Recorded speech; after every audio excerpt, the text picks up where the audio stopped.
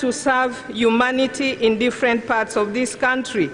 We have learners with diverse needs and issues coming to our institutions. Some of them will even report without uniform. It is your responsibility as a principal to ensure that they put on school uniform. Some of them may report even without fees. It is our responsibility to ensure that we feed them, we clothe them, we feed their hunger, we satisfy them with the education that they have come to look for in our schools. Let us learn to serve God through the people He has given us. In verse 35, the Lord says, I was hungry and you gave me something to eat. I was thirsty and you gave me something to drink. I was a stranger and you invited me in. I was naked and you clothed me. I was in prison and you came to visit me. I pray that you will be that person who will do all this to the people that you serve. Whatever you do it as unto the Lord. The best place to worship God is at your workplace through the things you do to serve humanity. May the Lord bless us even as we begin this day, that God has positioned us strategically to be able to serve humanity in our various institutions. We are going to sing a song, Count Your Blessings One by One, and see what the Lord has done. It is the Lord who has brought you this far. Despite the pandemic, you are still here serving, and the reason as to why you live is to serve the Lord. Let us sing that song together as Gladys leads us, and then she will pray with us. Amen, and God bless you.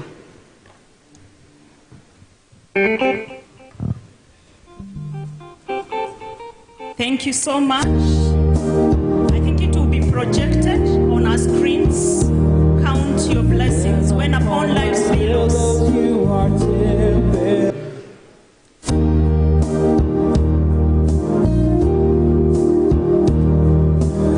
Yeah, we could stand, please. When you are discouraged, thinking all is lost, count your many blessings, name them one by one, and it will surprise you what the Lord has done. Count your blessings, name them one by one. Count your blessings, see what God has done. Count your blessings, name them one by one. Count your many blessings, see what God has done.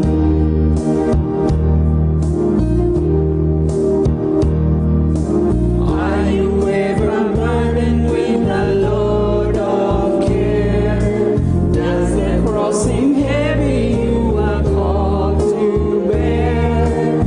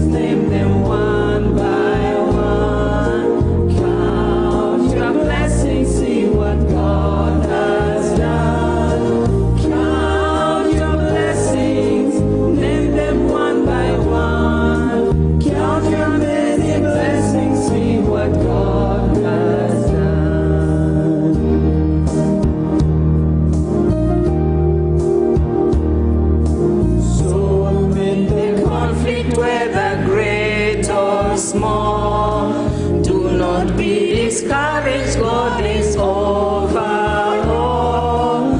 Count how many blessings angels will attend. Help and comfort give you through your nearness. Count your blessings, name them one by one.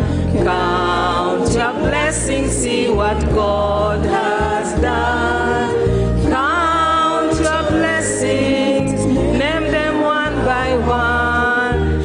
Count your many blessings, see what God has done.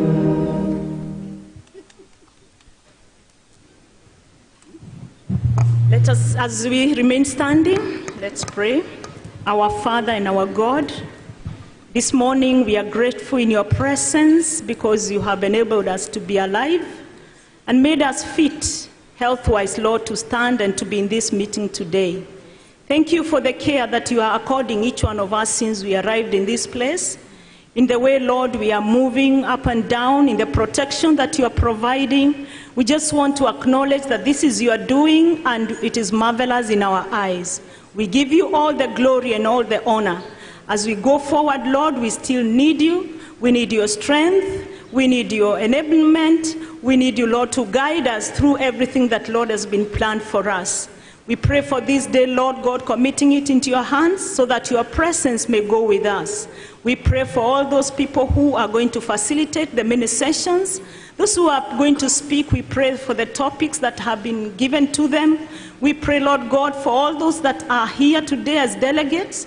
We thank you because even of our Kesha officials, every one of us, Lord, you put us together so that we may move in one mind, in one spirit, to accomplish the work for which you brought us here. Lord, we thank you and ask you to guide us by your Holy Spirit throughout this day, because we have prayed, believing and trusting in Jesus' name. Amen. My name is Mrs. Gladys Givetti, ACK Kapso Girls in Nandi County. Thank you so much. Before you get seated down, why don't you turn to your right and your left, greet your neighbor and tell them welcome to the conference 2022. It's nice to see you. Make sure you're smiling to somebody. And as you're doing that, I want to invite one of our sponsors from Posta to come and share with us. I'm sure all of us know Posta. Karibu sana.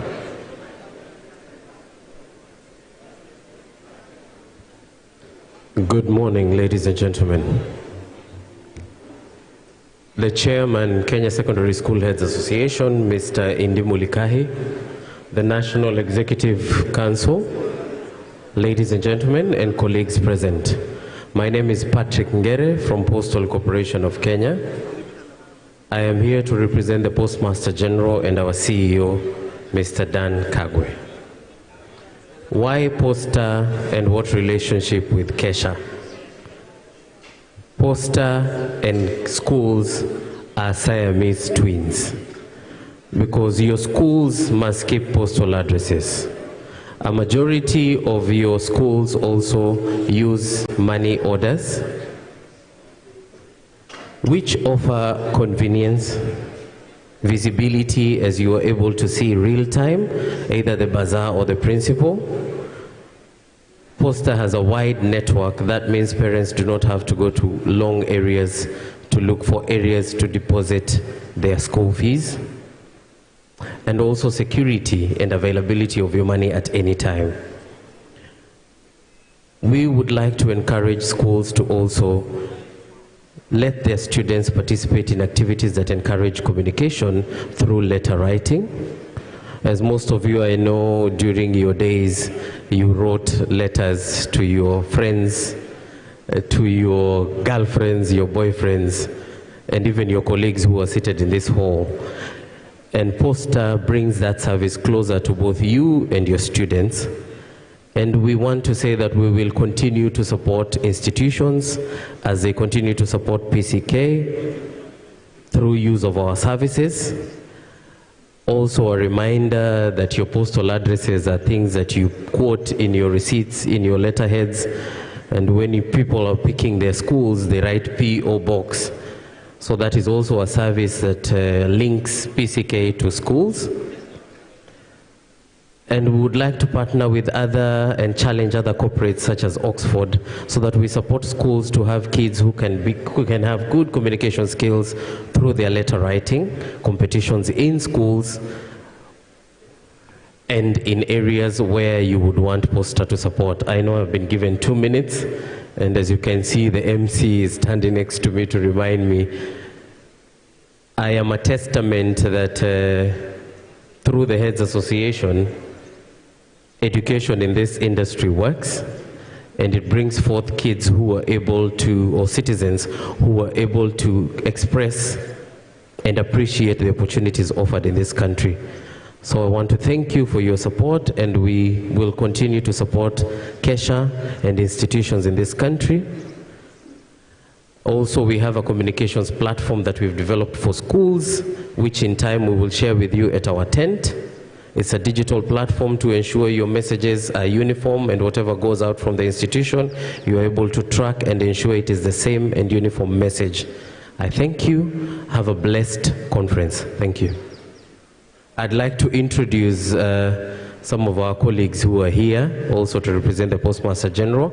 Madam Joanne Toroitich, the General Manager, Payment Services. Mr. Nelson Buruma, who's the Assistant Manager, Sales Coast Region, and Mr. James Kahonge, the General Manager, Mail Services. Thank you. Thank you so much. Why don't we give a round of applause to Poster? They really help us. Next, for the next 2 minutes before we have our guests, let's put our hands together and invite Copycat, the machine people. Karibuni sana.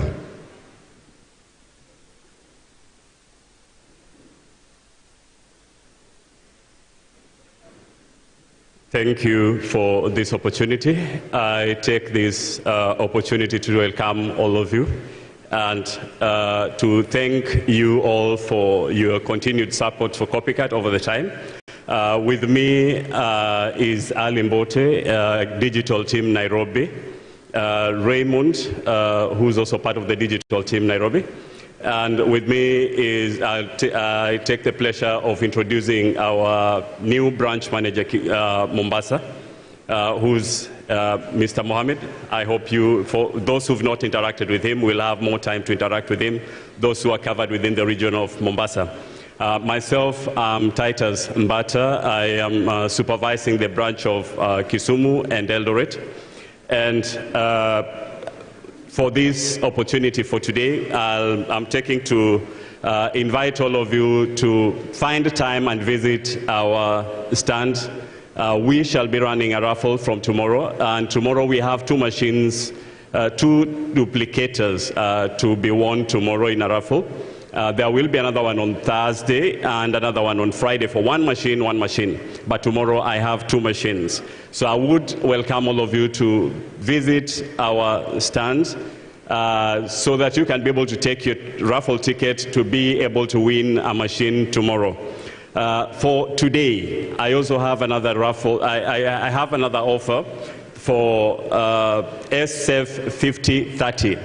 The first 21 customers to make a commitment today will be eligible to have with them a safe that is bundled with the machine.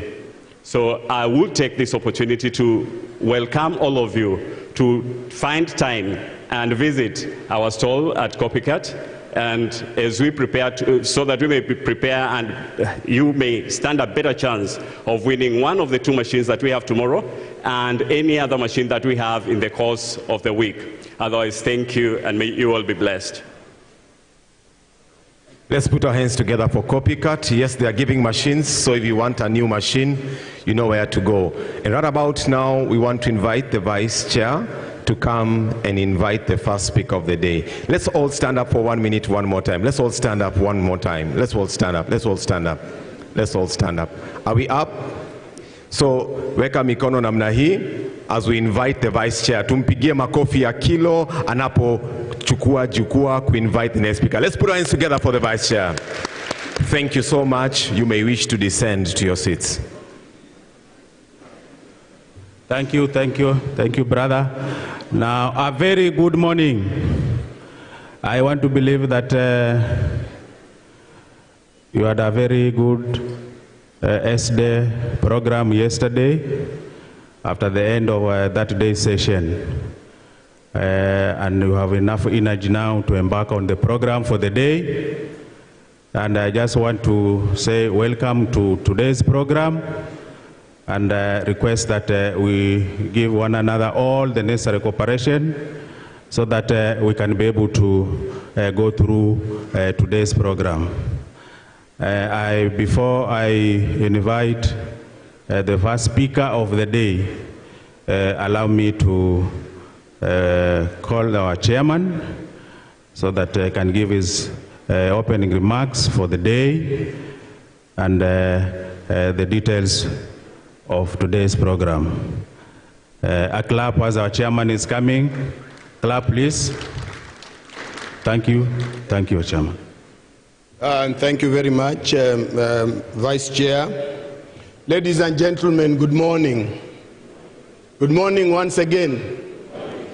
I take this opportunity to welcome you to our second day, and for members of the executive, this is actually the fourth day they are here because they came early to start preparations.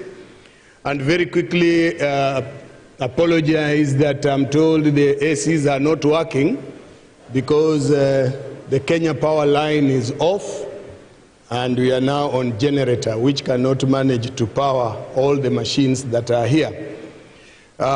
We have informed them, and I think they will sort us out in a short while. I want to recognize the presence of our guests today who are also participants in this conference. Apart from them being our leaders, they are also participating.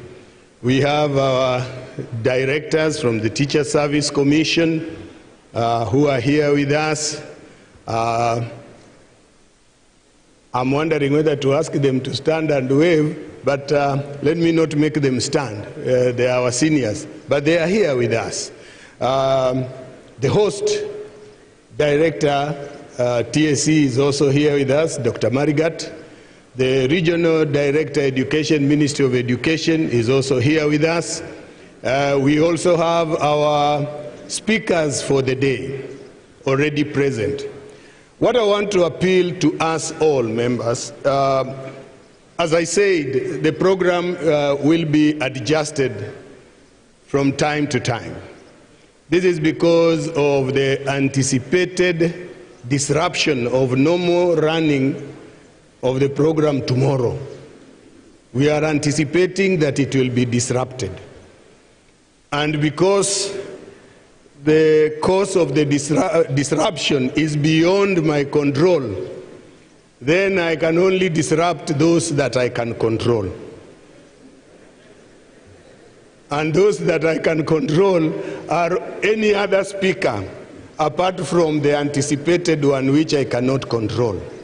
So if we change you from your time, please accept. So long as I've seen you in the room, I will inform the master of ceremony, this speaker is here, slot him there. Don't tell us that I'm supposed to present tomorrow. Be prepared to present anytime. Having mentioned that to our presenters, I now come to the people who gave me this mandate.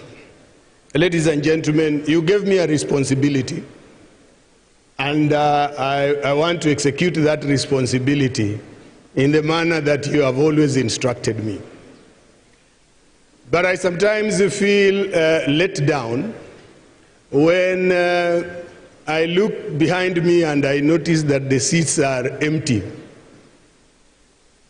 Yesterday we suspended a topic of discussion because this person would not present to an empty hall. People had already left. Please, before we declare the program ended, I'm kindly requesting that we suspend all other self-directed activities until after the program has been declared closed for the day. But if we leave early and the program is still running, it makes us look like a disorganized lot. And when I look at you and I look at myself, I don't believe we are disorganized. Unless we are having that problem I mentioned yesterday. Are we mad? Are we stressed? Are we suffering from mental health? And that is why Dr. Njenga will be here to tell us how we look at ourselves and conclude that we are stressed. But because we came, I want to believe we are not stressed. And you will always have time to manage your stress. Secondly, as I said, the program will be adjusted today. I'm happy to note that Professor Stephen Odebero is here. Prof, please, with you I can ask you to wave. Yes. And prepare him that I'm only looking for one more participant in your session so that we are able to move forward with it. The session to be presided over by our PS, Dr. Julius John, will be moved. As I said, adjustments had to be made. He was not able to get his flight on time, and he will be flying from Nairobi at 10:46. Notice that at 10:40 is the time he should have finished presenting. So if he's leaving Nairobi at 10:46, most of you flew from Nairobi, you know how long it will take. And you know how long it will take him from town to be here. Allow him 10 minutes to breathe in and out before we usher him in. So don't disappear when you see that we are 2:10 and say the program should end at 2:10. Ladies and gentlemen, I want to prepare you psychologically. I will push you to 3 today. So bear with me.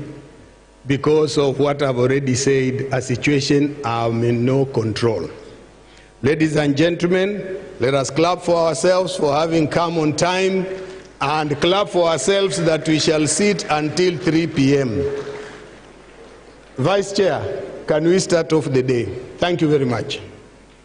Oh, before I hand over, I just want to announce, please visit the Ministry of Education stand. They have the education sector disaster management policy.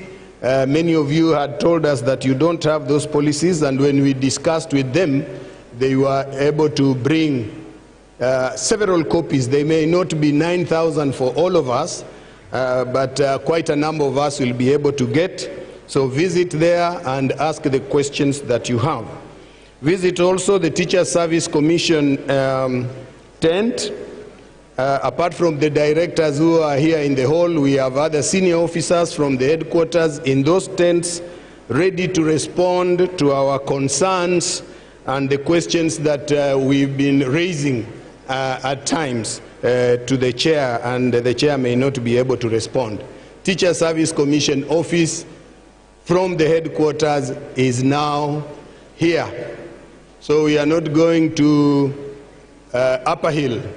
Upper Hill has been brought to Sekzaid. So go there and you'll get the assistance that you want. Gatehouse Center.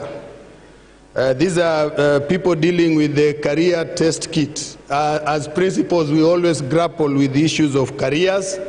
How do we place our children in which careers they need to go to?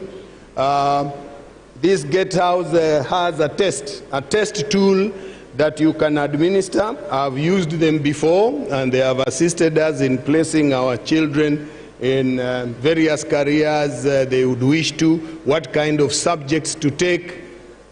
Through that test, the students are able to be given 3 options to go. I have Madam Elsie, I think she was seated somewhere. Yeah, there she is. Elsie, for those who want to know more, please, when you have time and you pass through that door, she'll be able to serve you. We also have the placement agency, which has been, people have been confusing between COOPs and COOPers, that deals with the private colleges and parents who would want to explore other options, but they'll be able to explain this further by themselves. We have Mr. John Kimani Gitau, who is around. There he is, so you can engage him in various discussions. Otherwise, when we have time, we will give him 1 minute to greet you. Thank you very much and welcome to the day. Thank you, Chairman. A clap for him. A clap, please. Now, from those remarks from our Chairman, you can realize that today we need to go an extra mile. We need to be more patient so that we can, with all those adjustments, then it translates to having put a lot in our today's program. So like the Chairman said, please let us be patient. Now, from that adjustment, then we want to go for that session that we are supposed to have tomorrow, our first session tomorrow, which has been brought today. And this is the session on current status.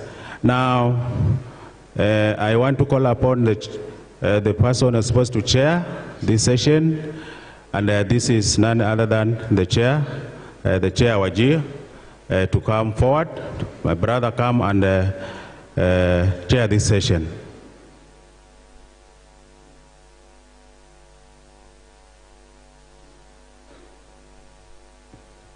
Assalamu alaikum. I'm Mahmoud Mohammed Dubat, Chairman Garissa County, Principal Fafigal Secondary School. Mine is a simple, first I want to recognize the presence of our seniors, the Chairman Kesha, the Vice Chairman, all protocols observed. First I want to make you laugh because from yesterday you held me hostage. Because I was here very early in the morning, and then I was told I was supposed to chair a session. Me and my sister Anne have been here up to about 2, but we were not able to present the topic. So please, let's have patience and listen to our sister Anne Gachoya, Deputy Director in the Directorate of Policy, Partnership and East African Community Affairs. She's in charge of policy plans. Anne is undergoing a PhD program on governance and leadership. She has an MA in international studies. She has an BEd education from University of Nairobi. She's going to present us the topic, current status of evidence-based policy development, Ministry of Education engagement with international, strategic international and local development partners for quality education. She told me not to touch on her marital status and everything. She said that is private. I just leave it there. Madam Anne Gachoya went to the Gio Primary School in her primary. She went to Nderumo High School. Then she went to Narok High. Then she went to Moi University. Therefore, I believe she can be able to deliver this. She's going to represent, the paper was supposed to be represented by Dr. I can't recall the name of the doctor, but she is retired. And therefore, Madam Anne, please welcome. Let's put our hands together and welcome our senior, who is going to be a doctor soon. Come, welcome, Madam. Can we clap for her? The State Department for Early Learning and the Basic Education. I want to salute the leadership of Kesha and all the principals of secondary schools in the Republic of Kenya. Let's move to the next slide. We move also to the next slide. So we are re-examining our future together, a new era of education in this country. So we want to look at education from the importance that it gives us, and we want to say that, one, education is the most powerful weapon we can use to change the world. That is according to Nelson Mandela, which he said this in the year 2003. We cannot also forget to say that education is not the learning itself of facts. It is also the training of the mind so that people can be able to think and act rationally. That was said by Albert Einstein. And we also say that education is the key to unlock the golden door of freedom. Education makes us free. We move to the next slide, please. We are also saying that education policy is the passport. It is an entry to the future.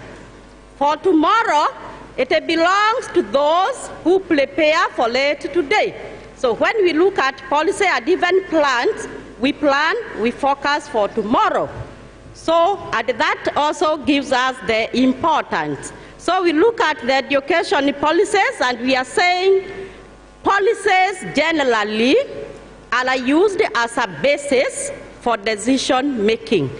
They are actually used for the action that we do. We take several actions as leaders, wherever we are, and those actions we take are founded on certain rules, certain regulations, certain policies. Education policy is it shapes, and it is also shaped by the sense of citizenship. And what we are saying is, as education leaders, we have the responsibility of interpreting all the policies that we receive, and of course implementing them so that they help us take the necessary appropriate actions. And what does that mean? Then it means as readers, we must understand those policies. We must lead, we must internalize those policies so that we are also able to guide others. And that is definitely one of the key features of any leader in this country, even borrowing it from Stephenson 2006. We can move to the next slide. Let's move to the next slide. Why do we have policies? The policies we are referring to are those that are based on evidence, information that is well analyzed. Those policies, they are able to give us direction, and they give us direction such that we act in a harmonized or uniform way. For example, the way, let's say, Malada principal is dealing with issues, it will be the same way a principal in Lamu will also deal with such issues when they come to him. Our policies also clarify roles, who is to do what, and who is not to do A, B, C, D. That makes it easy to operate in our institutions. They also ensure inclusive and equitable, quality and relevant education, because that is all what we are looking at. We want our runners to have equitable, inclusive, and of course quality and relevant education and training. Not forgetting the promotion of lifelong learning opportunities as put in the SDG number 4. They also help us improve retention in our schools at the transition. That's why we already have the almost 100% transition from primary to secondary. And yesterday we were told the need also to ensure 100% transition from junior secondary to senior secondary and all the other levels of education. Actually from pre-primary we need to ensure that, which has also been achieved, including the completion rates. We also have policies in order to strengthen governance of education, in order to ensure effective and efficiency in the provision of quality education, and more so when we come to utilization of resources for the intended purposes. We also find that we have quite a number of pertinent and contemporary issues, emerging issues that come from everyday such as, let's say, diseases, like even what we had, the COVID-19 pandemic, and many others. So with that, we are able to use policies, and we are able to be guided appropriately and to take the necessary action. What are the sources of the education policies that we do have within the education sector in Kenya and generally? One of the sources, the National Development Blueprint. This is the Kenya Vision 2030, which we borrow a lot. Right now, we are developing the medium-term plan 4, and it will borrow a lot. It borrows a lot from the Kenya Vision 2030. The Kenya Vision 2030 is also popularly known as the sessional paper number 10 of the year 2012. And within the education sector, we also have the sessional paper 01 of 2019. So from those aspirations, we are able to generate policies so that we can guide the consumers and act efficiently. The other source of the policies is from the Supreme Law, which is the Constitution of Kenya. Not also forgetting from international conventions, the agreements like the SDGs, like the Agenda 2063, the CESA Strategy 2016-2025, and many other international protocols which we are able to use and generate policies. Like, for example, we did the physical education and the sport policy from the international convention. We have several on SDGs, on how to achieve the SDG goals, among many others. We also get our source from the Acts of Parliament. Parliament enacts laws, and when they come up with laws, we are able also to come up with the policies and guide the users. The Gazette notices, the circulars, and also executive orders. The executive order from His Excellency the President, they also give us a basis within which we are able to do that. We also have directives, presidential directives. And when a circular is also written on them, we also generate policies. Currently, with the Ministry of Interior and the coordination of national government, we are doing a policy for the children whose parents are in prison. And that has come from the presidential directive, which is also followed by a circular from the head of public service. We also, of course, generate our policies from the ruling party manifesto, and of course from the government priority. The government priority, like from the Big Four agenda, we were also able to come up with the policies to help us as education. We were an enabler. So as an enabling agency, enabler to the Big Four agenda, we were able to design policies so that we are able to help in achieving those. We also have what we are calling the evidence-based policy formulation. Evidence-based is where you are also now using the available information, the available data. Let's move to the next slide.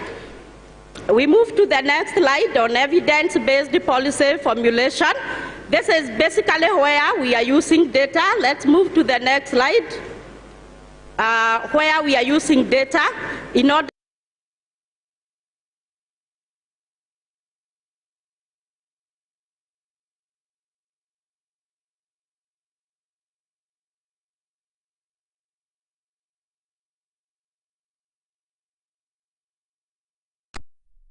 policy. For example, we are also guided by Article 232 of the Constitution, which talks about involvement of people in the policy-making process. That is why the ministry keeps on calling you when we call for stakeholders meeting, deciding on certain policies. It is key because that is in accordance to the Constitution. And that public participation, of course, yield better results. And when we use the evidence-based policy, we actually tend to get better information, better utilization of the facts on the ground. It also helps because they are addressing the key issues affecting people. reducing of poverty, increasing improvement of the learning outcomes, and all that kind of thing. In short, what we are saying is, as leaders, it is expected that we make decisions based on evidence. Why? Because when we make decisions also based on evidence, it is likely to yield positive outcome, positive results, because we are addressing the real interventions and the real challenges that we are having based on analysis of data and information. We can move to the next slide. So what we are saying is, when we look at the theme for this conference, examining our recent past to understand our future, we are looking at various interacting areas. We are looking at a new era in education. For example, we are looking at a situation where we are having quite very many things. For example, we are having the COVID-19 pandemic. That one is still within us, and we have to operate within that framework. We are also looking at a new era, the 21st century skills that we must also bring on board, and that we must also think about them.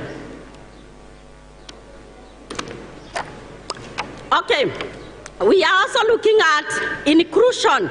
Inclusion is very key, where we want to include everybody. Children or learners with disabilities, those from informal settlements, those who got pregnant and they are back in school, those who are in business, children in business, children who are also family members. Remember, all those children are found in our schools. And that's why even the preacher this morning said, need also to think about those many other children. Because some of the children we see in class, they are families, they are taking care of their siblings. Some of them, and they are there seated. Others are sick, they have diseases. So they are suffering from cancer. Others are. After COVID-19 was an initiative called 4T. 4T meaning you track, you trace, you talk, and then you bring this child back to school. The Ministry of Education partnered with the Population Council, and together a project was done in Homa Bay and also in Nalo County, and quite a number of children who had dropped out of school for one reason or the other were able to come back to school. So that was an innovation. Let's move to the next slide. Yeah, what we are saying is the current status of the ministry is that we are having about 28 policies and guidelines, and all those policies are aimed at promoting access to inclusive, equitable, and quality education. We also have very many circulars and all that. And what we are saying is we are having a tent, and we can be able to pick those policies there. We are also expected to download from the website. All of them are there. That is www.education.go.ke. We move to the next slide. The topic also included MOE engagement with the partners. And when the ministry is undertaking several interventions, we collaborate with the partners. And for that reason, we have local partners. We also have international partners. More so in policy formulation, in implementation, in advocacy for access and affordable education. When we come to capacity building, when we come to system strengthening, when we come to governance, leadership and management. And also, we also monitor together the interventions that we have put in place. And of course, our partners become our good ambassadors when they are out in the field. The ministry also, by the way, it is ISO certified at ISO 9001 of 2015. We have a procedure also for developing the policies. And these partners that we operate with, they are also vetted using a procedure that is well documented, and it is one of the standard operating procedure in our ISO. We can move to the next slide.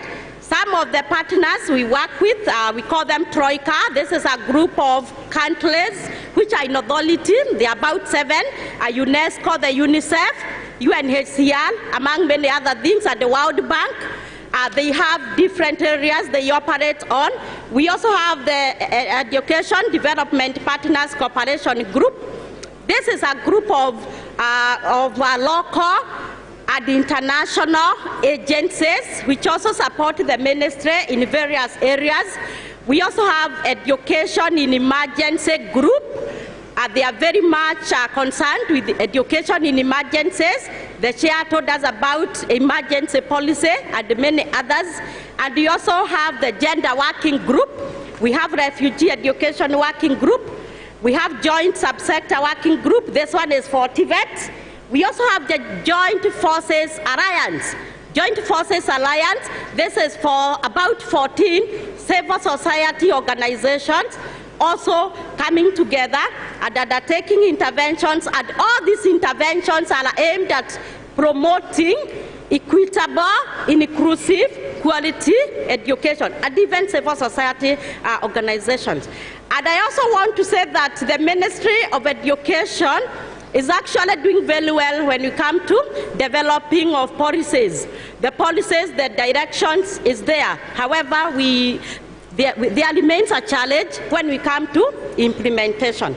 And for you to realize that is due to maybe inadequate resources, among many other things that hamper effective implementation. But the direction, the policy documents are there. And one of the guidelines the Kenya government, through the Ministry of Education and the Ministry of Health, developed is the COVID-19 safety guidelines, where Mr. Idimuri was an instrumental committee member, and I was also a member. And because our document was very good, on 22nd this month, in Minneapolis, USA, the whole world will be taken through part of those guidelines. That shows that they are good, they are used universally, because we develop them using evidence and even using other available information. So looking into the future of education, we are saying heads of institutions are very core to achievement of education goals. And their leadership is actually demonstrated in all dimensions of education, the holistic dimension in education. Not only academic, it is also in mentoring the learners, including the members of staff as leaders. We are also very instrumental in interpreting and implementing the various policies and the guidelines in order to enhance access, of course, to equitable, inclusive, quality education, ensure transition, retention, completion of education, and of course disseminating such messages to learners, to parents, and even to the whole community, so that we are able to promote education with a focus to those in the marginalized areas. We also find a better parental engagement support, which is also very key, where the heads of institutions, the principals in the secondary schools are very instrumental. We move to the next slide. Here we want to say it's about the whole school approach system, which as a ministry we have adopted, because as head teachers, as principals, as leaders, wherever we are expected to use this approach, working with the development partners, working with our sponsors, working with all MDAs, that is the ministries, departments, and agencies. For example, working very closely with the Ministry of Interior, working very closely with the State Department for Social Protection, working very closely with the Ministry of Health and many other government agencies that are there, working very closely with the Teachers Service Commission, working very closely with the KICD, working very closely with the KISE, working very closely with the NACONEC, working very closely with the Kenya Human Rights Commission, and all that kind of business, working also very closely with the runners, not forgetting working also very quickly with the teachers themselves, with the non-teaching staff themselves, even in matters of ensuring performance has improved, in matters of maintaining discipline, working very closely with the civil society organizations that are within us, the faith-based organizations and all that, working very closely with the associations, the principals associations, they are there, Kewote associations, all this working, it's for all of us. The professional counselors associations, working closely with them. Also working very closely with the parents themselves. Indeed, the Basic Education Act number 14 of 2013 lists the issue of maintaining discipline with the parents and the board of management in determining such cases. So we need to work very closely with the boards, with the parents, and the whole society, so that we are able to have this whole school approach to education, and together we are able to achieve better learning outcomes. We move to the next slide, I think the last slide. So we are also appreciating Kesha, even for giving us this opportunity. KCB, we were told yesterday, it's the major sponsor, and indeed they have supported with the scholarships for our runners. We also want to acknowledge Population Council. They initiated the 4T initiative, which brought so many girls to school. Each Light and GIZ, they have continuously supported in the development of policies, including many other organizations, which we may not mention. We move to the next slide, please. And with that, I say thank you. And the last slide. Thank you very much.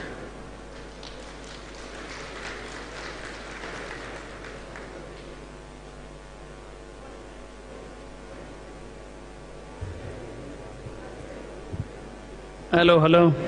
Assalamu alaikum. Thank you, Madam Anne. I think we benefited a lot from that topic. She has given us so many things about policies of the Ministry of Education. And now I'm calling upon my brother Elias Choriot, the Chairman Nandi, to give a vote of thanks. And later on, usiende mbali mada, tafadhali.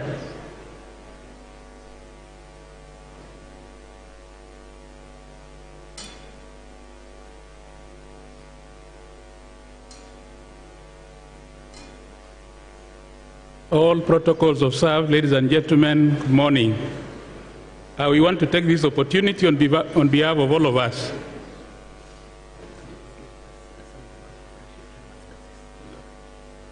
So on behalf of all of us, it is my pleasure and duty to appreciate the work done by the presenter here.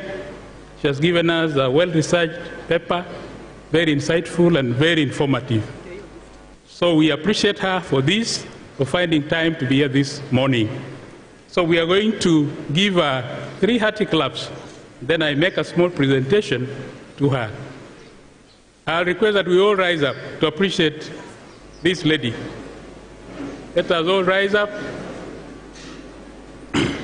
So we give 3 hearty claps. Moja, mbili, tatu, funga, fungua.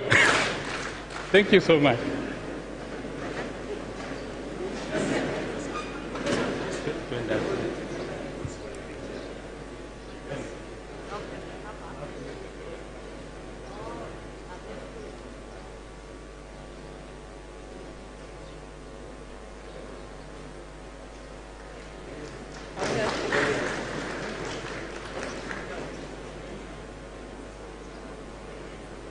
Thank you so much.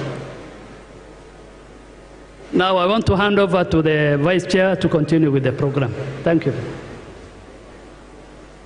Thank you, Session Chair, for excellent presentation. I want now to request that we go to the next session. I think Prof is ready, is here with us. And the chairman, Kericho, Brother Chairman Kericho, please come forward as Prof is warming up. Warming up.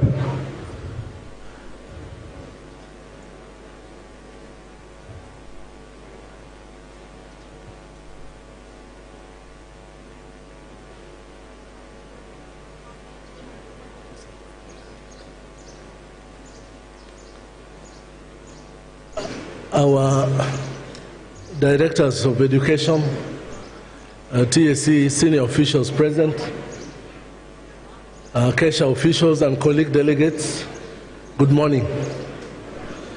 I am honored this morning to introduce to you our speaker for the next session. And this session is coming at a very nice time, when all of us are thinking about matters of funding.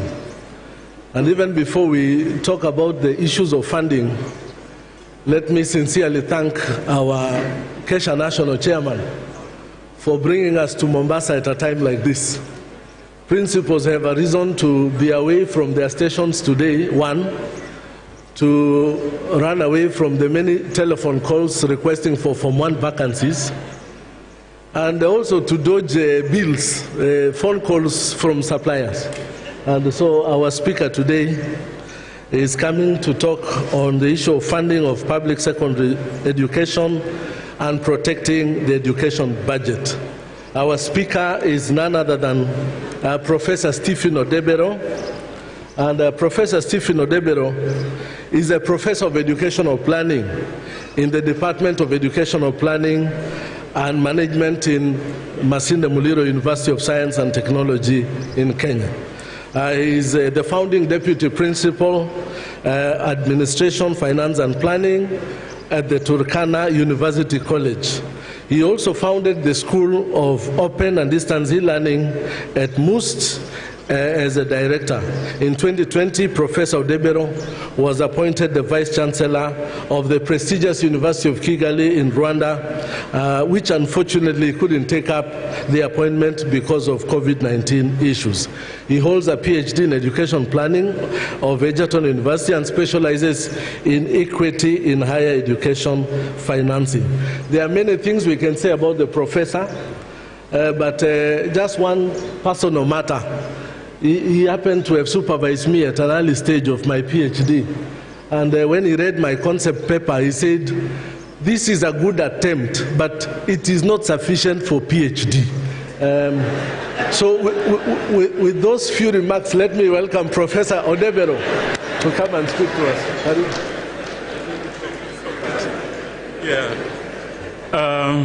Thank you so much.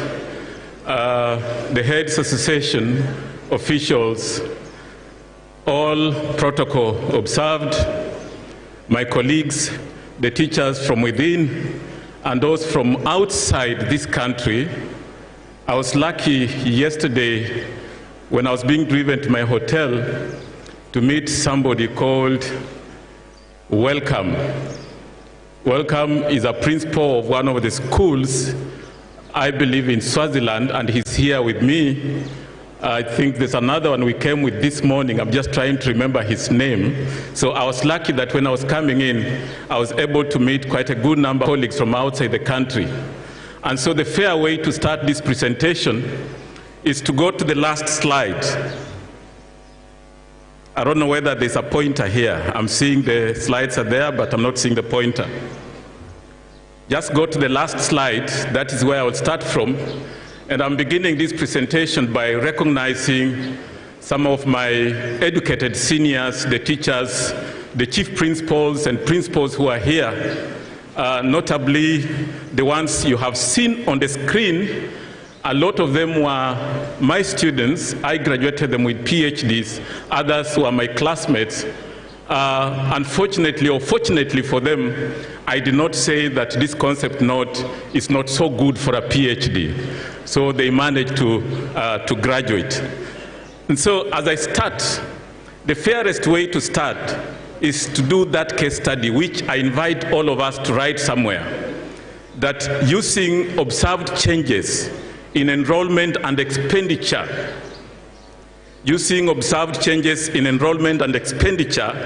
in your school in the past 10 years, draw the cost curve and drive the unit cost, the marginal cost, and the optimal cost of operation of your institution. And most of my talk will be geared towards that in today's presentation. So by the time we finish this presentation, perhaps a lot of those things will be clearer. So we are learning a bit of economics today, and I'm not teaching per se. Those who did economics here are better placed to do that. And so let's go back to the first slide. Now the first slide, control home. Control home so that all my slides are not seen before I present them. As you can see, the topic I was given is financing public secondary education to protect the education budget. When I got this topic, a lot of things chased my mind. What is this that the Heads Association want me to talk about? And at the end of the day, I asked another question. What is this to be protected? Why protect the education budget? And I ended up analyzing and thinking that the education budget needs to be protected because of competing interests. There are other sectors of the economy, for instance, that require the same financing. Healthcare, the roads, there are many places where we can't even move, security and so forth, most of them basic. And so, why should we protect the education budget? There must be competing interests. There must be compelling interests in education that makes us say that we must invest in it. There are also a lot of wastages in education that requires protection. And of course, the issue of inadequate data. There are instances where you go and you cannot come up with a good policy when there is no accurate data for you to be able to inform policy. Next slide, please. And so I start this presentation by showing you a table 1 that indicates the way the education sector has been funded from 2016-2017 to 2020-2021. And as you can see, the recurrent expenditure is a lot higher than the development expenditure. So on that slide, just note that the recurrent expenditure is at 481, while the development expenditure is just about 25. It means that we cannot adequately develop our infrastructure if the mode of financing continues in that way. I was looking at the budget that was read recently, actually I think last month, by the Minister for Education, for planning and treasury. And I can see that we have been added something. We are now getting about 544.4 billion. So there is some increment of about 40 billion to the education sector. There's light at the end of the tunnel. It may not be so much, but at least it's something that can help us move somewhere. In the next slide, I therefore indicate that the State Department of Basic Education has been getting some increment, but funding for the sector has not been systematic as it keeps fluctuating. You see, for you to be able to project into the investment in the education sector adequately, then there must be a clear model which you are following. If we are being given around 40 billion every year, then you can say, this is what I'm going to do in the next 5-10 years. But as it is, it keeps, sometimes we are given only 4 billion, sometimes it comes down, and it's not very good show, but at least we have gotten some increment. In the next slide, I'm trying to justify increased funding for second school. And I'm saying that financing secondary education continues to be a challenge to government, parents, and communities. And if there is any justification for funding that must come through today, it's because of the moral decay in our children at second school level, at the university level. Of course, us at the university, we receive what you give us. Garbage in, garbage out. If we get good ones, we also take out good ones. If we get bad ones, we also take out bad ones. But we are saying, recently I was talking to one of the counselors in one of the public universities, And he told me, I have seen you are going to give a talk to the head teachers. Please tell them that the level of moral decadence is now at untold levels, very low. And he mentioned this, that at the universities, when these students come in, and thank God that they are not obligated to stay within the institution. A lot of them are now staying outside. There is something called group sex. They now don't fear something called group sex. And when they come in late, you just hear a lady calling a gentleman and saying, hello John, wewe mshafika eh?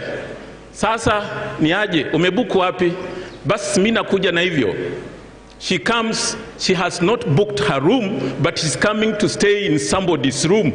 They have not talked, but she's just coming to take accommodation in a male's room, as a way of cost cutting. And I think the parents who are here, right now education at the university is such that you have to pay for it. Our girls and our boys are doing everything to make sure that they survive in school, whether moral or immoral, provided they are there. It is something of concern to the parents. You must take your child to school, but please try to care how that child is going to stay in that school.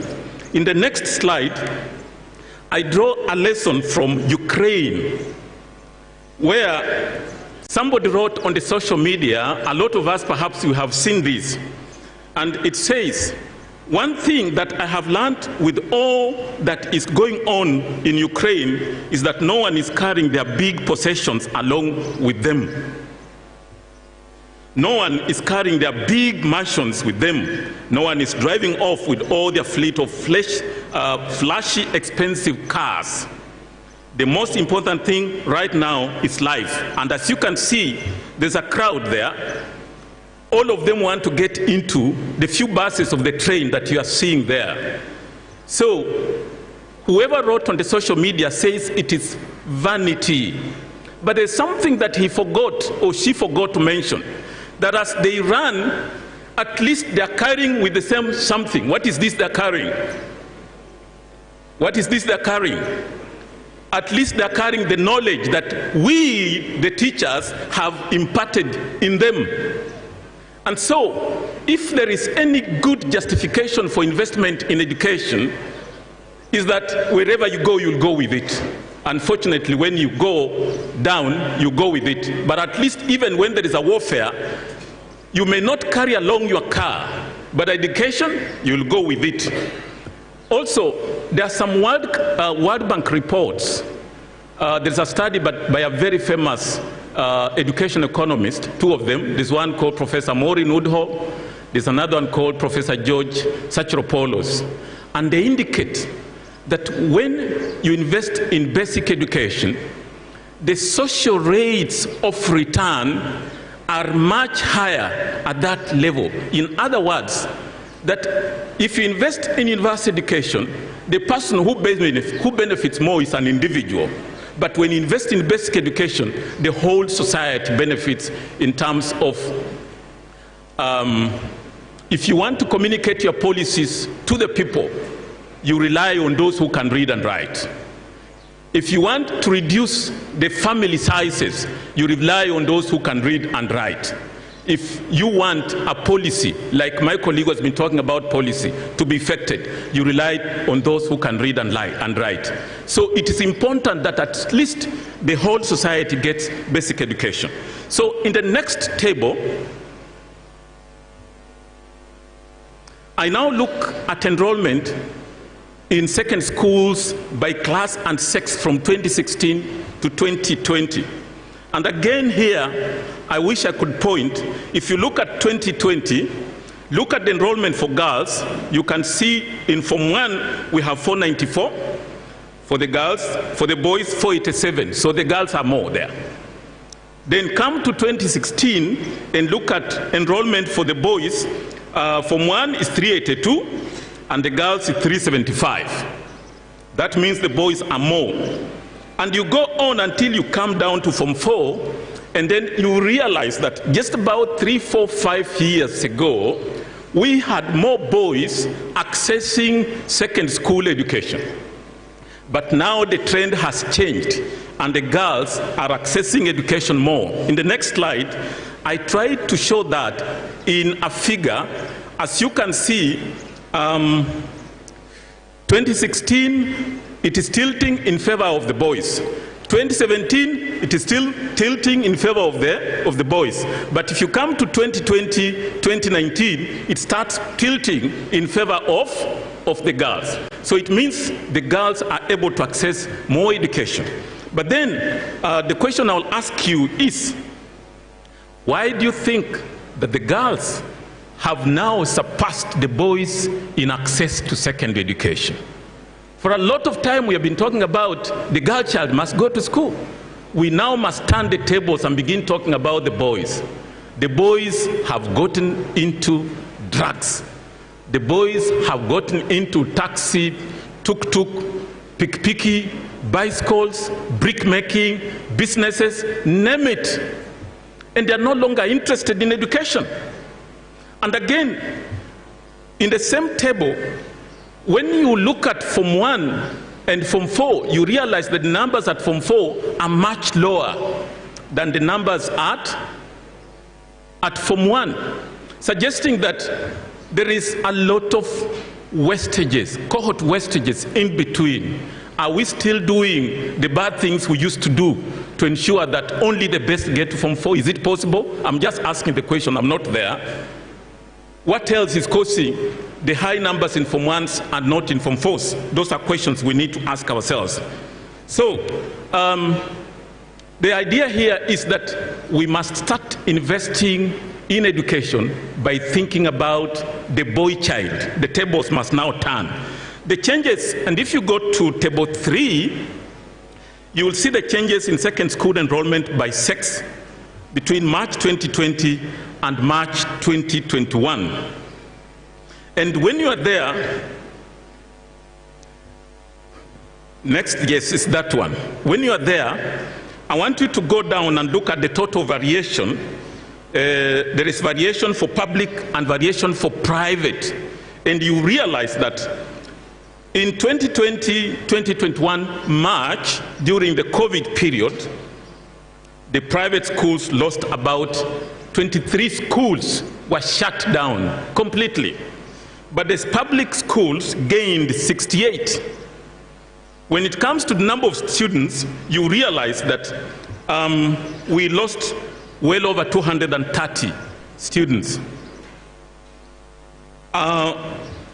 About 107 of them were boys, 111 were girls. So in public schools, in terms of wastages, there isn't much difference between the loss between the boys and the girls during the COVID period. But in private institutions, it is worrying because you can see the figures for private and you realize that we lost only 3,617 for the girls, but the boys were 10,659. Go to the next slide. So what do we draw of this? As private schools were closing, public schools gained. And indeed, the COVID-19 pandemic had a more devastating effect on private schools, dropping from 1,300 to 1,200. When the private schools close, the implication is that that burden now shifts to the public institutions. But both the public and private schools experienced wastages of about 233 children who dropped out. Ladies and gentlemen, it is a serious matter. I'm now calling upon us, all of us, as principals. There are 233,000 children out there. They dropped out because of COVID-19. Have we made efforts to ensure that they are back? Have we, the government officers, have we made sure that 233 children who lost education because of COVID are back? You have already been told that I lost my job at the University of Kigali as a vice chancellor, because when they appointed me, they told me I have to give 3 months notice and report. I was to report in 2020 around March, and that is the time when COVID-19 came in and this country shut down, Rwanda shut down.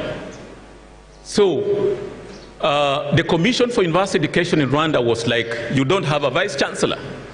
So shall we close this institution down? So they told me, come. I said, I can't. It became difficult. So I lost that job as well. As our children were losing education, I was also losing an opportunity. So it must be, and it's recommended here that the government of Kenya, Kenya's Second School Heads Association, the KUPPET and KNUT, all of us must invest in research to find out why these children dropped out and what we can do to have them come back. And indeed, we must cushion schools from long-term disruptions. You know, these disruptions, this may have come and we have learned from it.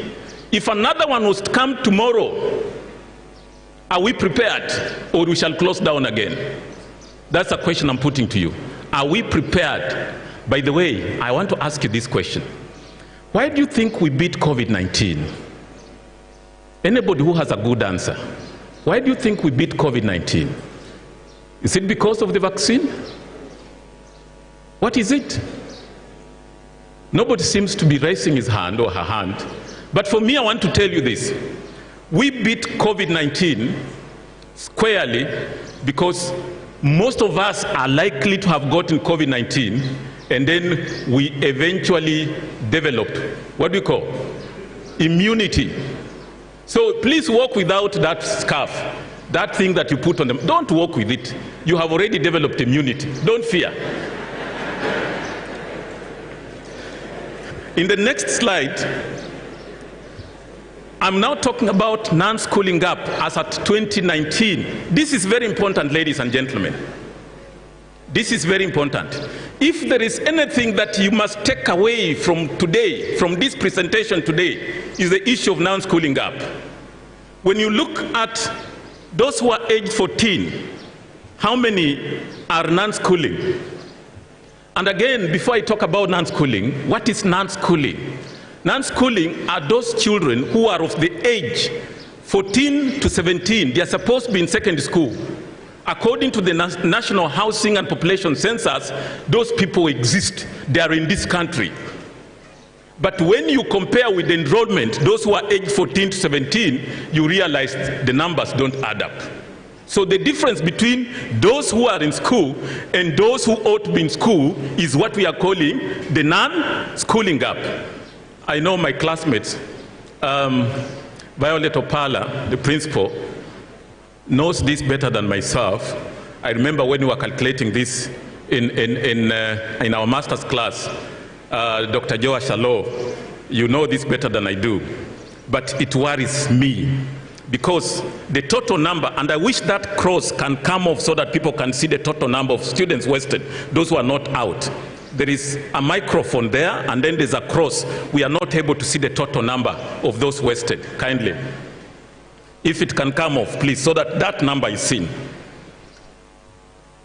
Anyway, the numbers I have is that we have about 1.3 million children who are non-schooling. They are supposed to be in our secondary schools, but they are not there. We do not know where they are. They might be in TVET, they might be at home, they might be our mates, they might be in bus, they might be in brick making, they might be cycling, they might be doing all those things. But the truth is that census, who are both boys and girls, they have both gender. So when you say this school is a girls' school, they can't go there. When you say this school is a boys' school, they cannot go there. But when you say this school is mixed, perhaps that is where they can fit. But then they fear, perhaps. I don't know. I want to ask the principals today, in your institutions, have you ever captured children who are transgender? Those who are boys and they're also girls? Then have you captured them? They are both boys and girls in your schools. I'm just imagining if there was a child who is both a boy and a girl and is now enrolled in a girls' school. You remember the issue of South Africa? My friend from Swaziland is here. somebody who was both a boy and a girl, and he ran as a girl, and people started saying, now you have run so fast because you have more genes as a boy. I'm just imagining if I was a boy and a girl and I was in a girls' school, and people discovered that I'm also a boy. How does it occur? What will happen to me? Maybe they fear. They might not even be saying that they're transgender, but the truth is that the housing and population census has already indicated that they're there. We must start catering for them. And so, in the non-schooling gap, I indicate that more boys are out of school than the girls, that the apparent, we have what we call the apparent non-schooling gap and the real non-schooling gap. The real non-schooling gap considers even the years. Like now, if you consider those who are in Form 1, 2, 3, 4, I must go to the years. They must fall within the category of age 14, 15, 16, and 17. Anything more than 17, he's not supposed to be in secondary school, and therefore he's not captured in there. So if we consider the real ages, which is the real non-schooling gap, then the number will not even be 1.3. It might be higher, maybe up to 1.4, 1.5, whatever it is. So what my recommendation is in the next slide is that basic education is free and compulsory, but the government must invest in a national survey to investigate the root cause of non-schooling and possible remedies.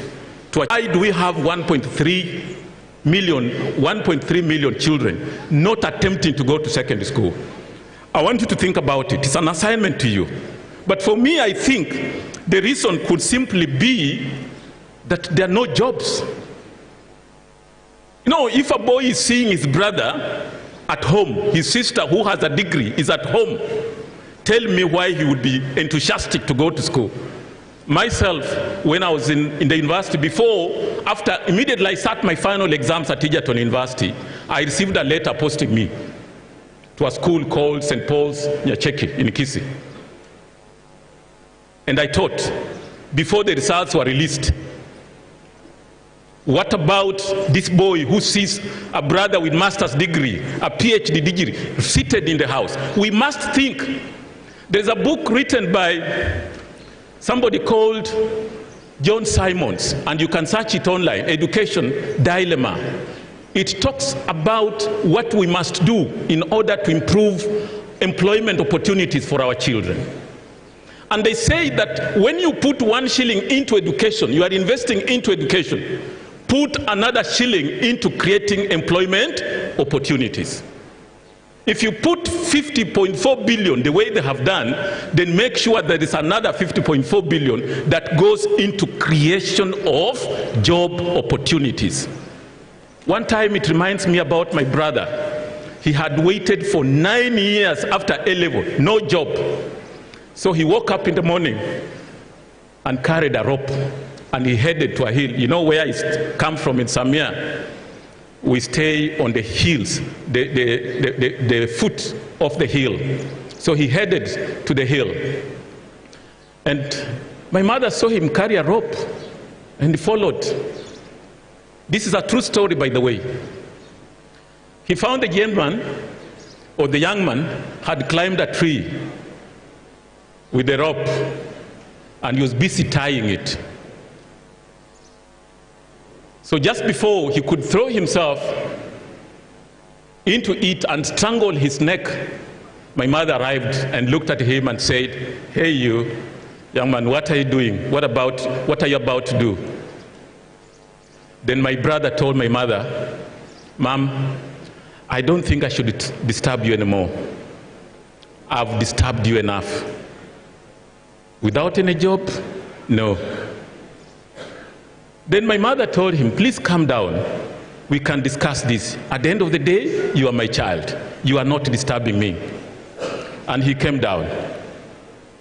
And they called me wherever I was, and they told me, "Your brother is committing suicide because of no job." So I ran to Maseno University. Then I was doing my postgraduate there. There was a principal then called Professor Serem. And I told him, "Sir, I've not come with good news. I don't have to lose a relative because of job. And he told me, tell me about it. I explained the story to him, and at the end of the day, he told me to invite my brother to see him. And there he was. He eventually got his job. You see how desperate people can be. How about that person who has nobody who can help him or her? How many of them are thinking about suicide? In the teacher attrition, that's the next slide, if the court becomes hot, I can assure you I will throw it down so that I communicate. I'm now turning on teacher attrition in public secondary schools. And there, what I want you to notice is that those with postgraduate diploma in education are more likely to leave the service than those without.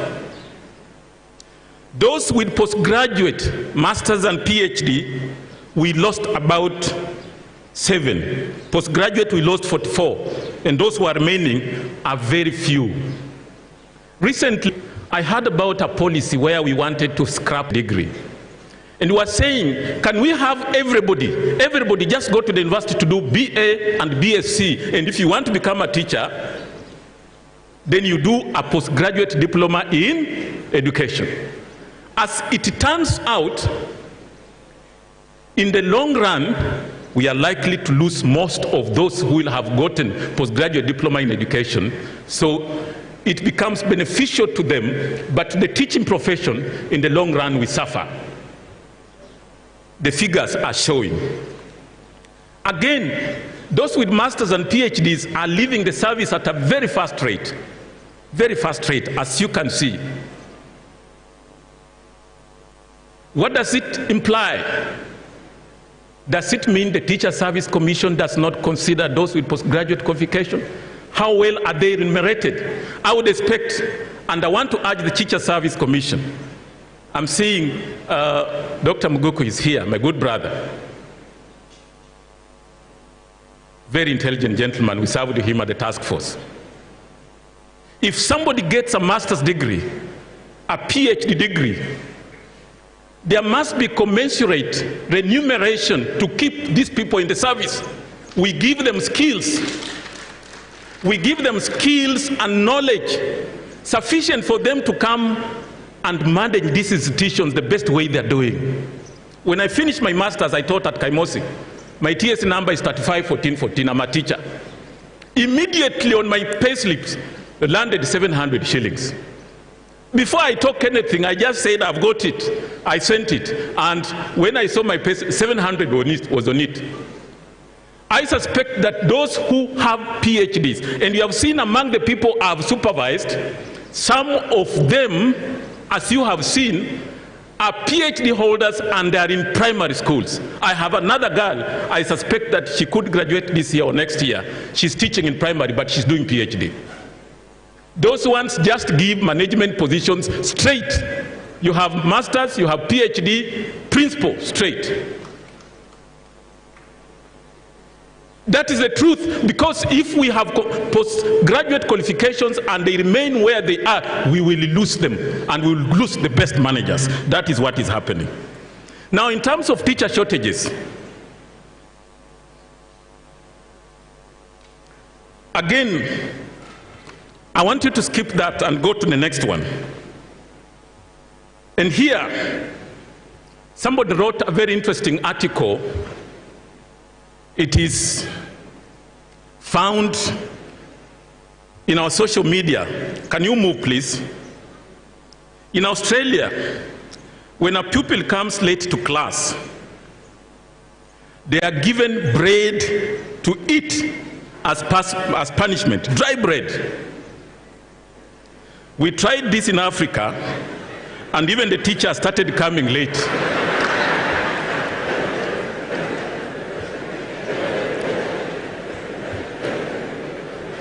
Yes, I saw this in social media, and it caught my attention, and I asked myself, why?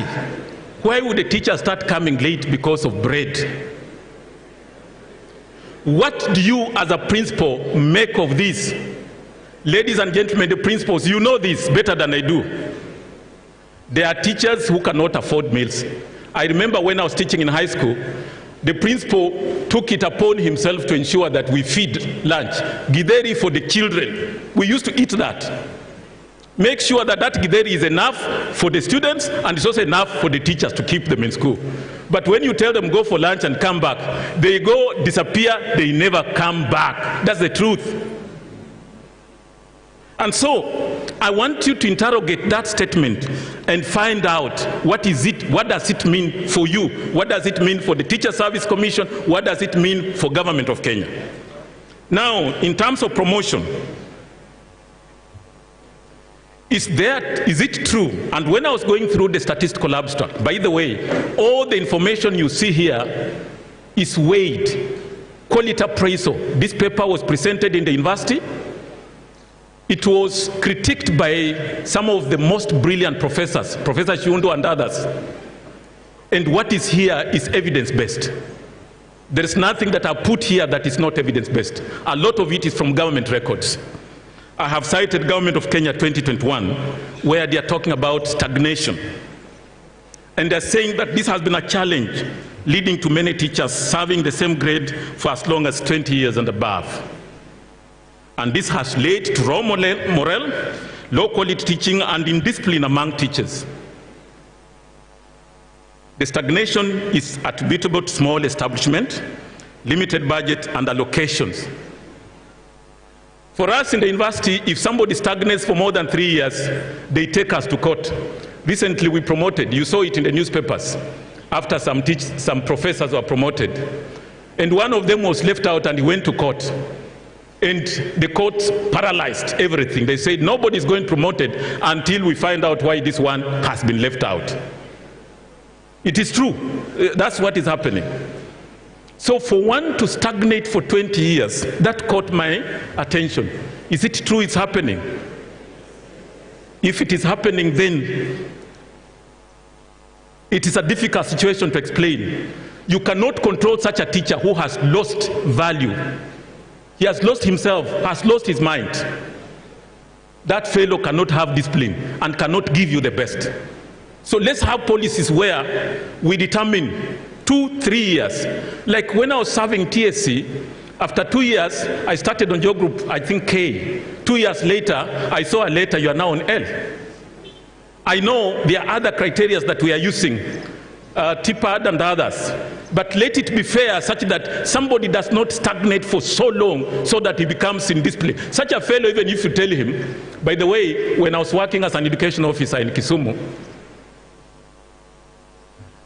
and I've seen my good friend, Mr. Gonya here, we served with him, he was my senior. There was a teacher who was perpetually absent, and I tried to control that teacher to come back in an area called Otwenya. It was difficult. The fellow would just leave, disappear for a week, 2 weeks, then comes, teaches for a week and disappears. When the matter came to me as the zonal inspector of schools, it became difficult to handle the teacher because he was feeling there was no value added. So in the next slide, I now talk about private and public investment. When you look at secondary and public and private, this is secondary schools, public schools and private schools. In 2016, you can see that we still have some private schools, 1,350.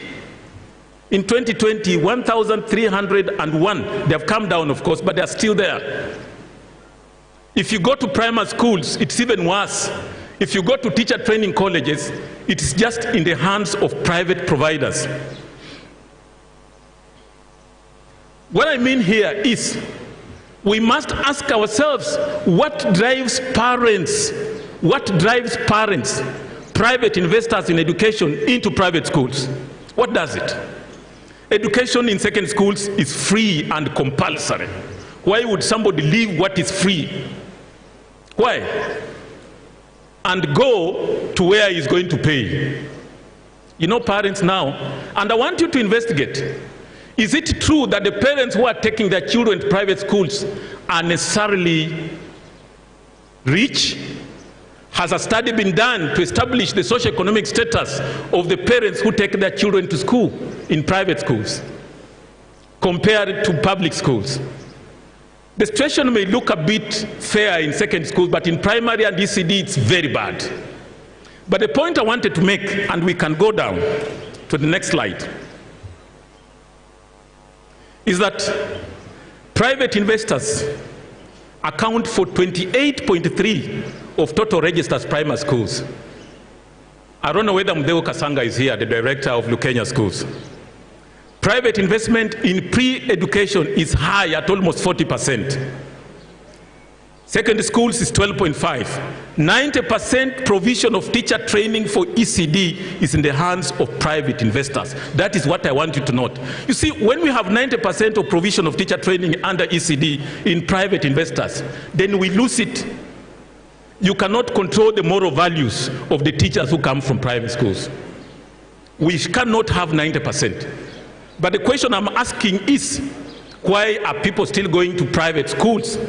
If they are not very rich, then it means they think that is where their children will get the best education. So when we are financing secondary schools, what are we supposed to do? I have recommended, and if you go to the next slide, there is, no, the previous slide, where you have just left. No, down, yes, there. To guarantee equity in access to public and private schools, the voucher system is recommended. What do I mean by voucher system? If there is free second education allocation to every child, let it not matter whether this child is in private school or public school. Give him his voucher. Let him decide where he wants to go. Sometimes people go to private schools because they are more accessible, or because that is where they feel their quality education is. You have seen what is happening in the universities, that when a child is admitted in a private university, the government finances, the capitation goes there. So why would we do that in universities and not in high school? In the next slide, I now talk about equity in enrollment by second school category. When you look at national schools, and you can see the statistics there, we have 112 schools. I have even cited the source of that information. It's credible. Task Force Data 2020. We have 1% of the schools being national schools. The enrollment there is about 130. But the percentage enrollment in national schools is 3%. In other words, we are saying 1% of the national schools are admitting 3.7% of the children. Doesn't it mean they are enrolled, over-enrolled? That is the implication. But come to extra county. The extra county schools are 7.5%, but they are enrolling twice the number, more than twice the number, 18.8%. When it comes to private, I want you to look at the private schools. They are just 12.4%, and the enrollment is 5%. These schools will close down. Somebody help me pick this pen kindly. The private schools will close down because look at the numbers. 12% of the schools only getting 5%. Those are underutilized resources. Thank you so much. But what is more worrying is special schools. In special schools, we have 0.3%. And the enrollment there is only 0.06%. Colleagues, ladies and gentlemen, if there is any category of the people of Kenya whom we have forgotten, are the special school, the special kids. There are some with multifaceted disabilities. They are just out there, nobody's caring about them. It's no wonder that the enrollment there is just 0.6%. We must rethink and think special, think about the special children. And so in the next slide, I say schools that are well resourced in terms of infrastructure and human resources at the extra county and national schools, they are only 8.5% in the whole country. I wouldn't be surprised if the principals in extra county schools right now, you have switched off your phones. Because of admissions, 8%, the numbers are huge. That means about 92%. They don't want to take their children in county schools and sub-county schools. They want, that is where the resources are. For as long as we don't develop more schools to come to the level of extra county and national, you will continue having pressure, I can assure you. Please continue. Let's go down. Then looking at school category by gender, and this is also worrying, by the way. The statistics that you can see there are worrying. What I want you to look at is the column for boys and look at the column for girls. As you can see there, we have about 1,072 boys, the boys' schools. Then come to the girls' schools, there are about 1,555. It means the girls' schools are more than the boys' schools by over 500. Again, it justifies the reason why most boys are not in school. If there are no schools, perhaps accessibility is not there. Let's move on to the next slide. There are more girls' schools than boys' schools in the country. Mixed schools account for 75% in the country. And special schools are only 3%. I already mentioned that they are forgotten, so I don't want to emphasize that point. Move on. Sure? This is misplaced. Continue.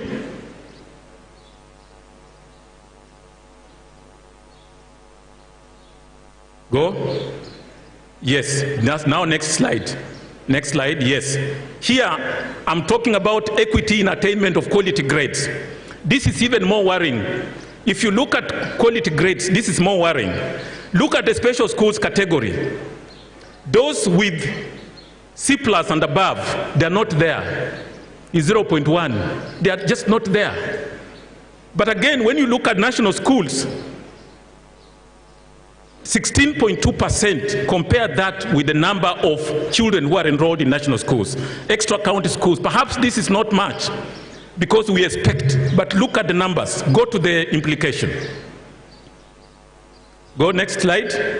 So equity in quality grades, sub-county schools are attaining negative, and I want you to see this, not that, negative 45% less share of quality grades relative to their candidature. It means that when you send your child to a sub-county school, that child is already predisposed to failure by 45%. Are you seeing it? Special schools have no quality grades. They are not there. So let us not try to say we are teaching people with disabilities, multiple disabilities. We want them to get A. We want them to get B and go to the university. We must not attempt that. Because they are not getting these grades. They are not there. So the only thing we can do is to have a favorable policy for those in special category. Perhaps practical skills that can help them in their day-to-day life. Get some income, but not trying to force them into getting S. But most importantly, national schools are getting more quality grades than their share of the population. Extra county schools are getting and leading. Extra county schools are leading in more quality grades at 25% than their share. Please clap for extra county schools. Extra county schools, we have clapped for you because you have overtaken the national schools in terms of the quality grades that you are attaining. So what do I recommend here? That more efforts to be put in place to improve quality grades in sub-county and county schools to curtail learning poverty. Then rethink the policy of education for special learners. We should target more of practical skills. Move to the next slide. So I'm about to finish, and I now just want to highlight something about major challenges in school financing. And here we are saying that the principles, and I saw the write-up for Kahindumuli. Thank you. I saw the write-up by Kahindumuli talking about the challenges of financing in secondary school. I don't want to go into it. But I just say that according to the World Bank report, this one I'm citing in Some, 2022. He was giving a public lecture in my university. Some is the immediate former CUE, Commission for University Education CEO. He says that developing countries are experiencing inadequate investment in human capital. The World Bank defines learning poverty as a percentage of 10-year-olds who cannot read and understand simple story. And this was attributed to low investment in the education sector in the past 5 years. The Constitution of Kenya created 47 counties. The administrative structure associated with the county governments required massive investment, hence leading to exhaustion of funds. Here, the argument we are bringing up is it possible that the inadequacy in the financing of our education system is because of the county governments? Is it possible? You remember we had somebody called Professor Mbai before he died, when they were looking at this new constitution at Bomas. He said, Kenya cannot afford 47 counties. And he said, at the very most, if we must have county governments, let's have 10. People refused and they said, we will manage. And we gave 47 of them. Now, the only money that goes down there is for paying of salaries. Development, hatuoni. So, if we want money, shut down some county governments. Shut them down. If we can review, and I was seeing, there was a way, I think we wanted to review the constitution. I'm not in support of BBI, but you saw recently something like that came up and some people were arguing that can we reduce the county governments to say about 13 or 15, or the former provinces, for instance. Because if you go to my county, like for example in Busia where I come from, I sometimes ask, does Busia County get revenue in Uganda shillings or Kenya shillings? Because there isn't anything, you can, even bus park, you can't see anything that shows money has gone there. How I wish that money came to Kahindimuli here, so that you people can get enough funds. Let's move on. Now here, I'm again on the cumbersome procurement legislation. You know, when this Procurement Act 2015 was put in place, it was supposed to make things simple, easy, and efficient. But a study by Manasseh 2021 and Budi 2012 in Kenya, it established that most of the delays in completion of projects were as a result of long, rigid, and bureaucratic procurement processes. And this in turn increased the overall budget costs. For example, in the universities, we are complaining. Procurement, it is so cumbersome. I talked to one of the lawyers, and he told me when he was at the university, he found it difficult to understand the Procurement Act. What about us who are just laymen in law? How do we understand? I think it's about 50 pages. It's a difficult thing. So this act, it pushes up the limited budget available for schools for development. And that means there are still shenanigans that are happening within the procurement legislation. Is it possible that it can be revised so that it becomes simpler for implementation? Is it possible? Let's move to the next slide. Then inequitable teacher deployment. This one you know better than I do. I don't want to say much. But again here, my study established that some schools in urban and peri-urban settings have over 100% staffing levels, while schools in rural settings have as low as 20% staffing levels. Is it true? Ama nimedanganya hapo? Ni ukweli ama nimedanganya? So, you know, my good friend Ntamburi is here. I don't want to say much. I feel shy talking about it when he's here. Sasa nitanyamazia hapo tu, lakini amesikia hiyo maneno. Tuendelee. Then inadequate auditing in schools protect the school budgets. This one now, nitawaingilia kidogo tu, si sana, mimi singiliangi watu sana. Lakini lazima tuseme hii, saa zingine ni ukweli, itasaidia. That auditing in schools has experienced major challenges. When I presented this paper at the university for quality appraisal, Professor Shundu told me this, that I should come and say this when the ministry officials are hearing. Please go back to the slide of auditing. Yes, that there is no auditing in schools. What is being done there is something akin to auditing, but not auditing. That is what he told me to come and say, and I've said it. Those who have his number, you can text him and tell him I've said what he said. And this is because inadequate audit staff at the sub-county and county levels. We don't have enough staff to audit. We also have wrong mentality by some auditors. Some auditors go to schools not to audit, but they go there the way the police officers stand on the roads. Then there's lack of institutionalized internal audit practices. Is it possible that we can have every school having internal auditors? There's a time I visited one of the principals in a school, and we're just having a chat. I was there for about 30 minutes. And within the 30 minutes, 5 people had come in. One was a driver. Gari imeisha mafuta. The principal reached out in the drawer and pulled out an envelope and placed in some 2,000 and gave the gentleman, enda weke mafuta. Another 5 minutes, atuna chumvi. Another 50 shillings was pulled out, chumvi was got. Another 10 minutes, unajua jana nilifanya kazi sikulipa. The guy was a casual. Oh, mulikuwa wangapi? Tulikuwa 3. Mulikuwa mulipe ngapi? Shilingi 500 for 3, 1,500 akapewa. This is the principal doing all that. I think we are risking our heads of institutions. The day the internal auditor, the day the national internal auditor will reign, I don't think things will be the same. You are better off, like in the universities, what we do, we have internal auditors. Before we expend money, the internal auditor says, tick, you can spend that money. So I propose that separate the roles of boards of management and school managers so that BOM oversees school management akin to university councils.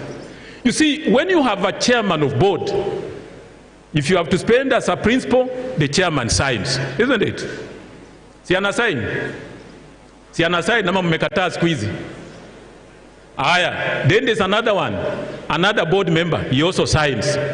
The moment the boards become part of the signatories, they lose the mandate to oversee the institutions. That's what we are saying in short. There must be separation of roles so that the board just comes to oversee how infrastructure, how monies, how everything has been done in the institution. They will have authority to question the principal. But if you have signed and you say money got lost,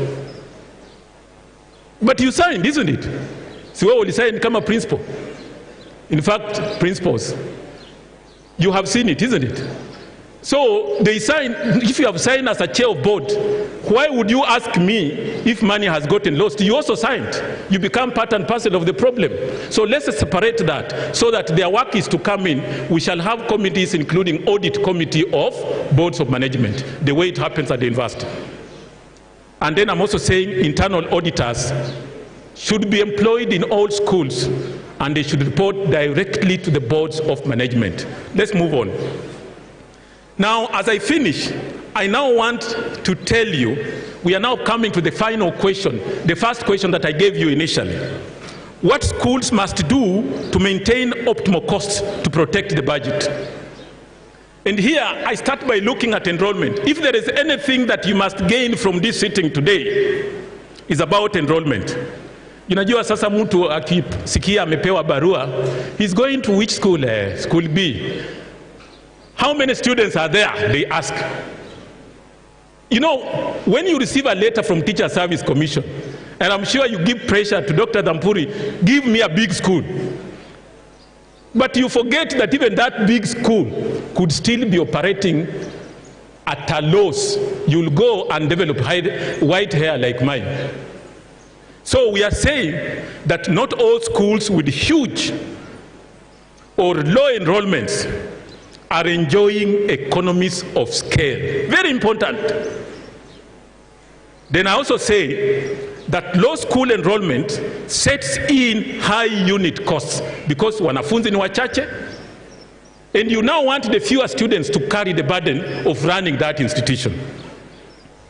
Then I'm also saying that huge school enrollments also increase costs of operation beyond the optimal level.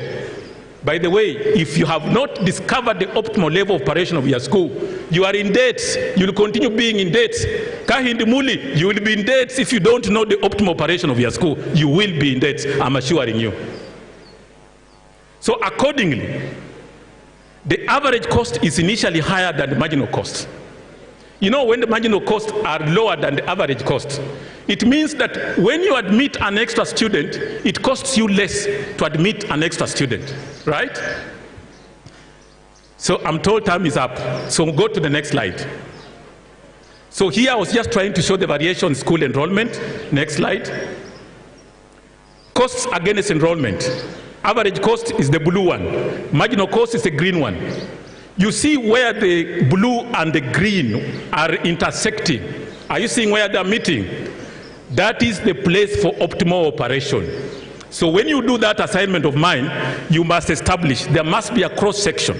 After the place where the enrollment, the marginal cost and average cost intersect, if you continue enrolling more students, now you are on your own. You are again setting in what we call diseconomies of scale. Your institution will continue now making losses. It means that you are now going to spend more to maintain the new students that you are admitting in, the extra student, than maintaining the ones that you already have. So always understand what your optimal level operation is. The next slide is important. I thought I would just get 1 minute to say something about it. Please move. Next one. Quickly, next slide, kindly. Yes. Now, here, I'm trying to show the average school sizes in secondary schools. And as you can see, the national schools are that percentage 1%, the enrollment is 129, the average is that. The streams are only 6. The average size for national school is 6.4 streams.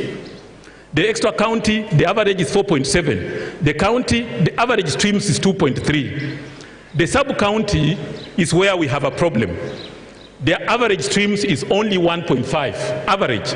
I'm not saying that national schools have only 6.4. I know there are some with 10, some with 15. But the average that I got was 6.4. So in essence, private schools, I don't know whether you can show private schools. The private schools, the average is not even one stream, it's 0.8. It simply means that it is uneconomical to run sub-county schools and private schools, uneconomical. It means if the fees remains the way it is, they are at losses. Similarly, the national and extra county, those ones which are above the mean in terms of the streams, some of them may be making losses because of huge enrollment. Next slide. So, this is what I have said. Private schools have an average of 149 students and 0.8 streams, and they are operating below the optimum level. Both the sub-county and county schools are grossly under-enrolled and do not enjoy economies of scale. Not all of them, but I'm just saying on the mean. Please go to the final one. I don't know whether I've finished. Please go on. Yes, then I go to the education. Ladies and gentlemen, perhaps I haven't said mine, but I want to take this opportunity to thank you so much for this opportunity. I've seen my good friend and my student Shikanda. You are one of my first students. I think I missed out your name here. Please, karibu sana. Asanteni sana kwa kunisikiza. Mungu awabariki.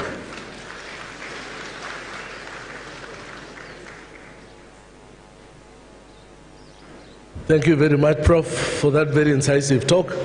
Kindly allow me to invite Dr. Marigat to come and do a vote of thanks in the interest of time.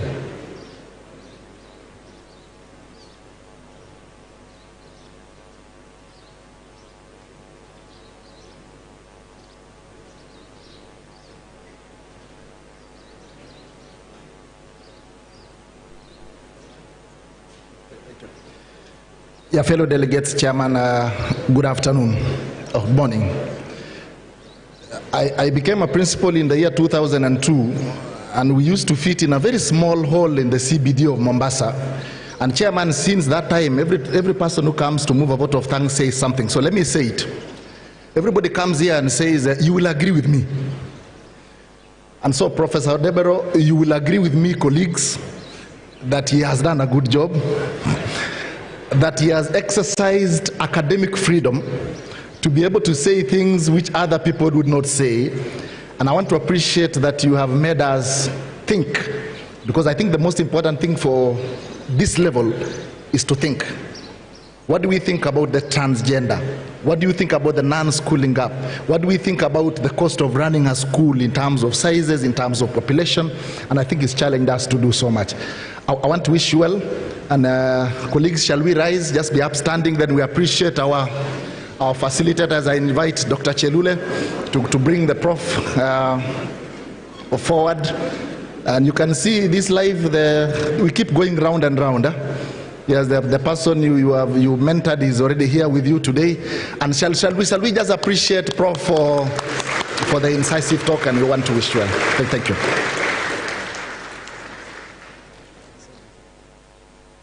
And Prof says you need to send the assignment back to him. Now my pleasure to invite the MC. Thank you.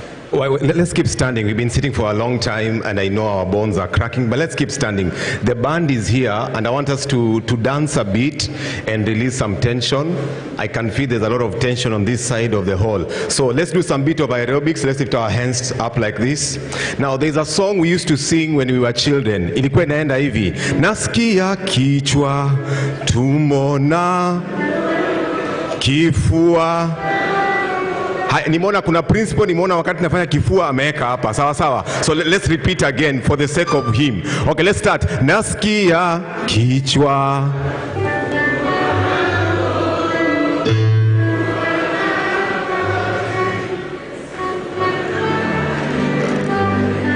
Now let's try it a bit faster. 1, 2, 3. Nasikia kichwa.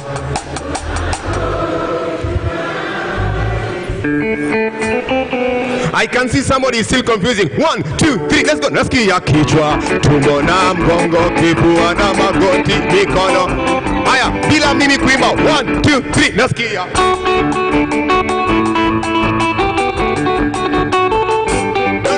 No, cut it. Some of you are too serious. Okay, let's jog a bit. Let's jog. 1, 2, 3, nasikia kichwa.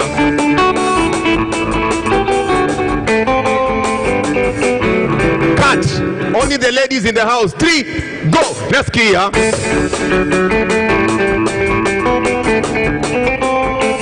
Ladies, clap for yourselves. You are amazing. I can see why you are natural dancers. Higher. Look at the man standing next to you. Just look at them. No question. 1, 2, 3. Nasikia.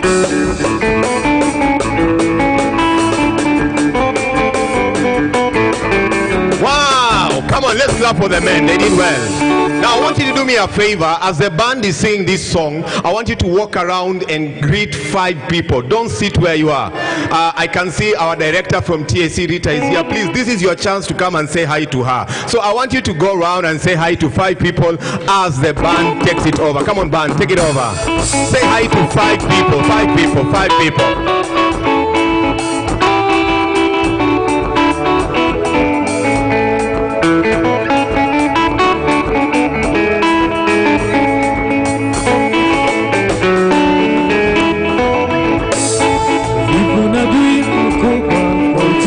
Say hi to 5 people.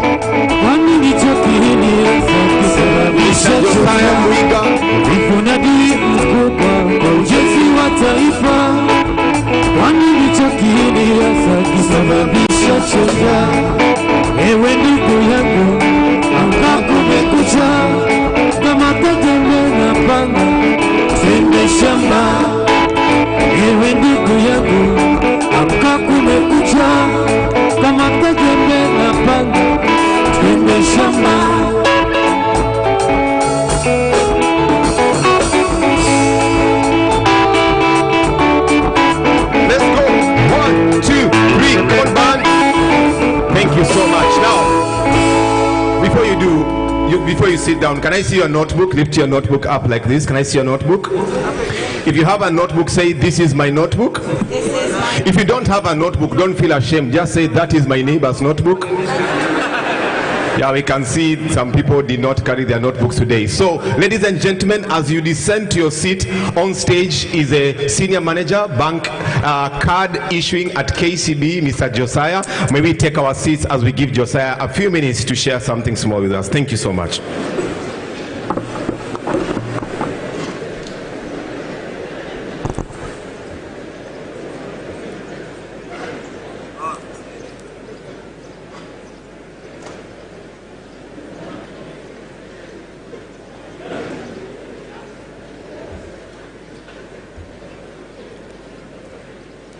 Good morning, ladies and gentlemen. Thank you very much for having us here. My name is Josiah Mwiga, as been introduced. I'm the head of KCB card issuing. So today I'm just going to be here to talk about two of our card products. One is about school cashless proposition, where we give you some products which you are able to get rid of cash in your school. And the second one is a credit card for you and your personal use. So I will start off with the reason why we are offering you this school proposition.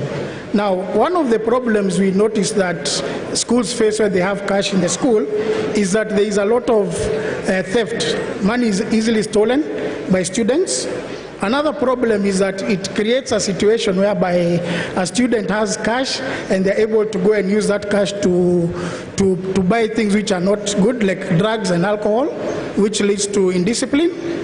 There is also an increased disparity between the rich and the poor kids. So you find the kids with a lot of money are able to misuse their position. There is also a problem of reconciliation. Sometimes the money is not reconciled properly, and we are not able to know whose money is whose. And then also we are able to track students every time they do a transaction on their card. So these are just some of the reasons. I know there are many other reasons which come with cash.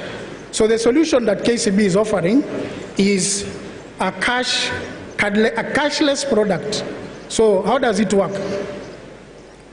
So what we will do, we will give all your students a prepaid card, which they will load and use at the school.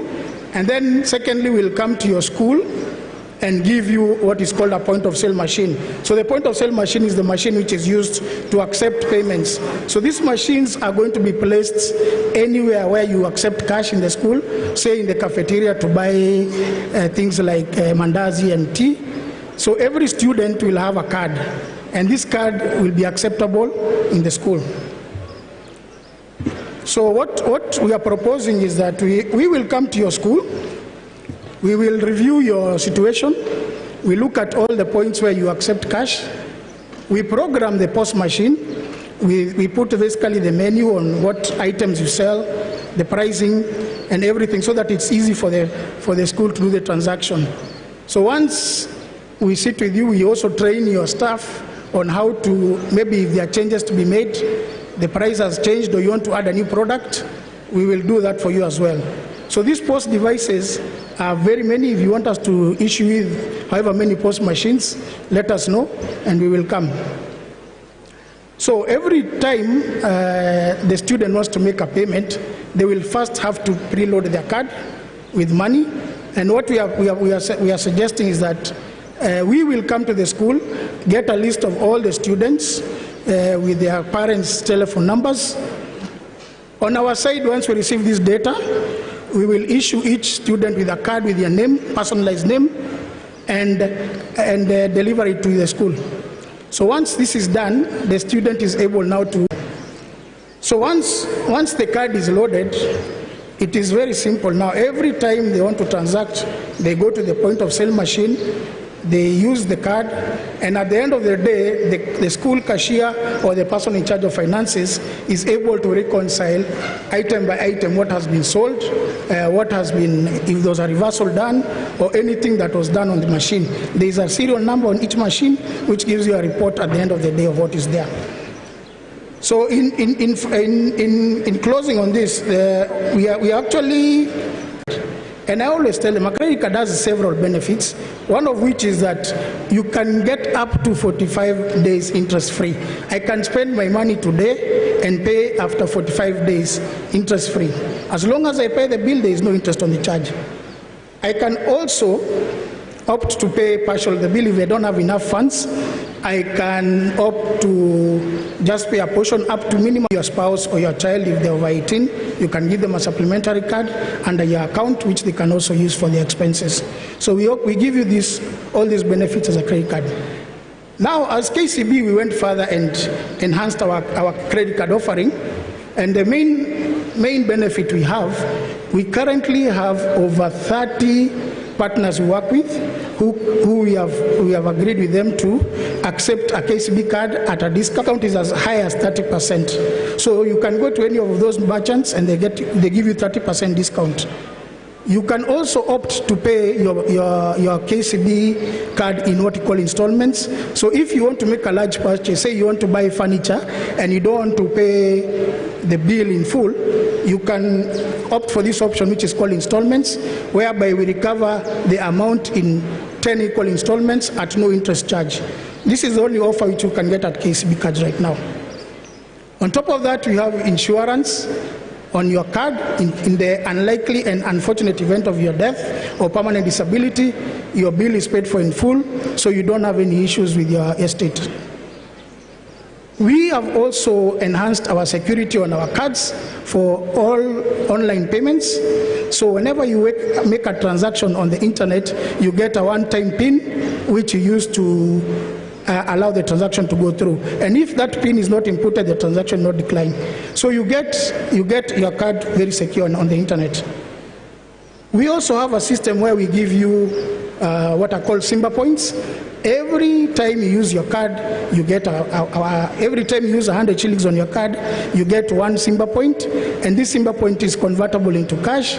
So we are basically giving you 1% back on every transaction you're doing for all transactions you do on your card.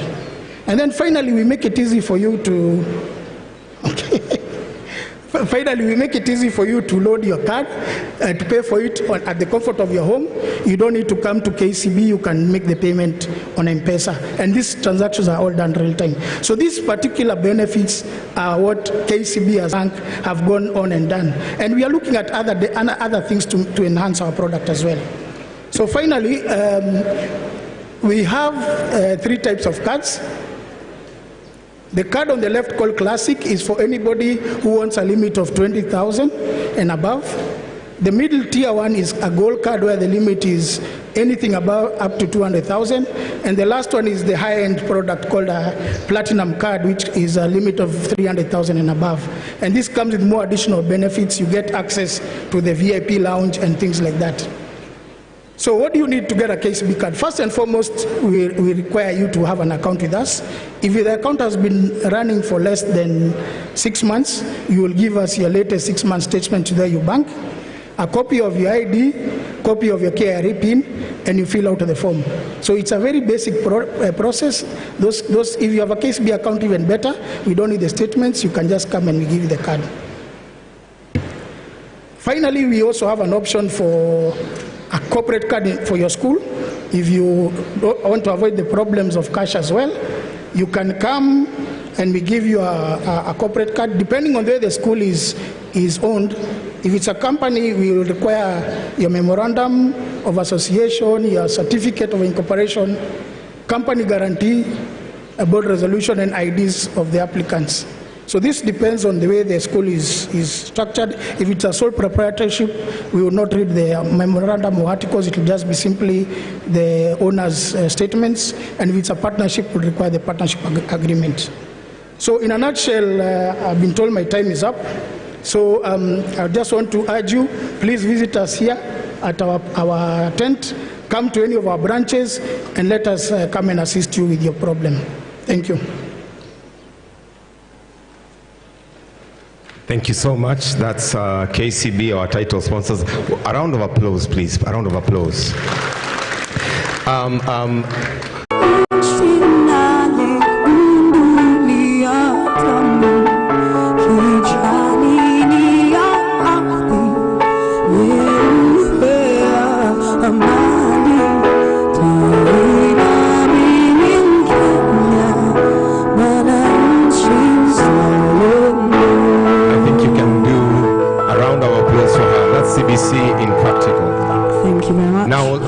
to the stage. Let's welcome Professor from Daystar University.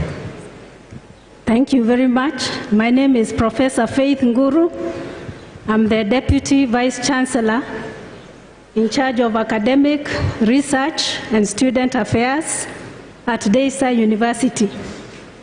A few minutes ago, we sang a song, and you pointed to somebody's book and said that is the book of my neighbor.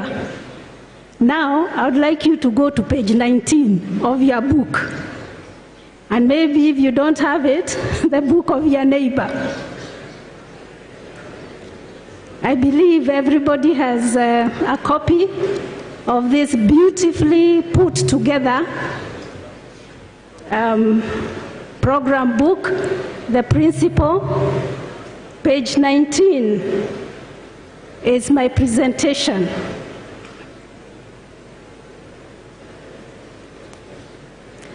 Looking at it, you discover Daystar University, and we have a tent outside here where you can get many, many details about our programs.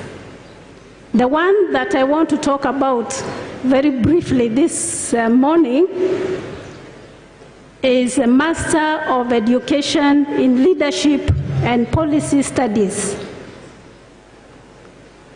The professor who talked a few minutes ago talked a lot about policy. I could hear him mention policy, policy, policy. And here is your opportunity as a principal to consider matters of policy even more seriously. And when I was thinking about why another master's in education, I thought of somebody with a toolbox. And inside the toolbox are various tools. And already you have a number of tools as a leader. And here we are wanting to add an extra tool in your toolbox.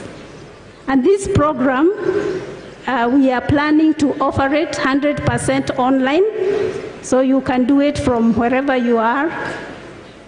On E360 platform, a very robust platform for e-learning, and it will give you that flexibility to navigate in your very busy lifestyle.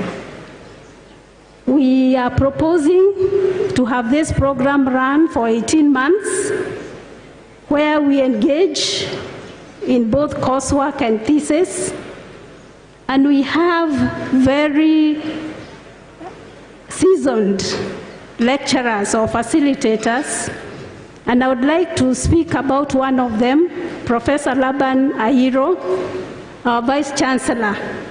He sends his greetings and says he is one of us, having been a head teacher for many years. And he has written a book, The Art of Institutional Leadership.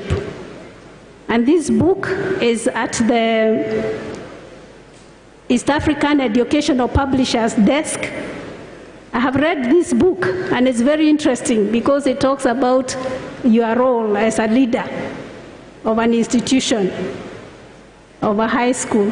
So he's one of the facilitators, or is going to be one of the facilitators of this course, alongside others in Kenya and from other places in the world, and they are noted there. University of Colorado Boulder, University of Maryland, University of Michigan, scholars from around the world who will be facilitating this program. So at the end of the course, your toolbox will have another very important tool there, because you'll be engaging deeply in matters of leadership, administration, policy, and emotional intelligence. I believe you know the value of emotional intelligence, and that's actually what this book is about. The Art of Institutional Leadership, Unleashing the Potential of Emotional Intelligence. We are proposing at Daystar University to once again offer what we have offered in the past: world-class, value-based education. And we will be doing student-led learning based on problem-based methodologies. Let me, in passing and in conclusion, also talk about another very important MA program in research methods, which is in the pipeline, and you can find out from our desk out there. Our tent has young people ready to talk about this particular program and very many other programs. Thank you very much for listening to me and for giving me an opportunity to add another tool in your toolbox. God bless you. Let's clap for Prof. Thank you very much. Now, the next session is going to be a very, very educative, inspiring, and amazing session. But before we do that, maybe we can invite the panelists in style.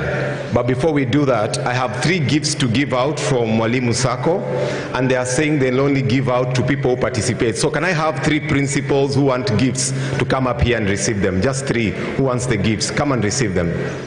Kindly, kindly, very fast. If you want a gift, just run up here. I'll give it to you. The first 3 to get here, I'll give them. Come up, come up. Yeah, very good.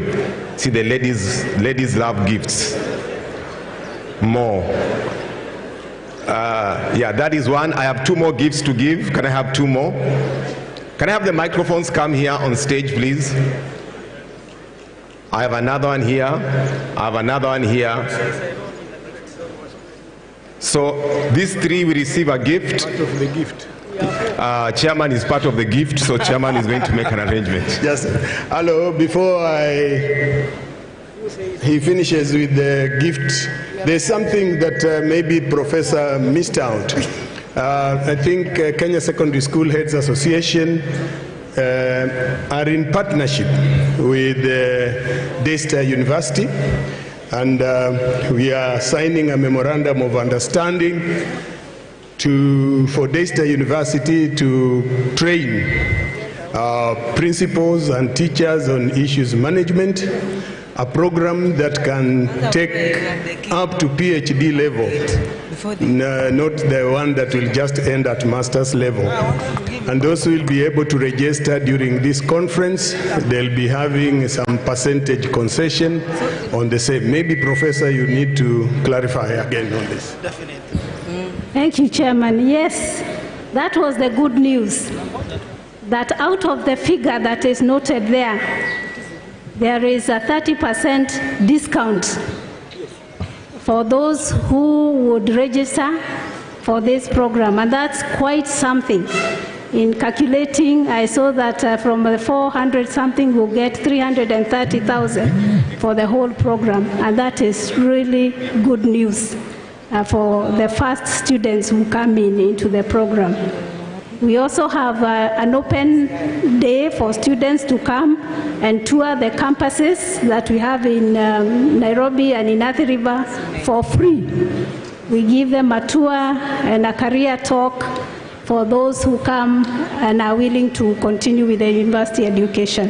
Thank you. I think those were the 2 things that were missed out, but are now with you in your mind as you consider the next step. Thank you.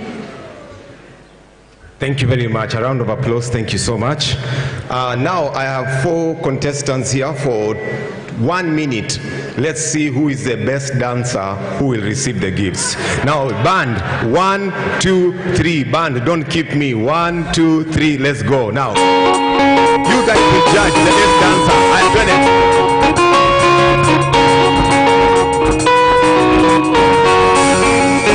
You are the judges.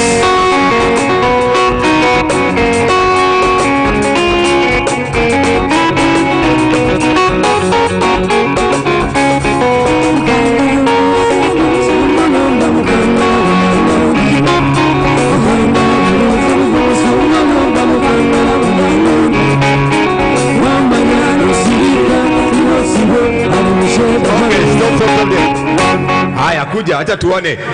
Ule ako na nduru mingi ndiye ameshinda. Haya, the first one, come mom, come. Haya, wapi nduru ya wa kwanza? Ashinde ama haende chini? Ashinde. Haya, the next one. Wapi nduru ya wanaume kwa nyumba? Ashinde ama haende chini? Ashinde. Inakaa uko na masupporters. Haya, number 3. Wapi nduru ya wamama kwa nyumba?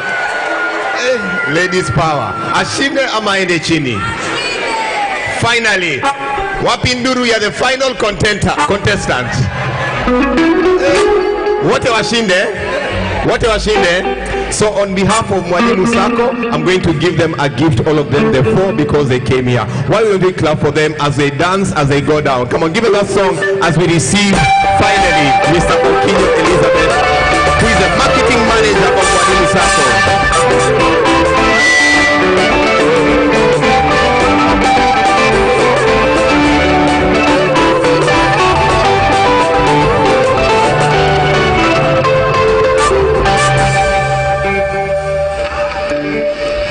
Protocols observed. Good morning, everybody. Good morning once again. My name is Okinyo Elizabeth. I stand here on behalf of Malimu National. I represent the Board of Management. First is to appreciate all the principals who have danced here. Come to our tent. We have gifts for you. There were 4. So every one of you is a winner, and we have a gift for you. You might actually have to dance again, but we promise that you'll get a gift. So on to the point. We are here to thank every principal seated here who is a member of Malimu National. We are where we are because of your support, and that we don't take for granted. So asanteni sana, all the members of Malimu National, we really appreciate you. I will move to the next slide because we've been given very little time.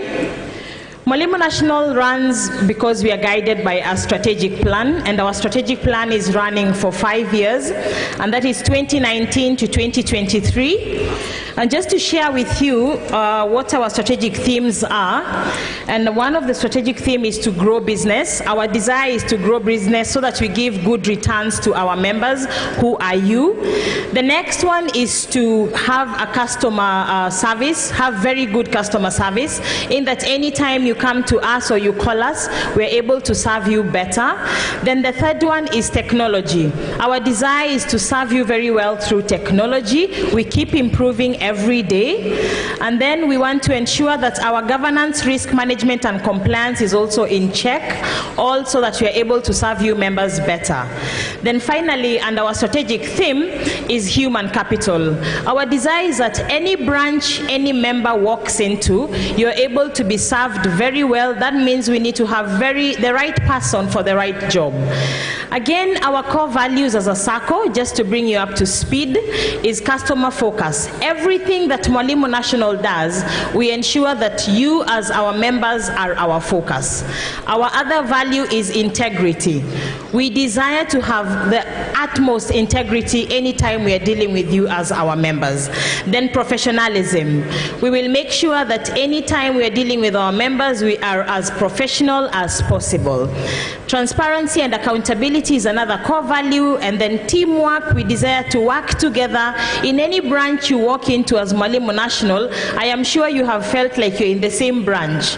Be it Kapenguria, be it Nairobi, Thika, Nyeri. When you enter any Malimu National, you will notice that it's the same thing. And then creativity and innovation. We aspire every day to come up with new products and services that will suit you as our members. I want to bring you up to speed on where we are as an organization. Why? Because you are the investors and you deserve to know. We're going to compare 2021 and 2022, the same time we are in right now in March. Our membership in 2021 as at 31st of December was at 102 members, 313. We have grown. This 31st March, we were at 108, 801 members. So thank you very much, principals. We have gotten a lot of support from you and even county directors. You keep calling us anytime there's a new teacher in your staff room, and that we don't take for granted. My humble request as a marketing manager is, please, let's continue working together. Let's continue reaching out and letting us know when there's a new teacher so that we come and recruit them into the circle. When you look at our assets, by March 2021, by 31st of March, our assets were at 59.2 billion. That by 2022, 31st of March, has grown to 59.13 billion. Total deposits, the savings that all of you have with us and plus members at large, by last year 2021 31st of March, our deposits were at 42.9 billion. That has grown to 46.1 billion. When you look at total loans, the money that you have as loans and even other members, by 2021 31st of December, that was at 37.0 billion. That has grown to 37.5 billion by 2022 31st of March. Total revenue was at 1.85, that was 2021 31st of March, and that has now gone to 1.84 billion. We move to the next slide. Principles. We talked about innovation and creativity. Every time we sit down to think of coming up with products, we think about how to improve your lives, how to improve our lives. We have come up with a product called Kenya Mortgage Refinancing, that we call KMRC. This product enables every member of Malimu National to be able to put up a house. The beauty with this is you are not limited that you have to put up this house in Nairobi or in the main towns. You can put up your house anywhere within a municipality.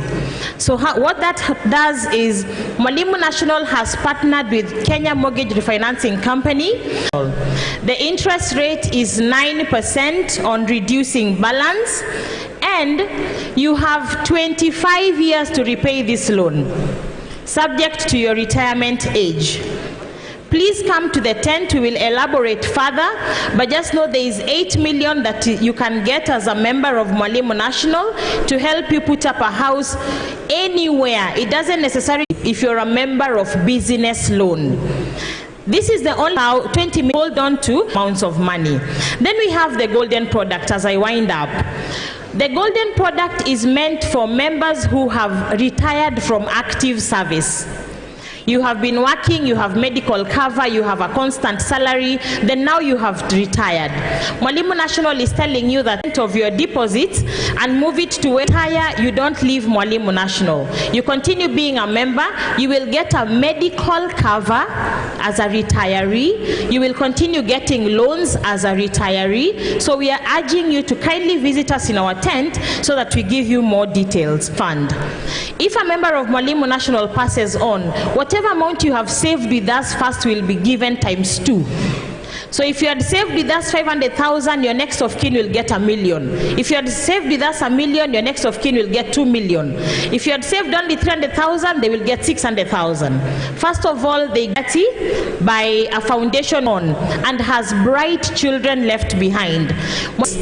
As minimum as even 10 shillings, the more money we will get, the more beneficiaries we will be able to assist. Because as it is now, we are only using the profits that we make as a society to educate children. Immediately they finish class 8, we take them up. We pay their school fees, we do their shopping, we pay their tuition money if it's campus, and we also give them upkeep.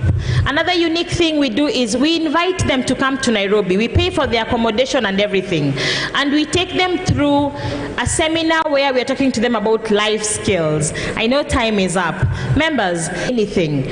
So if you have a loan in the bank and you'd want to move it back to the SACCO, please come to the tent and speak to us. We are not charging you any amount to move it to the SACCO, to Malimu National, and serve it for 8 years. Come to the tent so that we speak more about that. We are available to answer more questions. I cannot speak about everything right now, but above all, we thank you so much. If you're seated here and you're not a member, I have membership forms. Please come and join Malimu National. Thank you very much.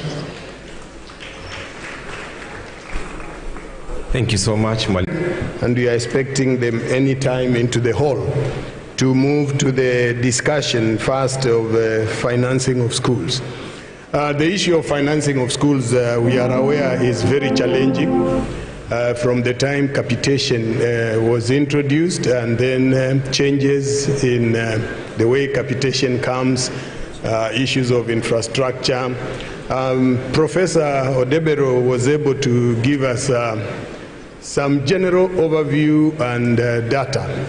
I would want to mention that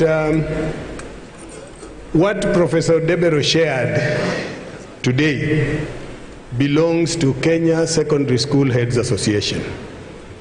It is Kesha to either release it for general consumption or not. So I'm asking our good brothers of the press, please do not follow Professor to give you a copy of his presentation, because it belongs to Kesha. The people managing the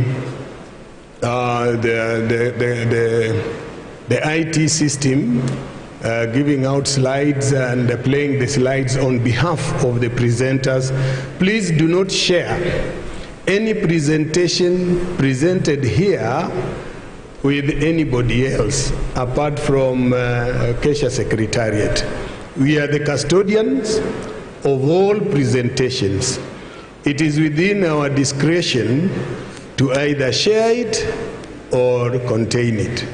Because when data is given here and we share it before verifying, then Kesha becomes answerable, becomes the source of that data.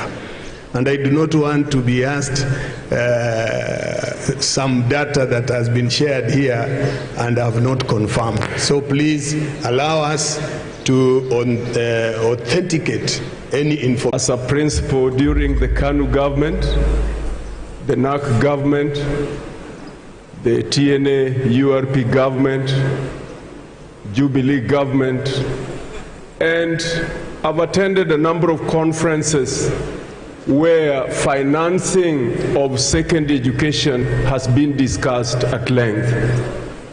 And some of the benefits that the society enjoys today have been as a result of discussions from this particular conference and auditorium.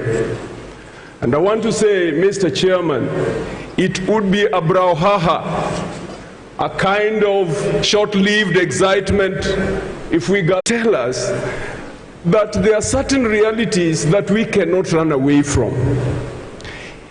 After discussing issues of financing education all the way from 2002, when NAC government decided to declare free primary education, though from economic point of view I would call it affordable primary education, we in the same conference continue to mount pressure so that there could be subsidy as far as provision of secondary education is concerned. And in the year 2000 European world, I would have wished to know whether our parents visit the supermarkets and they buy goods the way we do. I am a parent. I have children. I buy things for them. And the cost of living in 2014 is not the same as it is today. The last time I checked, ladies and gentlemen, the cost of rice about 10 years ago was 1,850 kilograms. In the year 2014, when the same was gazetted, it was about 2,200. Last week, when I checked, the cost of rice is now 6,000 shillings. The last time I checked, the cost of sugar for 50 kilograms, and you know statistics won't lie. The same 8 years ago was about 2,750. Today you and me know that sugar would go for over 6,000. The last time I checked the cost of bread, when the same fee was gazetted, it's about 27 shillings and 50 cents. Last week, my supplier, the supplier of the school where I happen to be the CEO, told me that he will not supply anything this term at less than 54 shillings. Who is going to bear that burden? Yes, because 8 years is a long time, ladies and gentlemen. And it is my position, as my colleague tells me that my time is up, I'm not going to present an academic paper. Mine was experiential.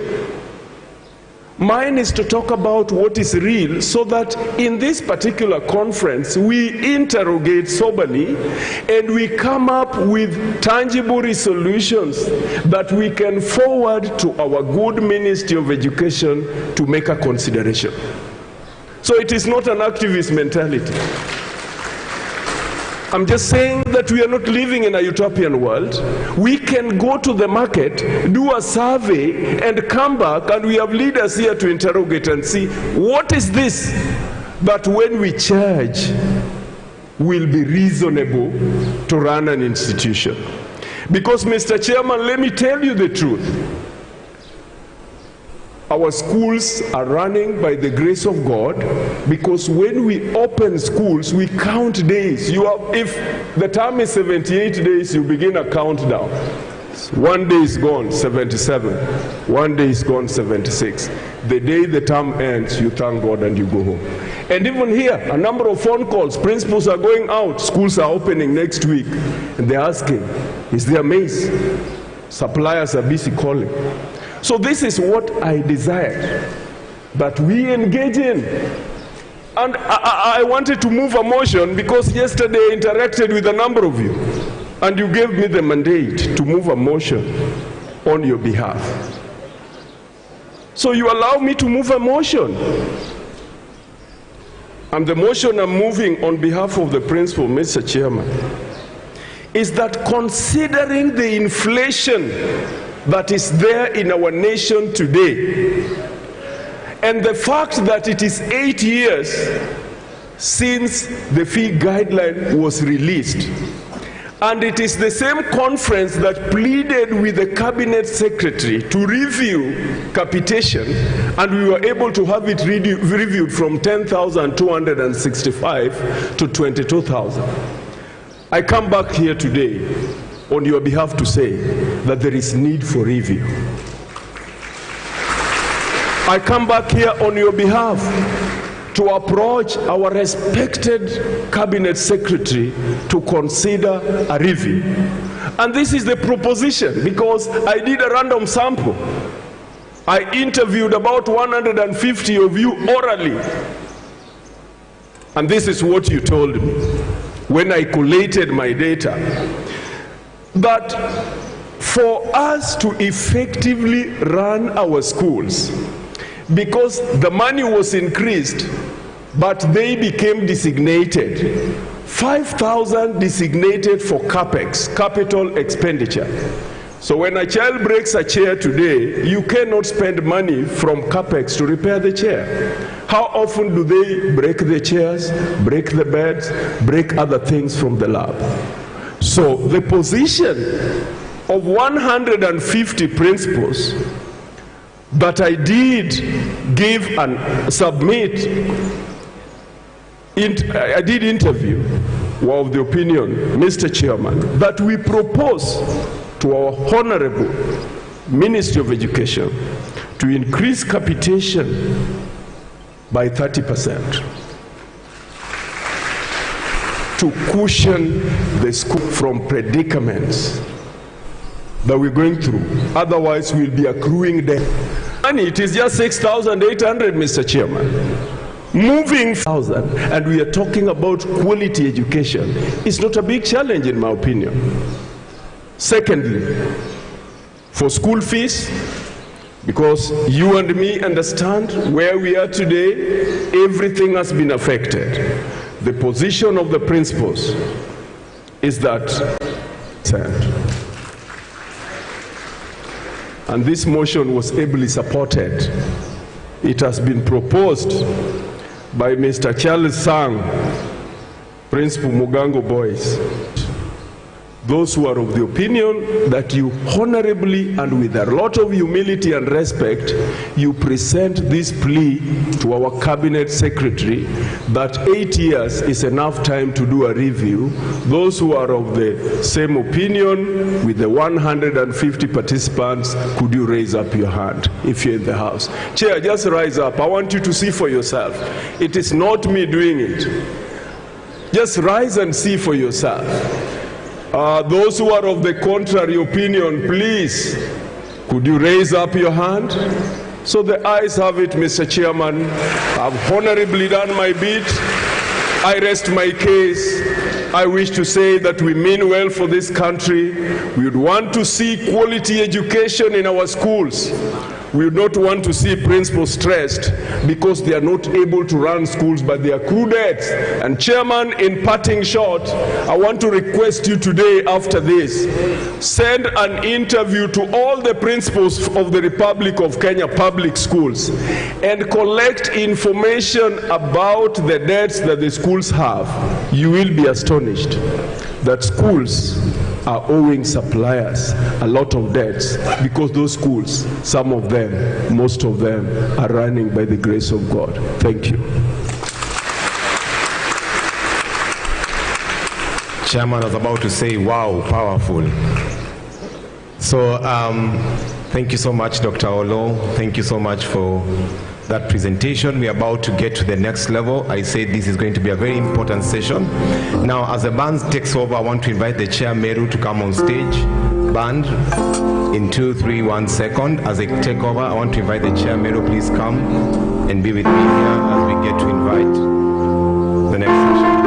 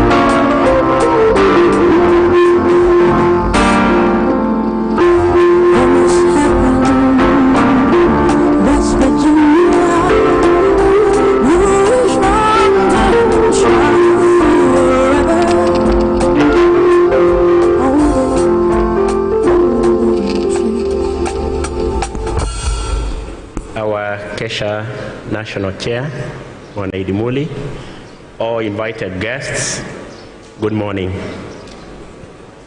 My name is Karani Mbui, Kesha Chair, Meru County, and this morning I'm chairing the session on the unions. So without much ado, I want to invite the unions that are in the house. And I want to start with Kupet. Kindly, Kupet Secretary General, get onto the podium so that you can give your greetings. You can also introduce your other officials kindly.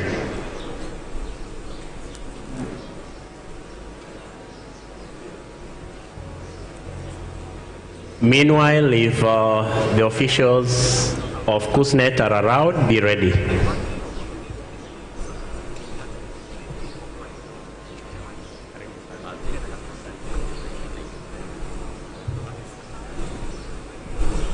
Thank you so much, Chairman. Allow me to invite my colleagues to come for introduction.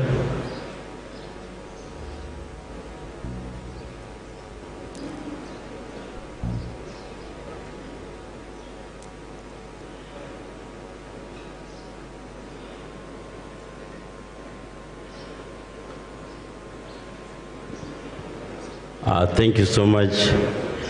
Now the Kuppet team coming here is not a small one, although we expected more to come, but because we have had the early opportunity to speak, I'll be giving introduction to the Secretary Tarakanithi Wanagitonga. Thank you so much. The Secretary Meru Bananchembere Daktari, yes, thank you so much. The National Organizing Secretary, Sir Paul Maingi, thank you so much. The Secretary Secondary, Mr. Edward Obucha, thank you so much. The Secretary Tertiary, Mr. Sami Chalanga, Mheshimiwa, thank you so much. The Deputy Secretary General, Mr. Moses Ntrema, thank you so much. You can sit. Thank you so much. I've been given 10 minutes. I think we'll just take that because all the unions are being harassed to give their fraternal greetings in at least less than 20 minutes, all the unions present. To the Mr. Chairman, Kai Indimuli Kesha National, members of the Kesha Executive Council, principals, distinguished guests, ladies and gentlemen, it is my pleasure to join you once again for the Kesha Annual Conference at this famous hall.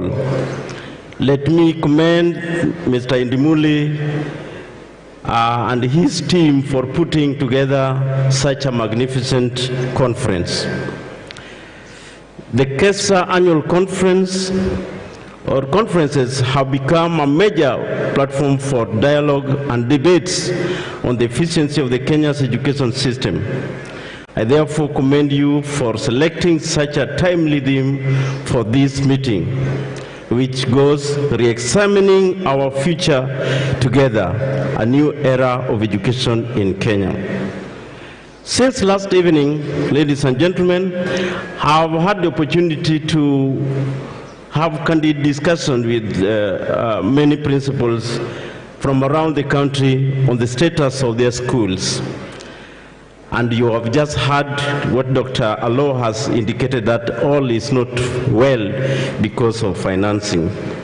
While I get regular briefings from our branches, it is always very enlightening to hear about the delivery of education from those charged with running our institutions.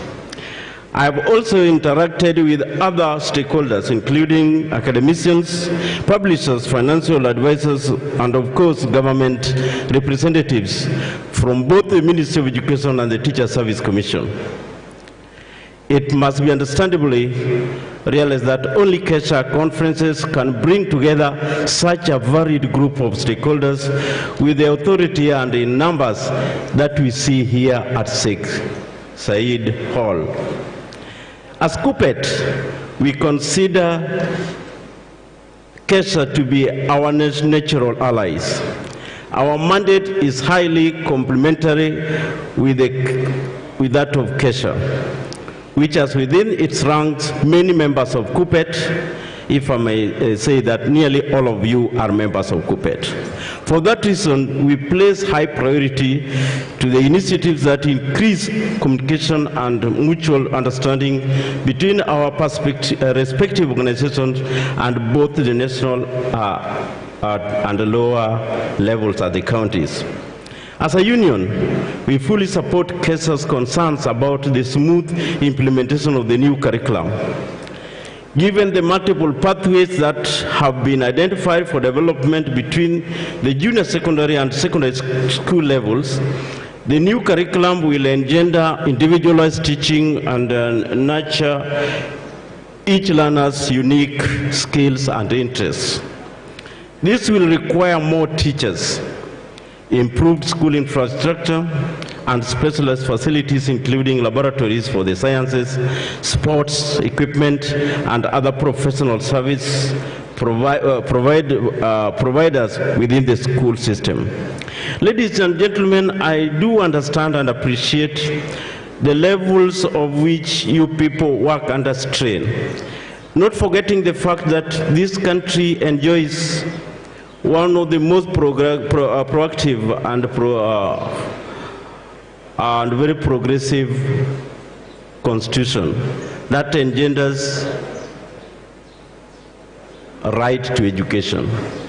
And it becomes very difficult for me to comprehend that the principals who are charged with running institutions become very apologetic to come here to beg for resources to run schools. This is very unfortunate. How I wish that we were given the opportunity to run these schools seamlessly without to suffer the pangs of sending children away for school fees, because it is a right which the learners should enjoy. If we have prioritized rights, then we must pay for it. Education cannot be a cheap endeavor. For the new curriculum to succeed, teachers have to be placed at the center of policy making in education. So I know if Kabanga belongs to the ones that have visited of late, you must be employing over 50 board of management teachers. Where do you get money to pay such teachers? This employer you see here should be stoned on the streets because they have lost the mandate that they were granted to run education. How do you say you want to rationalize teachers in schools? Some schools were built to accommodate only 800 by the time they were established in 1968. But currently, they are having 2,700 students. Surely, education is a right, and we must ensure that we maintain and we sustain that right. How else would one explain the sad truth that teachers are the only public servants to have been left out of the salary reviews over the last 2 years? Our deserved salary review was frozen on the excuse of slow economic performance during the COVID-19 pandemic. And imagine, you have students in school with less capitation, as Dr. Lowe has cried here, and you are also poorly paid. This is the sad situation that we have. And that is what the union is now grappling with. However, the same government has now confirmed that economic growth during COVID surpassed and all recorded performance. I hope you realize that this is during the time of COVID that we recorded a double-digit economic growth. And then we are being told that you people cannot be paid well. Based on the positive economic performance, the government has reviewed the salaries for other cadres of staff. Yet when it comes to teachers, the Salary Commission is employing too many unnecessary benchmarks. That it is everywhere, nobody is being paid because COVID has affected everything. In fact, they are even accusing Ukraine-Russia war. Accepted teacher professional development to be undertaken, we were looking at the challenges that you face, which include and not limited to some of the challenges of burning of schools. These ones were not taught at school, because when you people went to school, there was no burning of schools. When you felt dissatisfied because there was poor lunch, you only walked away and did not touch anything. When there were no teachers, you would walk home to ask the minister or the Teacher Service Commission to provide teachers. But currently, you don't even know why your schools are getting banned. This is the information that I get. Why? Because you did not get the early preparation even in colleges. What we are watching for is an improved and enhanced teacher training, which include, among other things, to address issues which are like this. Yesterday, I watched as the national chairman, Kesha, in the Mulu, is also my friend, being very apologetic that they want to do tests of drugs in schools. I wonder whether that one will stop the burning of schools. If Dr. Lowe and the like would wish to tell us more, they should tell us that the burning of schools is caused by drugs.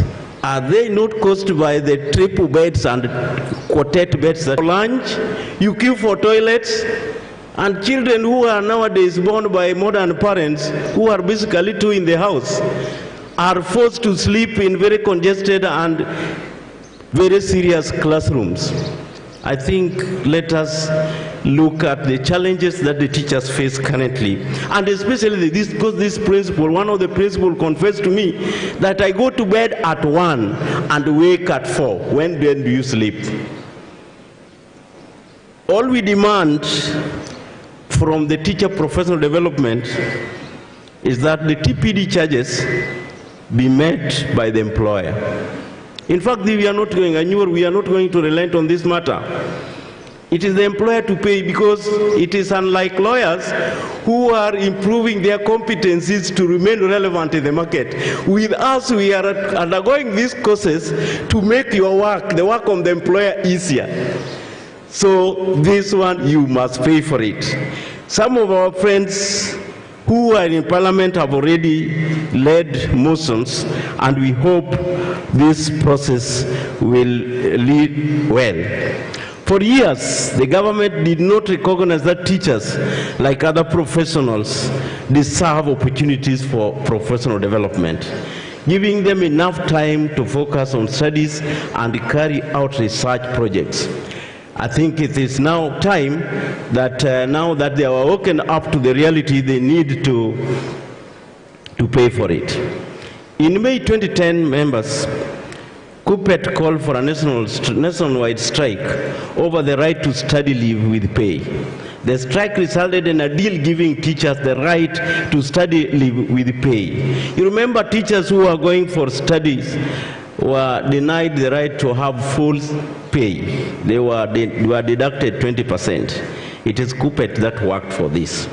It was signed by then the Minister for Finance, Minister Uhuru Kenyatta, and his Education Government, Professor Samungeri, and KUPPET's Chairman, Secretary, and the Treasurer. Following the deal's implementation, KUPPET signed a memorandum of understanding with several universities, including Kenyatta University, Jomo Kenyatta University of Agriculture and Technology, University of Embu, and offering union members discounts on school fees for master's and PhD courses. We are already aware that some of the teachers have undertaken programs under this scheme. The MOU with the University of Embu has been remarkable and was renewed in February 2020. Having said this, colleagues, I want to highlight a very principled concern I have with Kesha members. Kesha members, let us for the first time cross swords. And I think this is relevant under the theme of re-examining our future together, a new era of education in Kenya. Over the last few years, members, we in KUPPET have watched in disbelief as our principals have lent a hand to the full militarization of schools during national examinations. Militarization of our schools during examinations.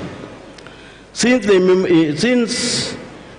time immemorial, police officers have guarded examination centers during the KCP and CPE and KCSE exams. Always the officers' roles were limited to guarding the center managers, examination officials, and the candidates. For reasons we don't understand, the police officer's role has expanded to include authority over examination officials. Teachers, and especially principals, are now prime suspects in examination centers, irrespective of what they do. During the just concluded KCSE, a principal in Narok County was given marching orders from her school after word went round that she was aiding in exam cheating. I don't know how this one was concluded. Unlike in the past, her accusers did not need to table any evidence No official communication was given to her. Neither did the Teacher Service Commission make any arrangement for her deputy to take over exams. Now, it came with a state of emergency where law and the code of regulations do not apply. I'm talking about militarization of exams in our schools. And this is a terrible indictment of your performance as principals. I wonder what kind of profession we are going to head and what kind of education we are giving. Because if during normal working hours you don't see any policeman, but now you are remaining with only 40 students in school, there are 3 policemen who are escorting you up to the exam room. Does it mean as teachers we have lost it? We have lost it to the extent that other people must now take over our role as we manage exams. This is something which I would wish to be discussed beyond this. Militarization of our exams. It hurts my conscience to see police officers confiscating teachers' mobile phones at the gates for examination centers based on blanket suspicion that teachers aid in leakage of examinations. I'm just almost through. Members, this is terrible. It is terrible. You must, one of the motions you should lead here, Ms. Dr. Lowe, is not to get money to run your schools. How come that for 4 years you have been preparing students? Now when they are there for only 2 weeks, you allow military guys to come in uniform fatigue to enter into the exam rooms. I am one of the fellows who did even music, Royal School of Music, which is being shipped from London, and I sat for it, and I posted the paper. It was marked. Some people became professors with that kind of exam. What is so difficult that you people as principals cannot manage exams? That during exams, it is state of emergency. I think this is something which you need to know. Going forward, going by your theme, let us make considerations on the basis that we are also going to stop these police officers at the gate. And let us have credible exams being done. Because you have done continuous assessment tests, you have done all the exams in this school, and now exam which is taking 2 hours, invite the entire barrack to come to school.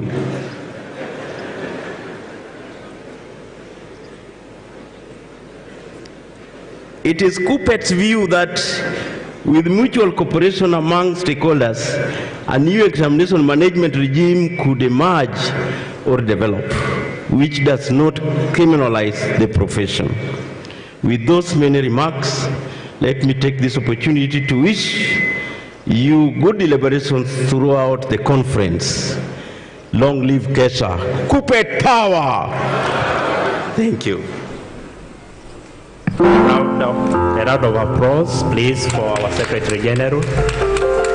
Now, the other unions will have to get some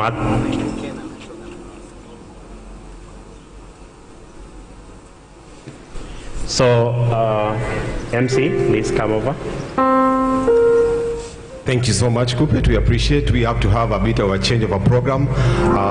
We need to reschedule our program a bit, and for right now I want us to stand up right a bit right now before we invite our next guest. Let's stand up all of us. Let's stand up all of us. Nasisi Ban, please take it over very fast. Just stretch a bit before we invite the vice chair to invite the chair.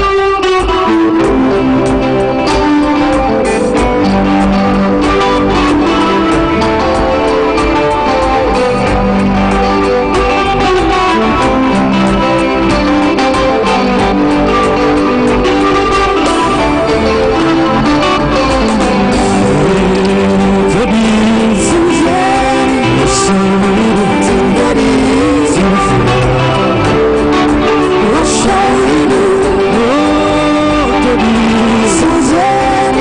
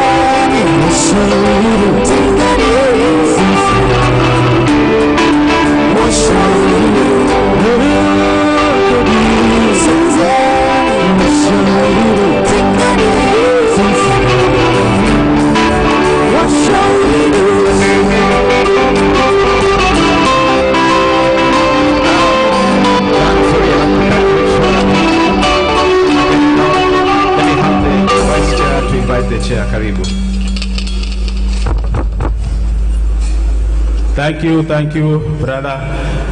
Now, I think so far so good.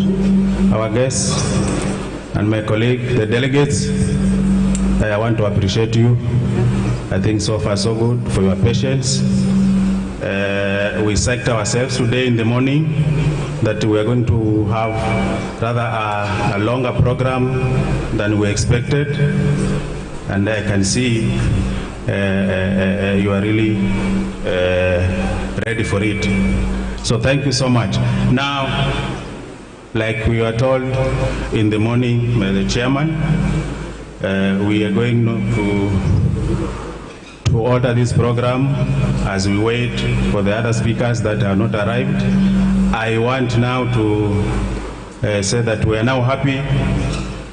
Our PS is here, and we are ready for him, and he's ready for us. Our PS, karibu. Karibu sana. We are happy that you have come. Allow me now at that juncture to call our chairman so that he can take over from there. Otherwise, let us give ourselves a clap. Just one clap. We are healthy. We are very strong today. We are very patient and ready to give an opportunity to those who are to share with us. And let us not take it for granted. It all requires the hand of God. So, thank you. Tell your colleague, Mungu ni mwema, asante Bwana. Otherwise, our very able chairman, our brother, who walks, other times he walks like a president, was walking at a president, and a president always a president, and a chairman. Karibu, karibu sana. We are proud of you, brother. Thank you. Thank you very much, Vice Chair. Yes, there was a time I had a short stint as a president, president of the African Confederation of Principals, but it ended in August. But as it ended in August, I was also elevated to become Africa's representative at the International Confederation of Principals. So I represent you at that executive level. Thank you very much, ladies and gentlemen, for continuing to be patient. And as I did appeal to you in the morning, that because of various adjustments that we are going to have, we will be pushing ourselves today up to a little bit later than what is anticipated on the program. And I'm very happy that you are following that. Yes, we have received information of the challenge in the hall. I think we are having a problem with Kenya Power. Anytime everything is switched on, it trips off. I hope they'll be able to sort us out before tomorrow. Ladies and gentlemen, it's my pleasure to have our Principal Secretary with us today to share with us a few areas in the education sector, basic education sector. He's accompanied by the Director Secondary, Mr. Paul Kibet, who is here. We have a number of Bwana PS, our directors, our field directors who are with us from yesterday, both from the Ministry of Education and the Teacher Service Commission. We have directors from the headquarters, the Ministry of Education. They have been with us. And I'm happy to report that both TSC and Ministry of Education are well represented in our exhibition. Maybe at the end of it, you'll have time to tour the exhibition and see what they are doing there. Ministry of Education has been able to supply majority of us with policy documents on disaster management and others. Teacher Service Commission officers are here to answer some of our concerns. So we appreciate that as our parent ministry, you've continued to play a very important role in ensuring that the education sector is well managed, and this we need to appreciate. Sir, before I invite you, allow me to share with you a few concerns that the principals have had over the years. And given that for the last 2 years we've not been able to meet the way we are meeting today, we've not been able to come together and share the way we are sharing. But in the last 2 years, there have been a few areas of concern. I'm aware some of the areas we've been meeting in some fora with you, we've shared them. Some of them we've not been able to meet properly to discuss them in details, but I'm sure when the father is present and the children have been crying, when dad comes, we always expect dad will do something, isn't it? So allow me to just share with you a few of our concerns, and maybe at the end of it you'll be able to give us direction on how we can manage some of the challenges that we are facing. Sir, as we are gathered for the 45th annual Kesha conference in Mombasa, our main theme is re-examining our future together, a new era of education in Kenya. Now, as we think of this theme, or as we thought of this theme, a few things came into mind.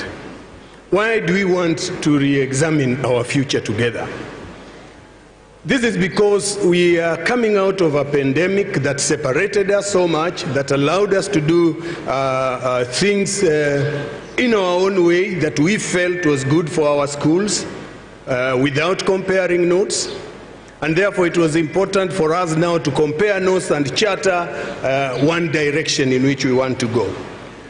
We are saying we are moving into a new curriculum, a curriculum that next year will be moving into junior secondary. All of us have different imagination on how we are going to manage this.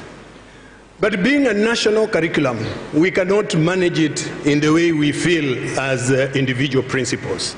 A way must be found, a direction must be given to allow us to focus on that direction. Ladies and gentlemen, the biggest discussion that has surfaced in this workshop is in the area of educational financing. How do we protect the education budget whenever we have shocks like the one we had, and the government had to look for money to mitigate all those areas that required mitigation because coronavirus came in unexpected and nobody had planned for it. But education remains very key, that we need to ensure learning is continuing. We can close schools, but learning must continue. For learning to continue, then we must ensure that the education budget is protected. We are looking at the issue of technology, sir. When coronavirus came, it exposed our underbelly. It exposed our weaknesses in terms of continuing with learning. People had to look for ways and means of embracing technology, but again, this had not been factored into the funding, and that is why we are saying that as we look into the future, we must find a deliberate way to invest in technology. Even when we are looking at the capitation as it is today, no funds are given for improvement of technology in our institutions. But we needed to do that. We needed to ensure that our learning continued. Many of us did that through Zoom learning. We had to send data to some students, schools sent data to those who are vulnerable. I'm aware of some schools that went out of their way to buy gadgets for some of their students to use, but this had not been factored. You find that that is one school that is able to do it. But as a nation, we need to be able to do it for all our children. We appreciate that KICD was able to stream lesson to the Edu channel. But then again, with the challenge of internet connectivity across our country, not very many students were able to get to this. We are therefore calling upon our service providers to enhance their preparation so that internet connectivity is available in all corners of our nation and make it affordable for schools. So it is important that as we discuss the issue of technology, costs are important. We call upon the Ministry of Education and the Kenya government and all other players in this to now start thinking of how can we come up with gadgets that can be used for learning purposes. I know the laptop project that started off in the primary should have continued and it reaches secondary so that we are able to have a gadget that can be used in schools so that we stem down the indiscipline that we are always seeing when students sneak in mobile phones. Time has come that we need to start thinking, is it right to continue blocking them? Of course we know, and I will be addressing it, we know that it is badly used during exams. But then can we get a gadget that students can use in schools and only allow them to access educational materials? Because if we are going technology, then let's think flat out. At one time when we were saying calculators are going to be introduced in schools, we all felt that calculators are going to make students lazy in mathematics. People thought that it will make mathematics more easier. But I've been looking at the results from the time calculators were introduced. They have never been any better. If you don't know mathematics, you just don't know. They say that garbage in, garbage out. So even if you plug in those figures and you have plugged in the wrong ones, the wrong procedure, you'll get a wrong answer. So time has come that we need to think, how best are we embracing technology? We are emphasizing on schools, and schools have done that to improve on internet facility, but these internet facilities are now just within the use by the teacher. But the students too need to access information. We need to think about that. Ladies and gentlemen, the issue of capitation has remained a very emotive issue amongst the principal. This morning I've been listening to the discussion, and capitation has remained a big factor. Number one, the principals, we feel that the capitation was capped following a report by Clemi Mwiria, and then finally a review was given for 22,244. which is about 10 years ago. Within these 10 years, sir, inflation, cost of living, coronavirus has come in. Everybody is crying that everything is expensive, including teaching and learning materials have gone up. Yes, we want to appreciate what the government has done to ensure that children are in schools. But the challenge we are facing, sir, is part of this capitation is normally retained to do certain services. For example, money is retained for textbooks and a tuition vote head, and what finally reaches the school is very small for us to be able to buy reference materials, exercise books, and other things that are required. Money is retained for activities that are handled. But again, when we come down up to sub-county and county levels, we are still coming in to finance those activities, yet money had been retained there. You and I are aware that the Public Accounts Committee called us before them to explain this money that Kesha collects, where does it go? And most of the money is only Kesha in the field that can issue a receipt. If people are going for activities at sub-county level, Kesha sub-county issues a receipt. County support, Kesha county issues a receipt. And all this money, when you collect from all these schools, somebody sees that this is too much money going to Kesha. And therefore, Chairman Kesha, can you explain what you do with all this money? but the money has been used down there. This is because what comes down for activities still is not enough, yet it has been retained. And the little that gets to school is taken, again, for support. The issue of Edu Afya. We want to appreciate that government thought it wise to ensure that all students are getting adequate medical care. And therefore, money is being retained for this purpose.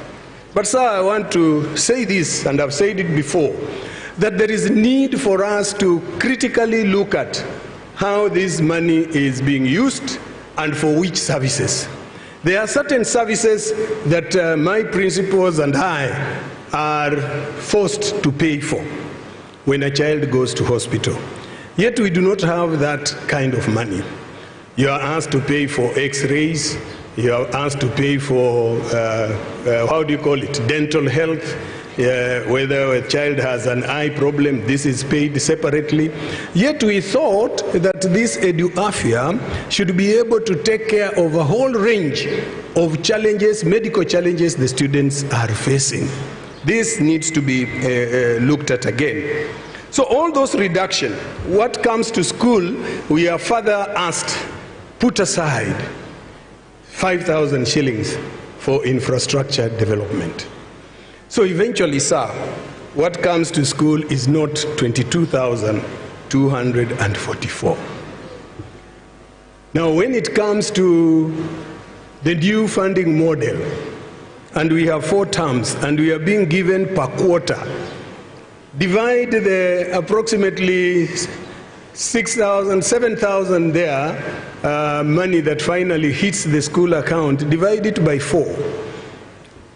The mathematicians who are here, you know the figure. I don't need to say that. So that is the figure you have to run the school each term.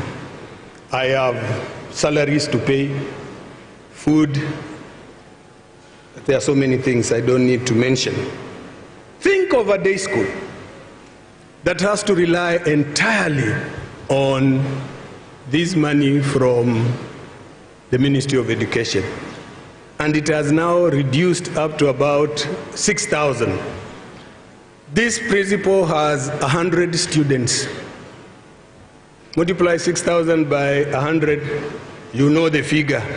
He has that figure to run the school for the whole year. At one time I read somewhere and my colleagues were saying, Chairman, you are very lucky you are in a big school. I wish you were in our small school to feel the pain. Sir, there is the pain. It is with this in mind that the principals are pushing for the following. One, that there should be an increase in capitation. An increase, the figures that were worked out showing an increase of about 28%. And the mathematicians here said that is just about 6,000 shillings to raise. And maybe the figure will reach 30,000 per child. That the principals feel will be comfortable. Secondly, the fees payable by parents in boarding schools should also be relooked at, because for the last 10 years, the price of food and all other boarding related facilities has gone up. Here, a proposal of about 13% has been made. Sir, we want to appreciate that the Board of Management nomination has been going on. But this has been done too early. And the letters appointing the new Board of Management members have not come out. We are operating with a board in which some of the members already know that they are not going to be in the new board. And they are signatories. What these guys are going through, sir, you may not imagine. Members of the board are refusing to even sign checks because they already know they are going. So they see the principal as the problem. Haunitaki katika hii halmashauri. So why should I continue supporting you? It is important that after the nominations, the letters to the Board of Management must be released with immediate effect. Sir, I want to appreciate that the ministry has always monitored that we do not go overboard on certain issues. But allow me to mention that there are certain things that are just a must-have for our students. Things like Bibles, mathematical tables, dictionaries, atlases. This is just a must-have. Because apart from them being used in school, they are important documents even in the house. That atlas is important even when you are not a school-going child and you want to travel to Mandera. You have never been there. You will need to know the map of Kenya to know in which direction you need to go. So, sir, this may not really be contributing to exorbitant prices in fees. And some of these things, if they are not brought in Form 1, they will never be bought. From experience, parents will never buy them. We still feel that let us not rush in asking parents not to carry Bibles or Qurans, mathematical tables, dictionaries and kamusis, atlases, geometrical sets. They are not inconveniencing. They are a must-have for a student in school. Sir, we continue to appreciate that the Ministry of Education and Kenya government has continued to embrace education for all. That we are even able to manage our young girls who fall in a family way, and our principals have continued to maintain them, despite the challenges that go with them. But sir, I ask myself, why should we test a girl who has just delivered? Me, I've never fallen pregnant. But I've been with somebody very close who has fallen expectant. And I've seen the pain they go through until I feel the pain myself. Here is a girl who has gone through that problem the whole night and delivers at maybe 6, maybe through cesarean or normal delivery. At 8, we are there with an invigilator, a policeman, and a supervisor.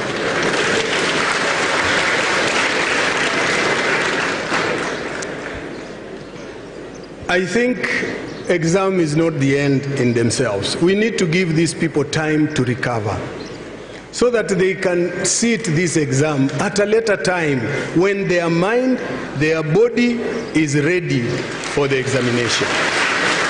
I don't want to elaborate beyond that.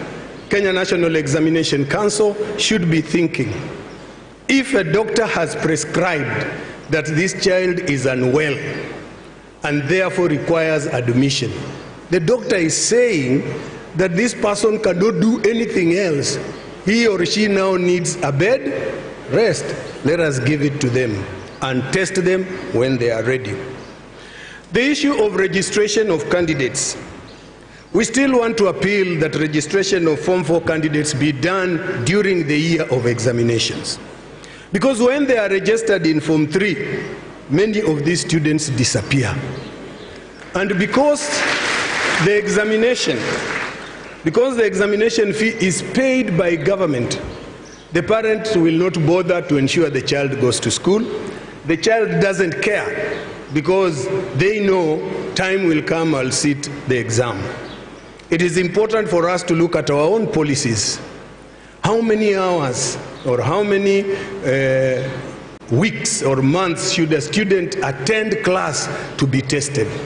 Because even in our own individual schools, we have policies that if a child has not continuously attended class, we cannot test that child, because what kind of feedback are we going to get? So some of these poor academic results that we see, it is not because of our students to be taught and be taught well. So those students who are not available, sir, we must design a policy that if you do not meet the following criteria, then you cannot be tested. And we submit that data to you. You'll be surprised how many students just disappear and come for exams, and when you are marking them and you release, you are even shocked. Teacher Service Commission looks at the mean score and they wonder, is this principal available or is absent? So let us think are totally different. And therefore, when we pinpoint, parents, please listen to us. I still want to continue rooting that wayward students must take responsibility of their mistakes. Time has come that as principal, we are not ready to continue charging the entire student body when a few students have burnt their schools. Allow us to do our investigations. We must come up with some policy. I know there is a challenge, because when a student writes to confess, I have done this mistake, yes, I did it, when we go to court, the court will ask, you took this statement in the presence of who? Was the parent there? No. Was a lawyer there? No. I lose the case on those grounds. Make students take responsibility, and they are punished for the mistakes they are doing in our schools. We do not want to see what we saw and what we have been seeing happening, that our schools are getting burnt. Ladies and gentlemen, the issue of exam irregularities, early exposures, and the rest, name it, is slowly creeping back. Yes, some of us may be involved in this, and sir, those who are involved, deal with them as individuals. Let it not be condemned to the entire to the entire principals body, because majority of the principals are very honest people. NEC has come up with a way that is vetting issues, isn't it? Third week, mambo inakuwa mbaya. Can we reduce the time? Can those in psychometry study and think of which subjects can we timetable together? And we have 3 subjects in a day, so that the time this exam is taken is shorter, to reduce those who may be thinking of innovative ways to cheat. Let us find a way of beating them to their game. That will be able to help. Thank you very much.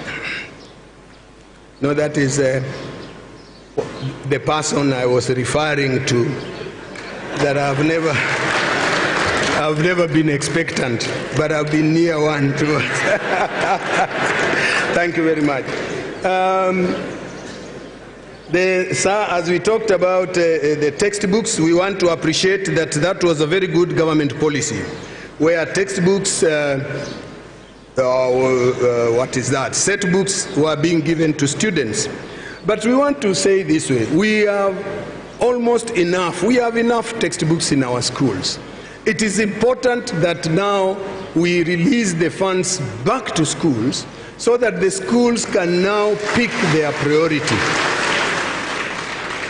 Sir, science subjects are now being affected, especially on the practical aspect. Not very many of these schools are doing practicals prior to the national examination.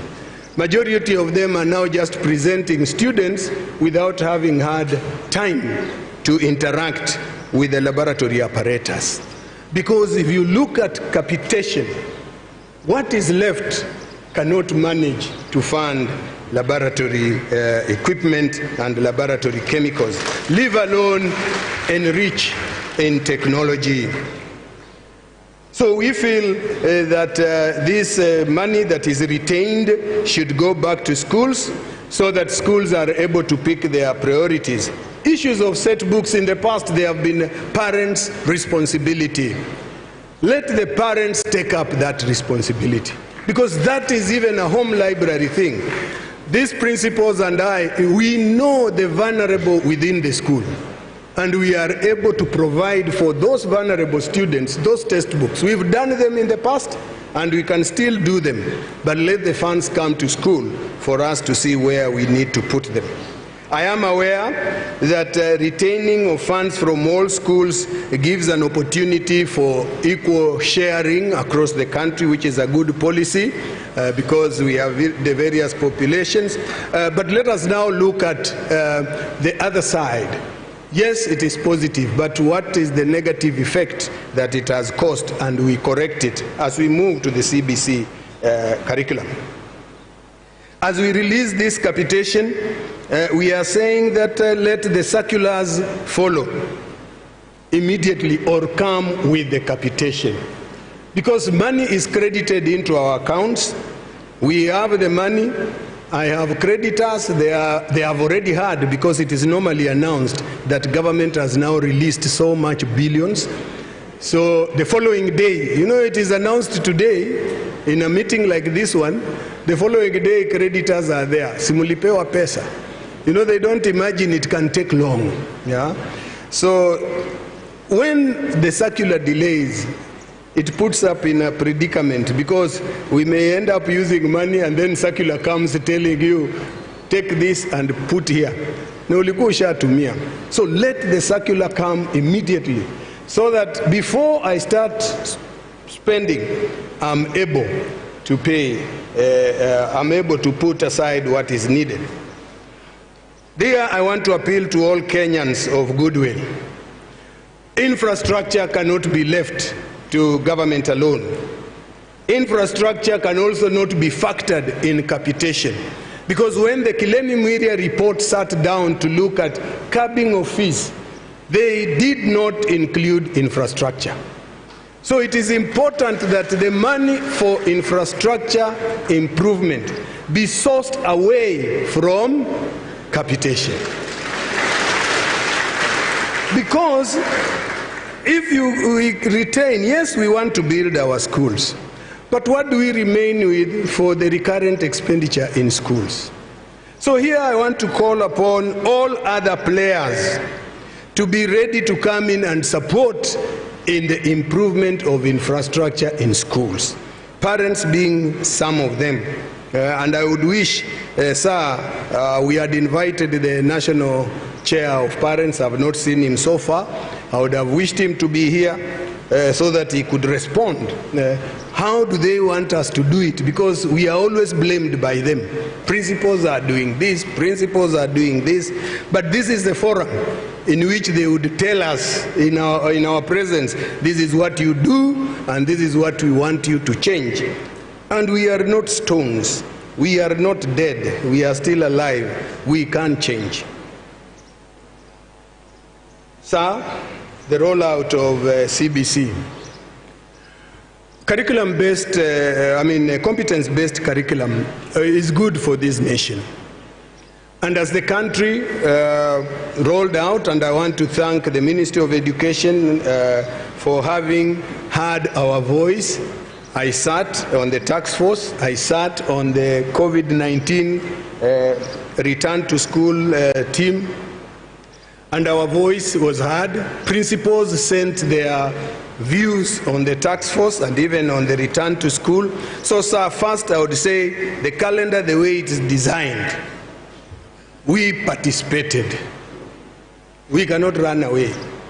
I represented the principals on that task force, and that is why I always say I cannot run away from those dates. I was part and parcel of it. We know the reasons why that had to be changed, and we want to appreciate that government accepted the term dates the way they were designed, and our students were back in school. We have transited now 2 groups, and we are going to transit the 3rd group in December, so that in January we harmonize. How would it have been if by now that first group would be the one we are preparing to sit exams this December? You know what happened, the 9 months. Now give it 2 years. Thank you, the government, for accepting. So as we roll out the CBC, sir, we want to say that the principals who are going to handle the junior secondary students need a lot of information. What is this that we are supposed to do? What is this that we are expected to do? And what is government coming to do? So that as we get back to our institutions, it is all systems go to prepare. I've said on the issue of curriculum designs, as they are now known, should be out for junior secondary. to give an opportunity for teachers in secondary school and principals to interrogate those curriculum designs, so that where we are seeing there is something that is not right, we have enough time to raise and it is changed, rather than them coming at the same time.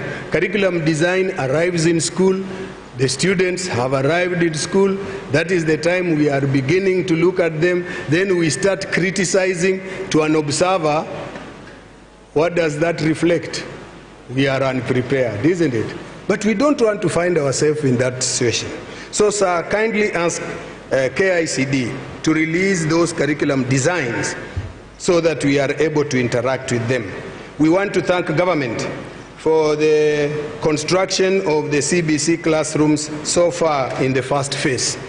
We believe that the second phase will be capturing many more classrooms and many more schools, until eventually all our schools have an opportunity to get the new CBC classrooms. Then, as the minister once said, that once we finish classrooms, we will move to another level where other infrastructure needs will be addressed. We want to thank you for that. As I conclude, sir, now that you are here representing the minister, who is our father, he has sent you as a guardian. He'll be here tomorrow, but I may not have time to tell him this. Allow me to issue with a fee demand note for defaulting to clear fees last academic year, so that as we start the new year, sir, these fees will be cleared, so that I don't send children home. Thank you. Ladies and gentlemen, it is now my pleasure to invite the Principal Secretary, State Department of Basic Education, Dr. Joan, to come and address us. Let us put our hands together as we welcome him.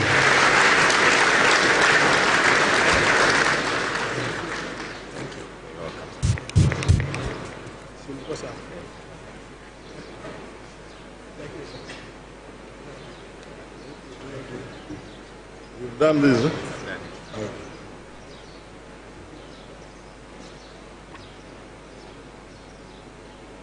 huh? Thank you very much, Chair.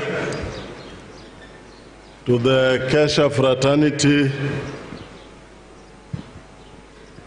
directors, both TSC and Ministry of Education, other guests, ladies and gentlemen, I'm asking for some water because I know we'll need it. But first of all, my colleagues from the union, I can see Coopet team is very well represented here. I met the NAT team as I was coming in. Colleagues, I think, first of all, allow me to humbly thank you very much that you are here at this time to discuss matters education. I must also say that I'm fairly privileged to be here to discuss matters of education. One, because, something I always say, I am a teacher. I never had the privilege of becoming a principal.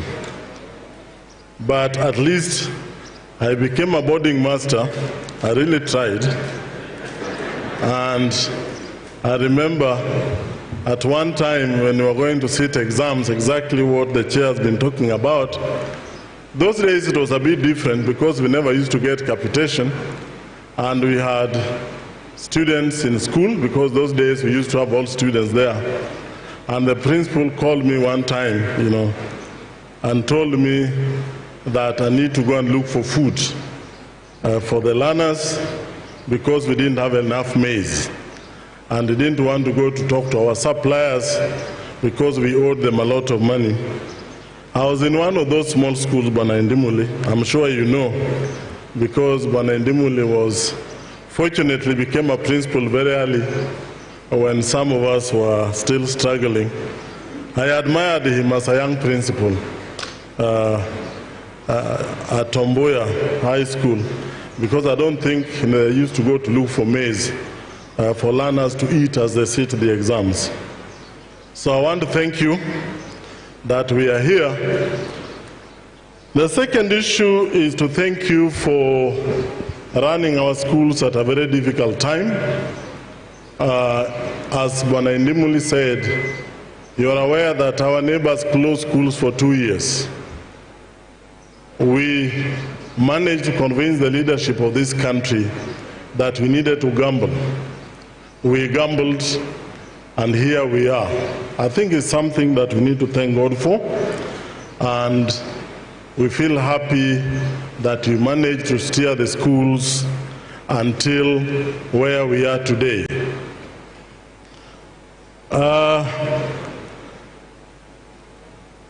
It makes me anxious. Actually, as I was coming here, I was very anxious because I moved to this department when the pandemic was on. I know I've made presentations here before when I was the CEO at KICD. Little did I know that I would be plunged into it at a time when life was very difficult, exams are going on, and life needed to go on. As you have seen, most of what the Honorable Chair and former President has said, they rotate around money. So when you talk about money, I'm right at the heart of it. When you talk about student discipline, I'm right at the heart of it. When you talk about fees, I'm right at the heart of it. And therefore, I don't envy myself. But being my first address to you as a PS, allow me first of all to mention some of the things that I wanted to mention, and then I can come and talk about some of the issues that you have raised. I wanted to mention very briefly 6 issues, and of those 6 issues, the last one is finances, capitation, and money. Money comes last because probably it is the most emotive, and again, probably because it's the one whose answers, my answers may be below, is it expectations in the new curriculum. I said I will drink quite a bit of water because of the issues that you have raised.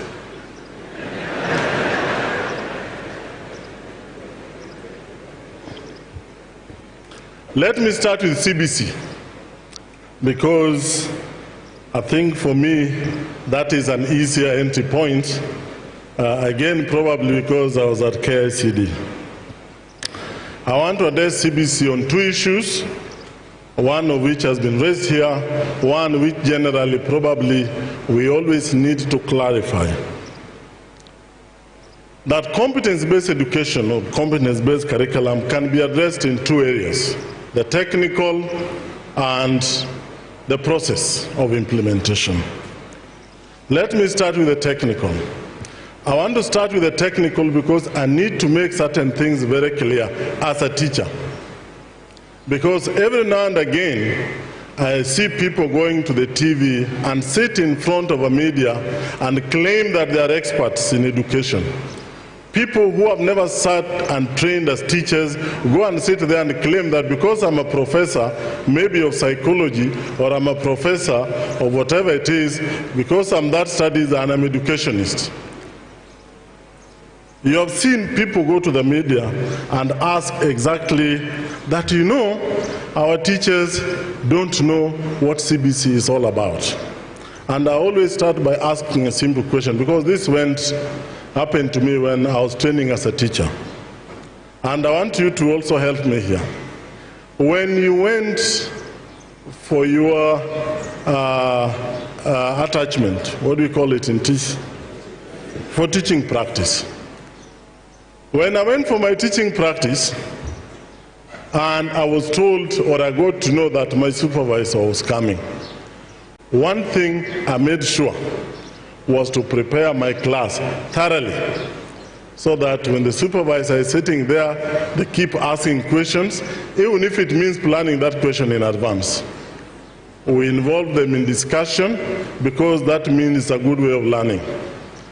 We make sure that sometimes they do role play because that is a good way of learning. You engage them in all sorts of activities so that the activities are learner driven. And I always ask myself, why were we doing that? When I later became a teacher, of course, my principal gave me a column and told me, by the end of the year, this is where we are.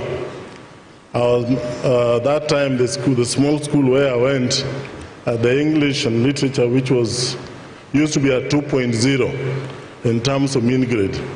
So I was given a target. Fortunately, I became an examiner as soon as I became a teacher, so I started seeing how I can prepare my learners to pass exams. So as I went into normal teaching, I went to do part of what I was trained as a teacher. I prepared them to pass the exams. At the end of my first year in school, I got 4.8 mean grade. I was awarded and rewarded as most improved because I trained them on how to pass exams. Now, because most of us, if not all of us here are teachers, we are aware that teaching methodology is a continuum. You can start from the extreme side, which is lecture, up to as far as you can go. And what we are saying about CBC is that we go back to that which you did when you are on your teaching practice. If you went for your teaching practice and you went to the classroom and all you did is talk, and then tell your learners, I have done very well, and you go out, what would your supervisor tell you? That means as teachers, we actually know that these methodologies were taught. That is what CBC is asking about, because methodologies of teaching will never change. The only thing that will change is using technology to enhance that methodology. So let us not sit and pretend that we don't know what CBC is all about. And that is why I want you colleagues to help me discount those colleagues, or rather not colleagues because they are not teachers, but colleagues as Kenyans who go to the media and claim they are experts of education. They don't know what they are talking about. And that is why they can go ahead and say that our teachers do not know anything about CBC. Fine, if the name is the problem, remove the name. Call it whatever you want. Call it anything. In fact, is it Soyinka who says that, or is it Shakespeare, that a rose by any other name would smell as sweet? Yes, call it by any other name, but let's employ the methodologies that we were trained in school that if we employ would help our learners learn better. The second thing that I wanted to mention in that area of technical, which again you are aware, and again I'm not talking about a court case, I'm talking about discussions that we must have as teachers, is the issue that why don't we go back to 844? And I want to explain this in a very brief manner. The McKay team and McKay Commission on report that brought in 844, I am sure you have read, was supposed to study the establishment of a second university in Kenya. Their main aim was specifically the establishment of a second university in Kenya. In the process of doing that, they discovered that access to university tended to have been restricted to what we call high potential areas. So they decided that to allow as many Kenyans as possible to go to the university, let us reduce the length of secondary schooling. Then they went ahead and decided that let's take 1 year to primary and 1 year to university. If you read that report, they say that primary schooling should be 6 years. But we have 2 years that we are adding to enable learners get into some technical skills for life. Then the 1 year we are taking to the university is when learners go to the university, they spend 1 year to decide what course they want to study. The McKay team continue to say, as they went to the provincial headquarters, not beyond that, they never went with any question. Not a single question in their questionnaire was going to ask anything on basic education. If you look at the recommendations of the McKay report, there's not a single one that touches on basic education.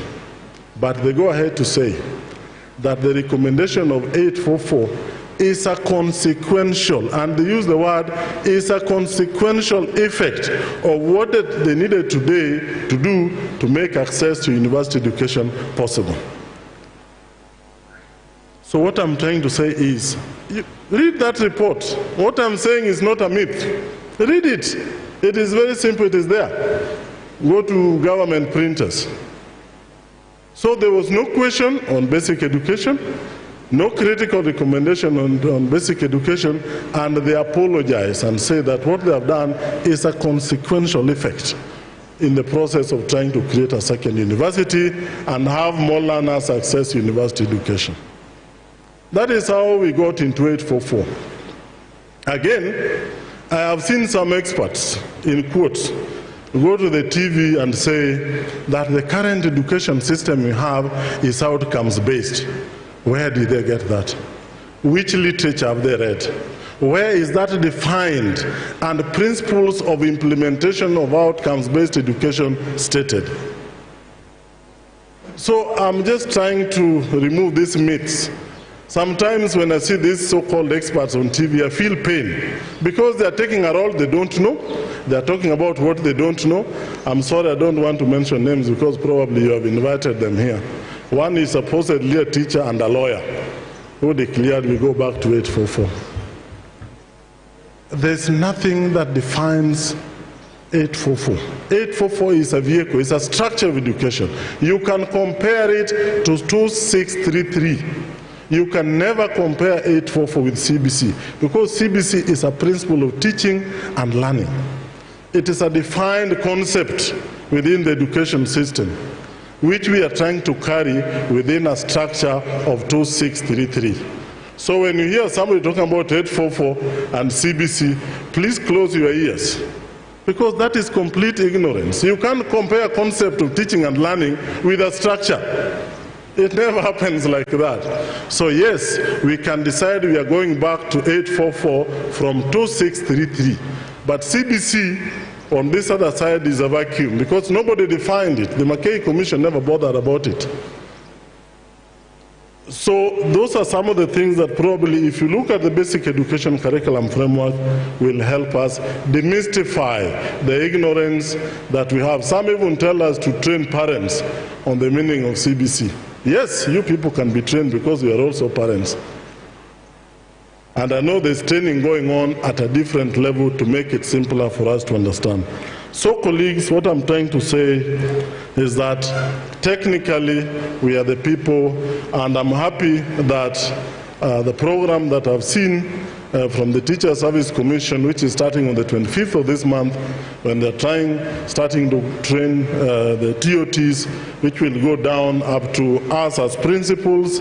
I think the training will be ending on the 13th of May, and we shall start engaging into some of the mechanics of implementing CBC in junior secondary. But let us not cheat ourselves that conceptually, in terms of the methodology, we are going to get anything different from what we did in the school or in the university or in college. What is going to happen is reorientation, that now let's start moving from this extreme side of the continuum and let's move slowly. And we may have challenges in the second process, the second component, which I said the process, the implementation process. And I've heard, again, some people refer to our colleagues in the secondary, that teachers in secondary schools have not been trained on CBC. Again, I could be wrong, you may know better. If you are starting to implement CBC this year, and it will be getting to the, to the secondary school after 7 years, you don't train them now and tell them go home and wait and implement it or put those skills into use after those 7 years. Actually, I had the privilege of attending some of the best skills that have been seen, like in Shanghai in China, or now teachers engage in continuous capacity building. And one of the things that we came out, I don't know whether I was with you, Ruben, but I was with colleagues from TSC, is that they have a community of service in every region. What they do is that, like teachers of maths, once in a month in a zonal level come together to share experiences of what they're doing, and in the process they document that becomes part of their data, and they come up with solutions, and in the process they keep improving on their skills. Again, I didn't come here to give a lecture on CBC. Let me take water. But I needed to explain that.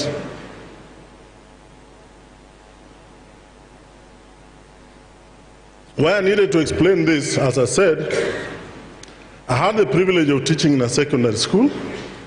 Incidentally, I also had the privilege of teaching in a TTC.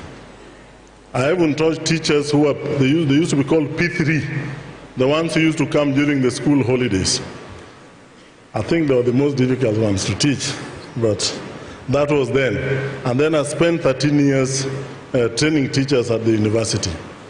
To be very honest, over those many years or few years, I never came across any new methodology of teaching, except adjusting it depending on the person you are dealing with.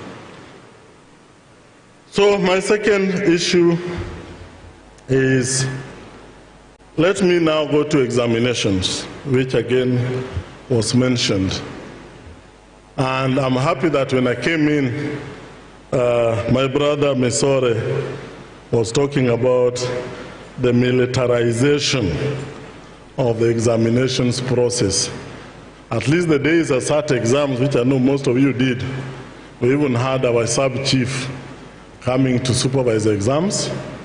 After that, the invigilator and the supervisor and the sub-chief who would stop somewhere and remain in his home or her home, these guys would walk very far up to the road to go and catch a vehicle to take the examinations back. And we never heard that we cheated in the examinations. I think we all know what happened in 2015 because we are adults and we saw the nature of examination. But let me first of all discard one thing. And Chair here, allow me to put it in black and white, that the measures we have put in place since 2016, if somebody, if any of us can certainly give me evidence that they had access to an exam before it left the container, I would need to engage that person in confidence. I'll give you a simple reason why. There's something we call a data bank. Maybe some of you are involved in setting of the exams, I don't know.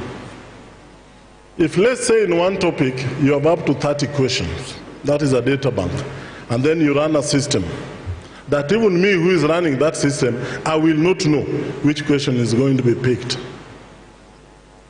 You will never convince me. And I say this because I have been involved in that process at a very practical level.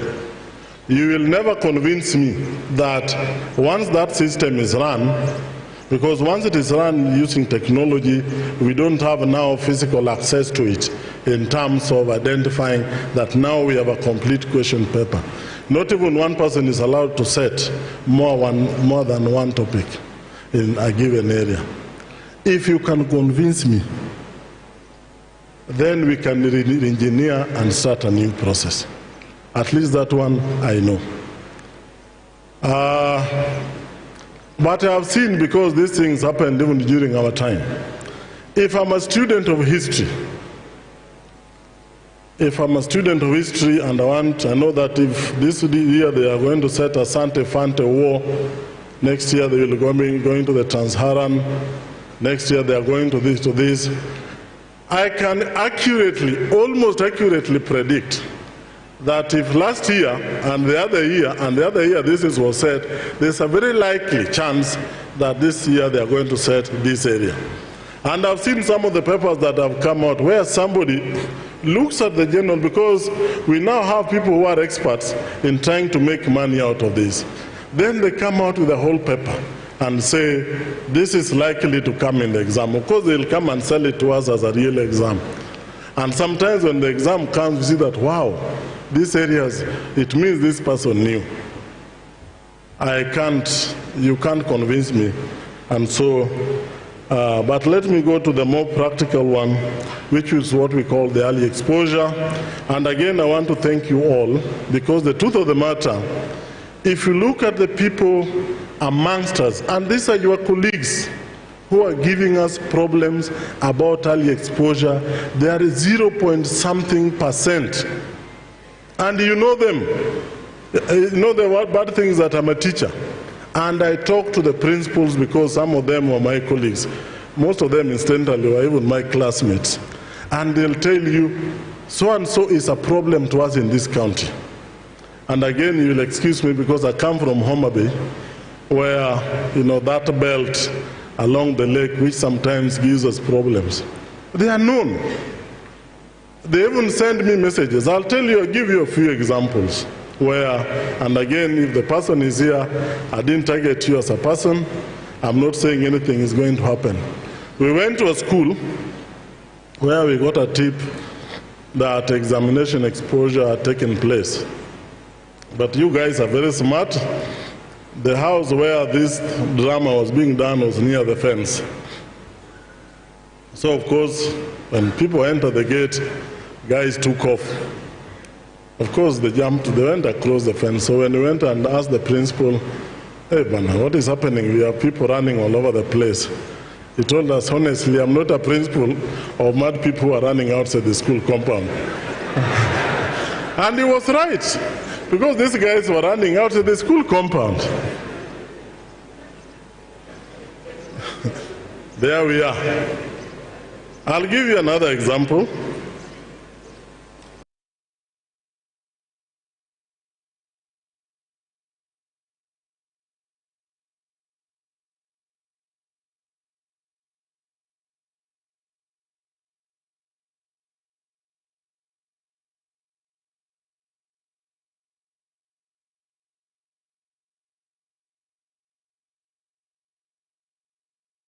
The Mutandao, Telegram. Immediately, of course, security people intercepted it. It was brought to our attention. Immediately, we went through our scanning system and we picked the school where was this, very far away from Nairobi. So we called the security team there and told them, nobody leaves this school until a team comes there. So we set a team to leave from Nairobi to take a flight and go there. When they got there at around 4, then of course the people had been waiting. The principal told us, what is wrong with you people? Let's have a prayer. So wakaomba, he prayed for almost 30 minutes. And told the guys, karibuni sana, if you want to have tea, we have some meal. So you cannot just you have to check whether the photo that was taken and the background are similar. We decided to check. In the classrooms, in the offices, in the staff quarters, there was no matching thing. Your mind starts wondering, is it that our system is not working? One of the security officers said, no, let me go to the toilet. When they went to the toilet, it was exactly the same with what we were looking for. The guy said, let's pray again.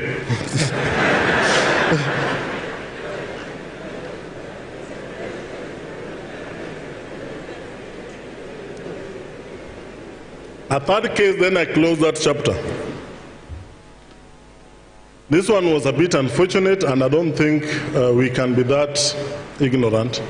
They took a photo including the student number because they were in a hurry, and wakatuma mtandao. Now Bwana Ndimule and Bwana Misori, these people are not military people. This is us.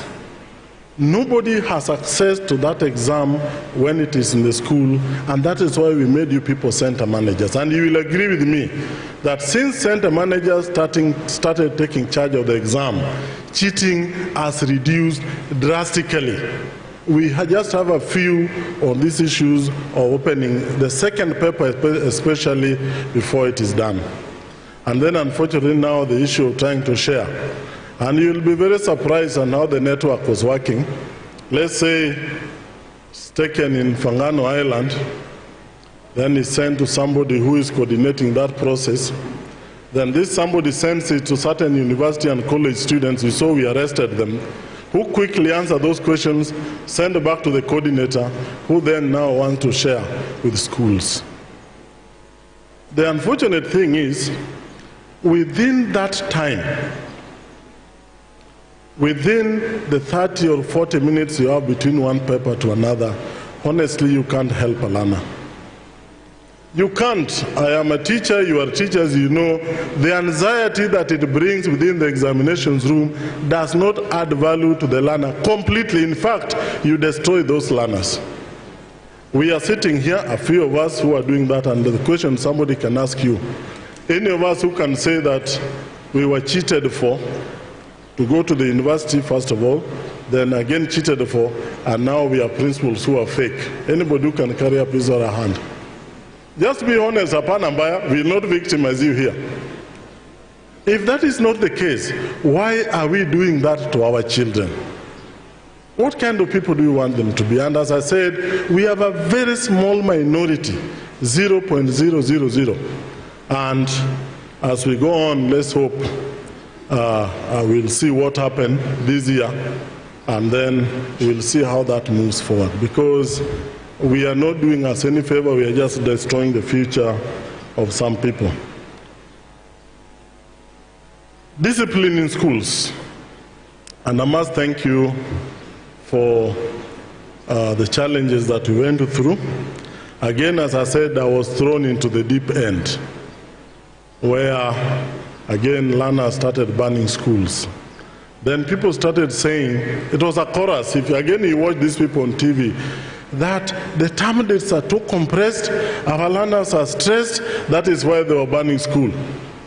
Don't forget they had spent 9 months at home, and what was the cry?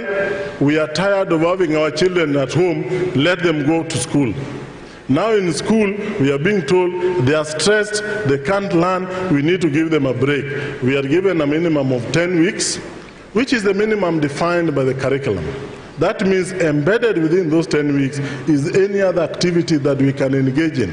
In fact, you will agree with me that as we struggle to chase the column, many of us finish the syllabus in the first term of Form 4. And now we spend second term revising and third term preparing them for the exams.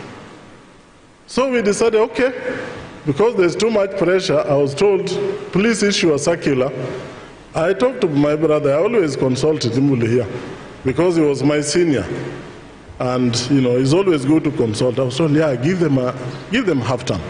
Maybe 4 or 5 days, they exhale. But I said, fine, let's give the half term. But in 2016, we were running a normal term calendar. And the schools that were banned were much more than what happened this year. So that time, what could have been happening? Anybody with an answer? Only God knows, isn't it? So everybody wants to blame anybody. We want to blame the parents because they're not bringing up their children properly. We want to blame the principals because they're employing poor leadership. They're not allowing the learners to watch Manchester United play Arsenal. We want to blame the food. We want to blame the congested curriculum. The ministry is not doing the right thing. So we go around in circles. And therefore, what I'm trying to say, this is a collective society problem that we need to deal with collectively, where everybody plays their role. Of course, the issue will always start with the parents, because they're the ones who give us their children. So it has to start from there. If anything, if you compare, I could be wrong, I think our schools have done wonderfully well. As I said, since I was thrown into the middle, I was called to 3 schools that were burning at night. And again, the principals, if you are here, I'm not targeting you. In one of the schools, I got there at night. The principal, of course, was terrified. She was not able to talk. The media want to ask questions. Security people want to ask questions. I'm there in Mefika. I want to know what happened. She can't talk. You know, the lips start trembling. Outside, of course, the fire brigade are doing the work. Outside the school, a huge number of people, some claiming to be parents, who say we want to see our children. A young man came drunk and insisted, I want to see my child. So I asked him, what is the name of your child? You know what he told me? You don't know the pain of being a parent. Let me see my child.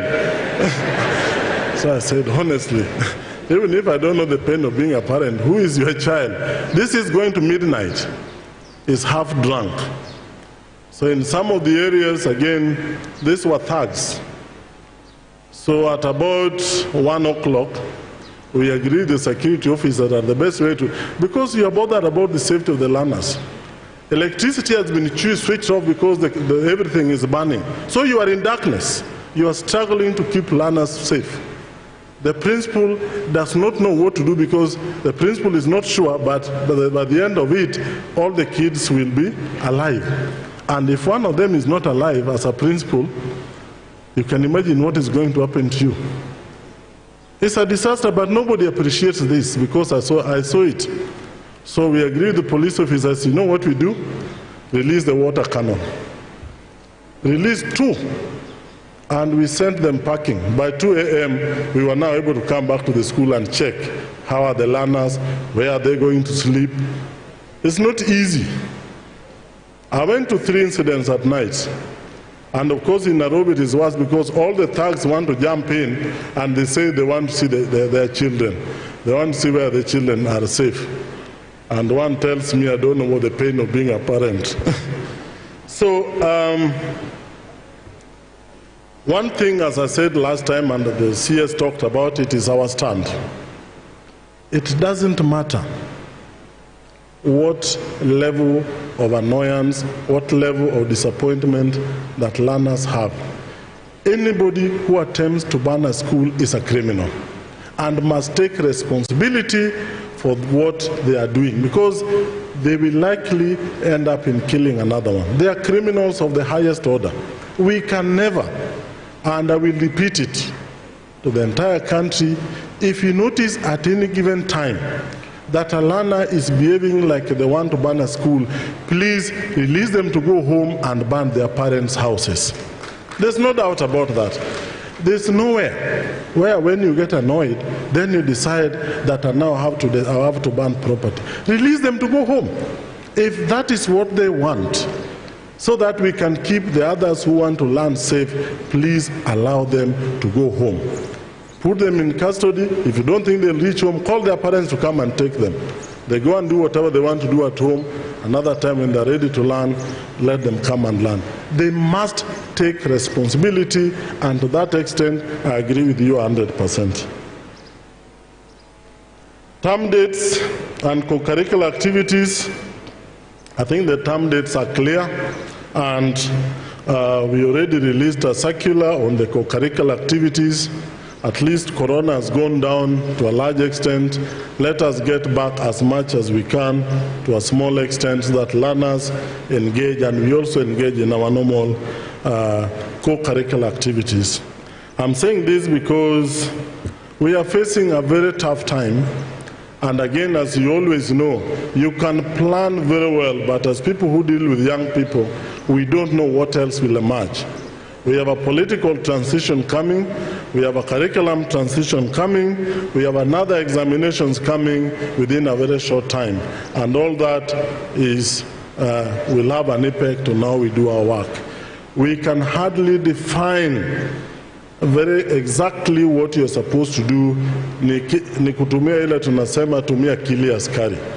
In your own context, you deal with the situation as it is, but let's ensure that we move on with our term dates as defined. I should have added that we also have the 100% transition coming in. And to that extent, I know how much our learners keep the students. What's up?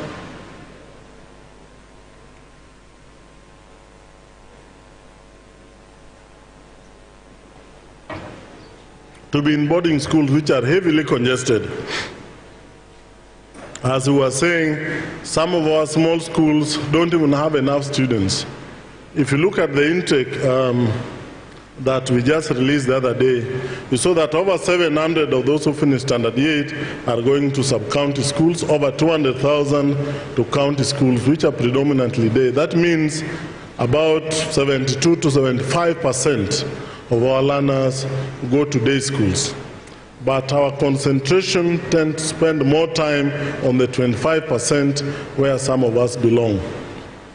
Maybe as we go along, what we'll need to do is to expand the infrastructure in the day schools, improve the facilities so that we can accommodate more to reduce the pressure we have on the schools in terms of 100% transition, which again is wonderful for our country.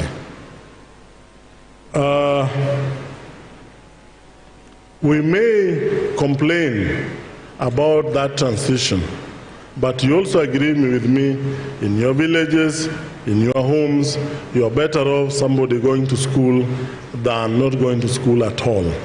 That is a constitutional right, and we cannot stop it. Now, money.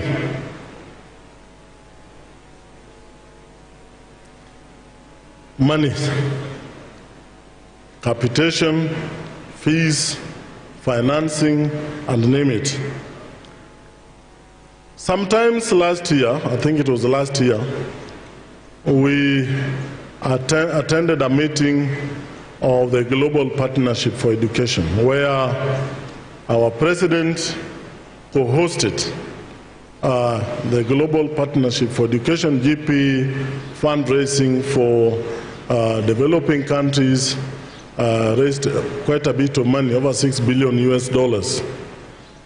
Now, countries were there to make commitments that by 2025, we should be spending up to 20% of our budget on education. Well, it was something that was seen worldwide. As a country, we almost didn't know what commitment to make, because as we talk now, almost 26% of our total budget goes to education. I think if I had, there could have been only one country that was there from the developed and the developing countries that are at that level. I don't know how much more that budget can increase. And that, because it's good to talk candidly, that brings me into ourselves. You know the amount of resources that we manage as principals. I have looked at some of the monies and compared with some of our small parastatals.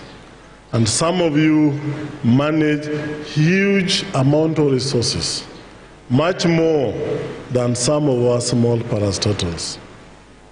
As you're aware now, you know the Auditor General last audit sampled a few of our TTCs and a few of our secondary schools.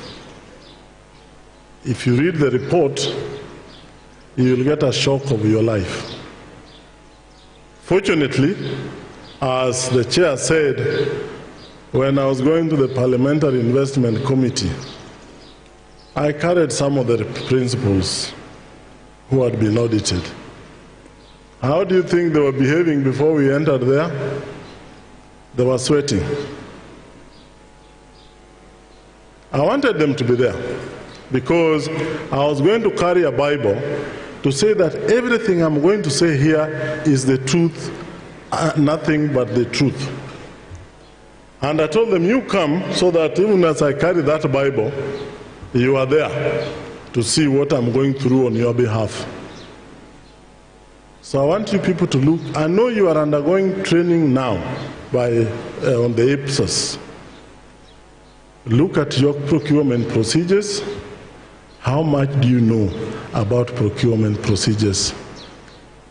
Every money that comes into your institution, even if it is a chicken brought by a parent into a school, becomes public property. Even if it is fees you are collecting for motivation, it becomes public property. And how you spend it must follow the laid down laws of spending public money. I'm saying this from what I went through when I went to the Public Investment Committee.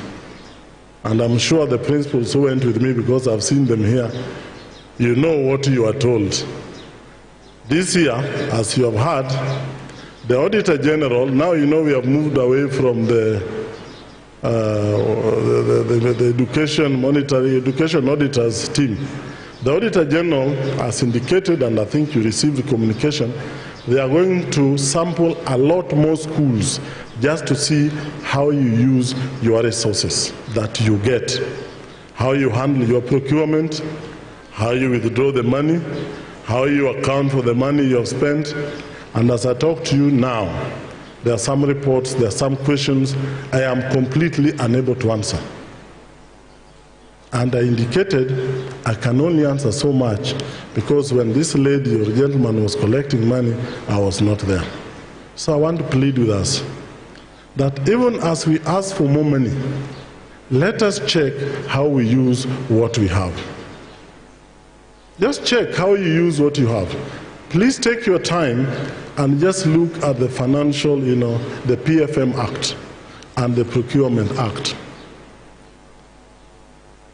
So I'm not saying that you will not get more money, because money can be handled within what is already within the sector, but we must make sure, and as I told you, look at yourselves.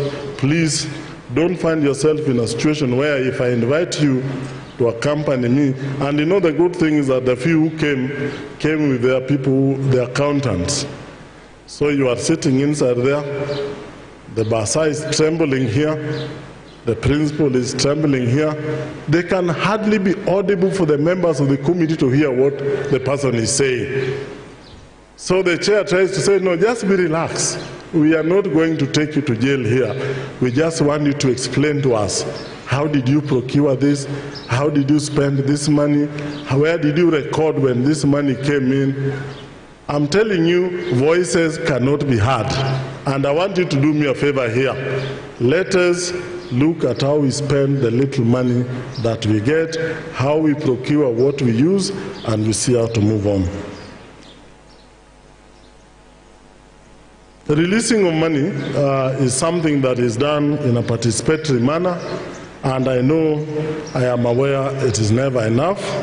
And of course, I cannot come and tell you that now this is how we are going to reorganize our expenditure, but because the law requires a level of participation, we'll need to engage with you as key stakeholders, and we orient ourselves on how we can reorganize the little that we have.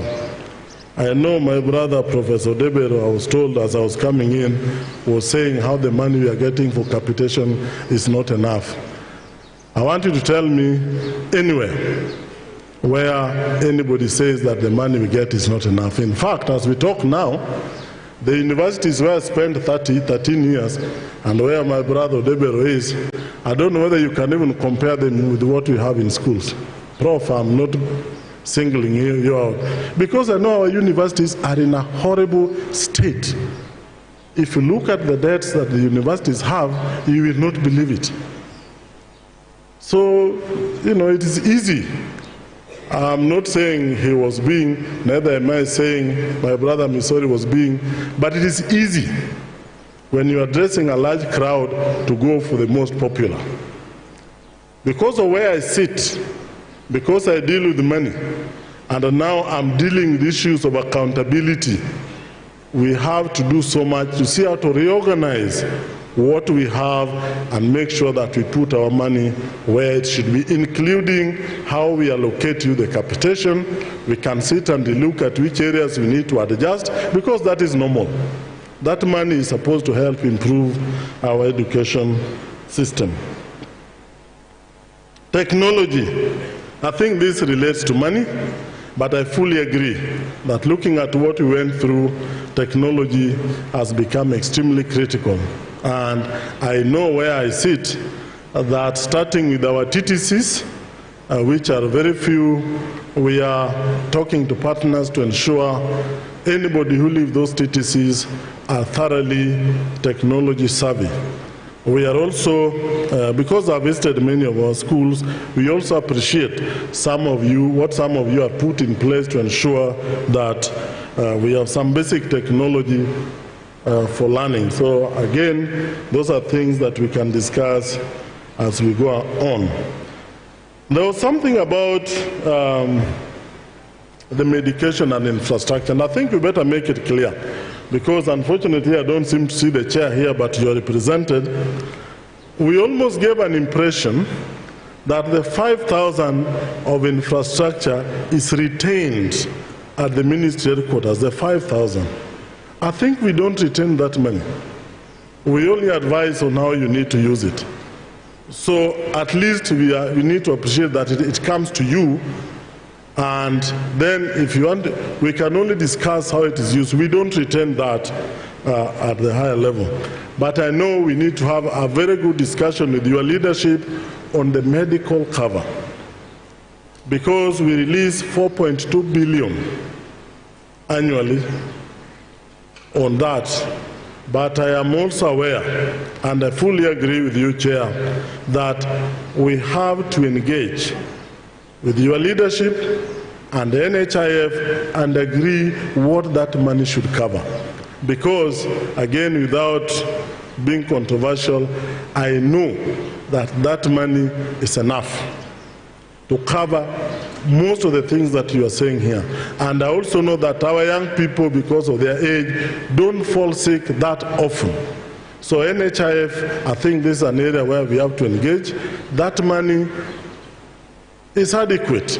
I can't go into some of the details because I don't want to cause an uproar, but I know that money is adequate to cover the medication of learners almost entirely. I know they even help us take some of our learners out of the country, but that money is adequate.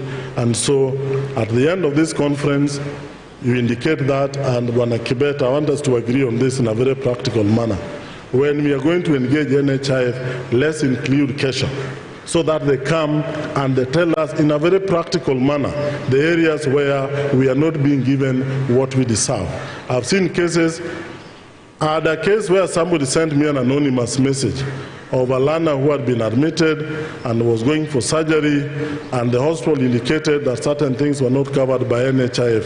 When I called Kibet and they called NHIF, they told him it is covered. So whether they were doing that because they knew they have not been saying the truth. So what we'll do, maybe just to make this easy, is first of all to meet with you and NHIF and get clear definition of the areas that are covered, and we have this released to schools so that schools can also inform parents of what is covered, so that parents don't harass you and you also don't harass the parents. I think that is the easier one. On books, yes, I've just checked with Mr. Kibet here, and he told me that what is retained each year varies from one time to another. He has told me that this year we retained 1,000, this financial year we retained 1,600, and therefore 2,000, about 500 was released to the schools. And I agree with you, for now I think we have almost enough books, except maybe for Form 1s, and that money should be released to you. But even as we say that, yes, it's okay. If you laugh, I appreciate. If you clap, it makes me feel good that maybe I've said a point. Even as we do that, because again, we have to engage as Kenyans. You know, the government didn't just decide from the blues to retain this money and buy books. The good thing is that I'm also a Kenyan and I pay fees for many children. Even as I talk to you now, I have a principal who is a very good friend of mine, and I have many children learning in that school. He doesn't know that I sponsor many children in that school. Every time they come for half-term, they tell me that these are the things we've been told to buy. Mara this, Mara this, Mara this. And then I start wondering, but I say, because now I'm acting as a parent, not as a PS, I give them money to buy. So I think sometimes we ask for quite a bit. But you know how we came to this anyway. That's what I was trying to say. At that time, you know the money used to go to schools. And you know very well what used to happen. And especially, I must admit, because when you go to the village, you see children in primary schools being told to buy this, buy this, buy this. And we had a very unfortunate scenario with one of my cousins who was a BOM or a board member in a primary school. Books were brought and they were told to go and witness. I didn't know they had hatched a scheme with the chair. So when the books were brought and they were told to, so they told the principal, by the way, where is your stamp? They started stamping the books on every page. There was a fist fight because the head teacher said, why are you stamping them? But this guy said, but they have been brought to the school. He said, no, that is our work. It was their work because these things were not supposed to stay in school. They were supposed to stay there. The following day, they go back to the bookshop.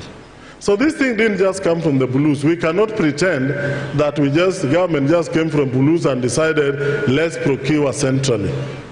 I think we also have to be very fair to ourselves.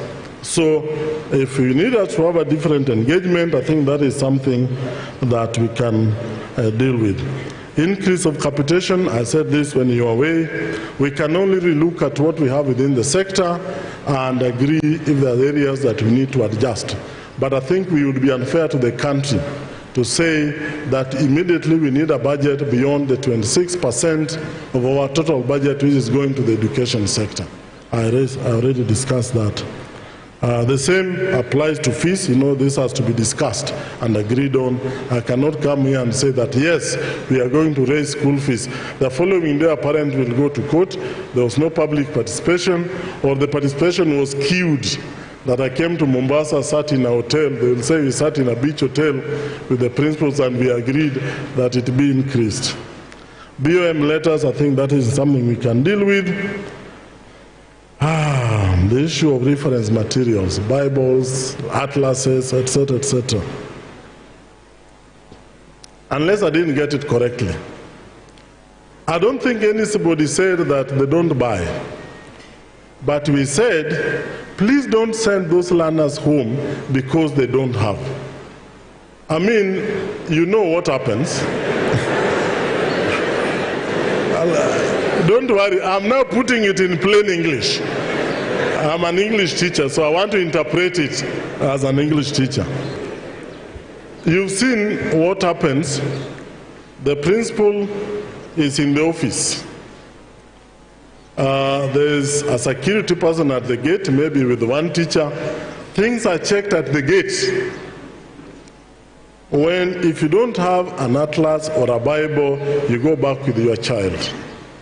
Nobody wants to listen to this parent or guardian. Let me tell you what happened to me in 1985. Because I still think that was the most inhuman way that I was ever treated. I went to school, I was reporting to A level, and you know the way we used to be sent those days. You were sent unaenda peke yako. Fortunately, we never used to carry mattresses, so I traveled so far, I reached there at 4. The person who was supporting me pay fees indicated that he had done a check which he had sent to a teacher there who was his friend. When I got to the gate, I was told to produce fees. I said it had been sent to Mr. So-and-so. Said, where is the letter? I explained to them, they told me, no, we are not accepting you into the school. I was sent back at 4 p.m. When I asked whether I could leave my suitcase, I was told no. Of course, those days we never used to go with parents. I traveled back. I got back to my home at 2 a.m. There were no vehicles, so you know you are light father. I walked a long distance with my box at night. I don't know what happened to me because the vehicle left me verified it was already at night. And I was also an idiot because I would have looked for somewhere to keep my box. I reached home at 2 a.m. That is how sometimes we treat learners. So let us not say that the things we are saying here, because the truth of the matter, the money was going to be paid.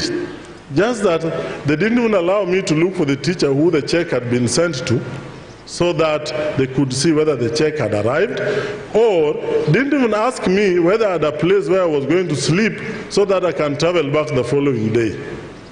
So what we are trying to say, when they come, if they don't have atlases, you've seen like some of your principles, I must admit, the immediate one that comes to my mind is the principle of Butere. Remember that time when a child traveled on foot? For so many, I think we've seen that happening a lot. And they reach, they say they just want to be in school. And other learners contribute for that child, they be in school, and then they start looking for those things. So yes, we need those atlases. You know, the Bible, the Quran, they're very important. But please don't send parents. Agree with them, just like fees. Agree with them and let them make a commitment how they are going to pay that fees. Because we understand, especially in boarding schools, you have to feed that child. You cannot feed them on nothing. So if somebody has chosen to bring their child to a boarding school, they definitely must try and make sure that how that child sleeps, how that child feeds, because even if they are at home, they are still going to sleep and they are going to feed.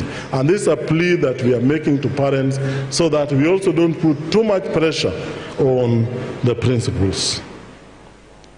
I've already talked about indiscipline. I've already talked about exam irregularities. Capitation, infrastructure money, we don't retain the infrastructure money. You know, when you talk, you give us the impression that we retain it. It is with you, the only thing is that you are telling us that we see how we can balance that with capitation. Okay, water.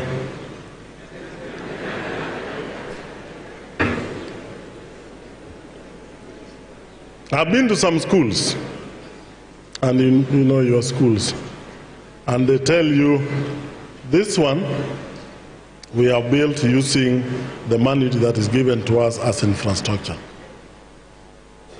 But I do agree with you, our small schools can hardly raise enough even to repair a building. And especially, as we said, day schools, because they don't have any other. I know many of them now have resorted to charging lunch fees because it feels like something must be paid. And when you check with some of the schools, how much do you pay for lunch? They tell you 6,000, some say 3,000, and what do you eat?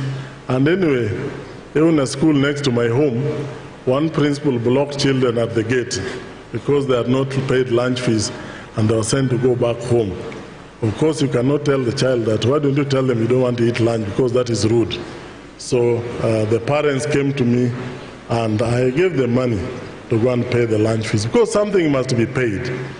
I understand our small schools really find it rough, and as I said earlier, probably it's high time we supported our small schools, day schools, in terms of infrastructure so that they can absorb more of our learners. But we seem to have a problem as a country, as a society. It is embedded in our mind that a child can only learn if they go to a boarding school. By the way, we are one of the few, if any other, in the world where learning is conceived in terms of boarding schools. Even our neighbors here in Rwanda, I'm sure many of you have gone there. So maybe as a country, we need to reconceptualize our view of boarding, but at the same time, because of our nature, just as Mr. Ndimuli said yesterday on TV, there are certain circumstances that we can't do away with boarding. It is because of that even now in primary schools we support what we call low-cost boarding schools. Because some of those areas, if those children are not in boarding, they will not learn. The situation does not allow them to learn. Incidentally, I checked with the KICD. I don't know whether there's anybody from KICD here now. And they told me that the curriculum designs, what they call drafts of curriculum designs, are on their website. Our chair thought we were a little more technology savvy. Maybe you could help me. They told me those things have been on the website for a very long time. And of course, I know that formally they'll be releasing to you after they have done their refinement. They'll be releasing copies to you. But as we talk now, they tell me that the designs that you need are on the website. They are drafts, but they are being refined.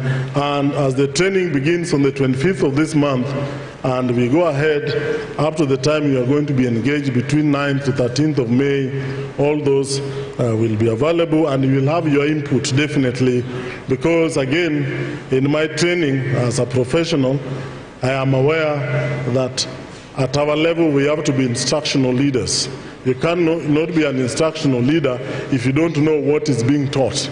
Being an instructional leader means you have a general view of what is being taught in school and even how it's supposed to be done. That is when you become a leader. And yes, you gave me a fee note which I need to pay, and I know my bosses will be talking about it.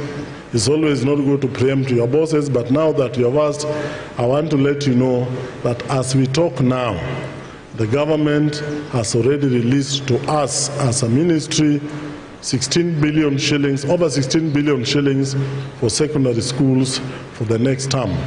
And this is a week, if not more than a week, earlier than before we open, and over 2 billion shillings for primary schools. So as you open, there will be money in your schools, and will be the circulars explaining how that money is being used. Thank you, and God bless you. If there's any question I have not answered, we are available for engagement. Thank you very much. Why don't you clap for me? What is the problem?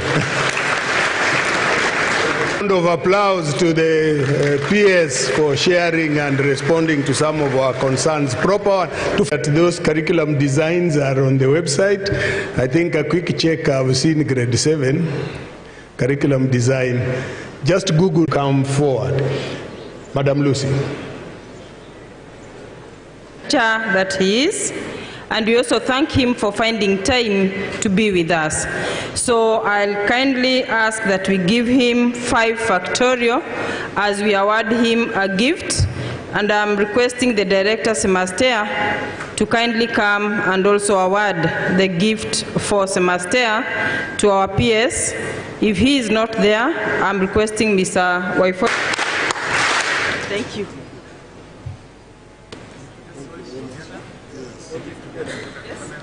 Oh.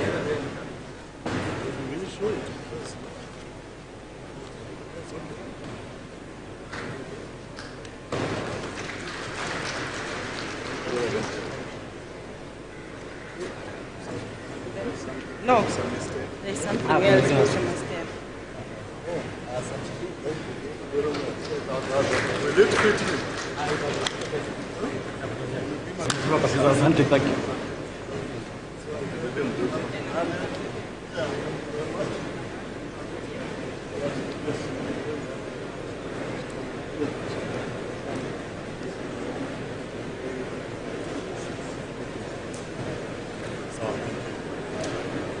Thank you very much. As he goes down, let's continue clapping for him, and I request let's continue being patient. I now want to call the Chair Nyeri, Chairperson Kesha, Chairperson Nyeri, to come and usher in the next team. Thank you.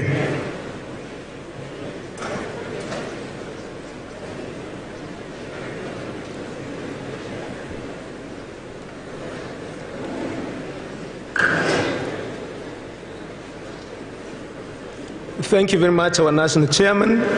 Just tell people this might take about 20 minutes, eh? Yes. Now, this session is going to be quite short because already we can see we have the constraints of time.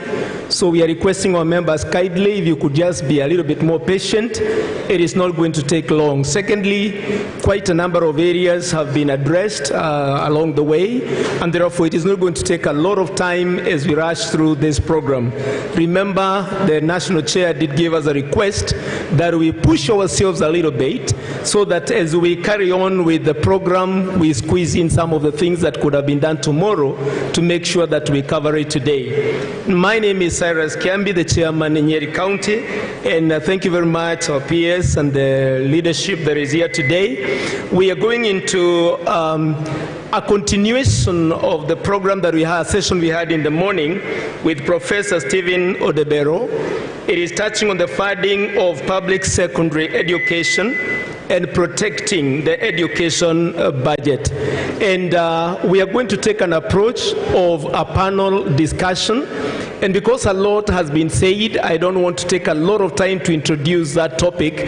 I want to call today's platform the following people. The moderator of that session is going to be none other than Mr. Dibar Ainea. He has been with us for quite a number of conferences. He is a renowned personality when it comes to media issues and above all in this kind of moderated discussions. And I want us to receive to this platform Dibar Ainea as he comes to take a seat in preparation for this discussion. Kindly let us receive him with a hand clap. Thank you very much.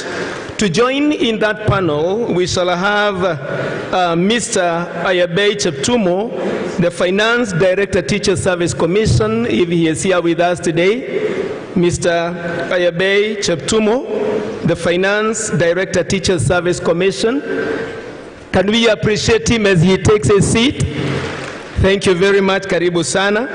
We are also going to have our Director Secretary, Mr. Paul Kibet, who is going to be representing the Director General MOE, Mr. Elias Sabdi. So can we receive to this platform Mr. Paul Kibet, the Director Secretary. Tumpoke kwa makofi tafadhali.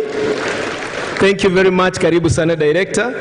Then, in place of Mr. Indimuli Kahi, our National Chairman, we would desire to know whether Mr. Nicholas Mayo, the National Chair Parents Association, is here together with us. If he is, kindly let him also join the panel. Mr. Nicholas Mayo, National Chair Parents Association, might he be with us today? I know that it had been noticed he might not have been with us, and therefore we are going to go to the next one. We have Mr. Dr. Joash Alo, the Chief Principal, Kabiaga Boys. He had made a presentation earlier that was actually a precursor to whatever that we are discussing this session. And I tend to believe that as a follow-up to what he had spoken, a lot more will be given to us through this discussion. And I want to believe that in the background of what the PS has given, there are several answers that may come forth through the discussions that we have. There are certain issues maybe that may not have been responded to, but through the moderation of Mr. Dibar, we are going to get certain answers from the panel that is seated here today. And therefore, without taking any more time, I would want to hand over this time to Dibar Ainea to take up the floor and guide through this discussion. If possible, we want to request that this podium be moved to the side so that at least the members are able to get to see what is happening along the way. Karibuni sana into this section. Mr. Dibar, it is your time. Karibu.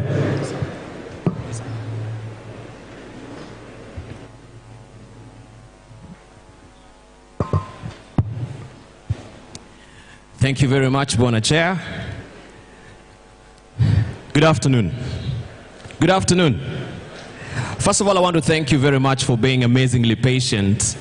I know we're really pinched for time because this is really out of schedule. We know by now you should be having your lunch. And you know, the greatest challenge sometimes for us moderator or maybe MC is when you have lunch between you and your delegates, because you've switched off. You tend to listen more to your stomach than your head, isn't it? And this is the time now I want to just welcome you. As we've discussed, a lot of issues have been broached so far in regard to, the financing of the public secondary school and how to protect also the budget, as it were. So we will actually just skim through it, but try and navigate deeply into issue critically, because we're in the era of CBC, and CBC is all about critical thinking. So allow me just to welcome you to stand up a little bit, because you've been seated for long. We just do an exercise a bit. You stretch a bit so that you can sit for the next 30 minutes, and then we're done with the discussion. Just stretch a bit. And Brother Chair was mentioning Kanu and the clap of, you know, how they used to do it then. And I was reminded about an exercise I normally carry out with kidole moja. Where is your kidole? Lift it higher again. Right? And you know, in a very high tensed political season, that people now are affiliating themselves with parties.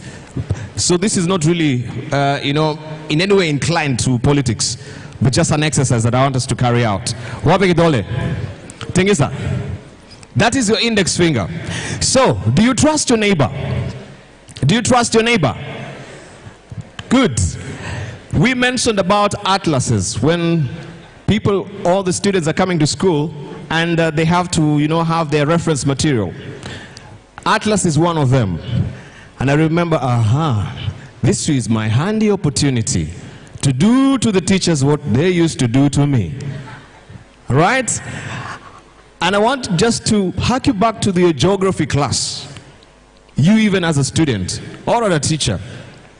Raise your finger, lift it higher. Close your eyes.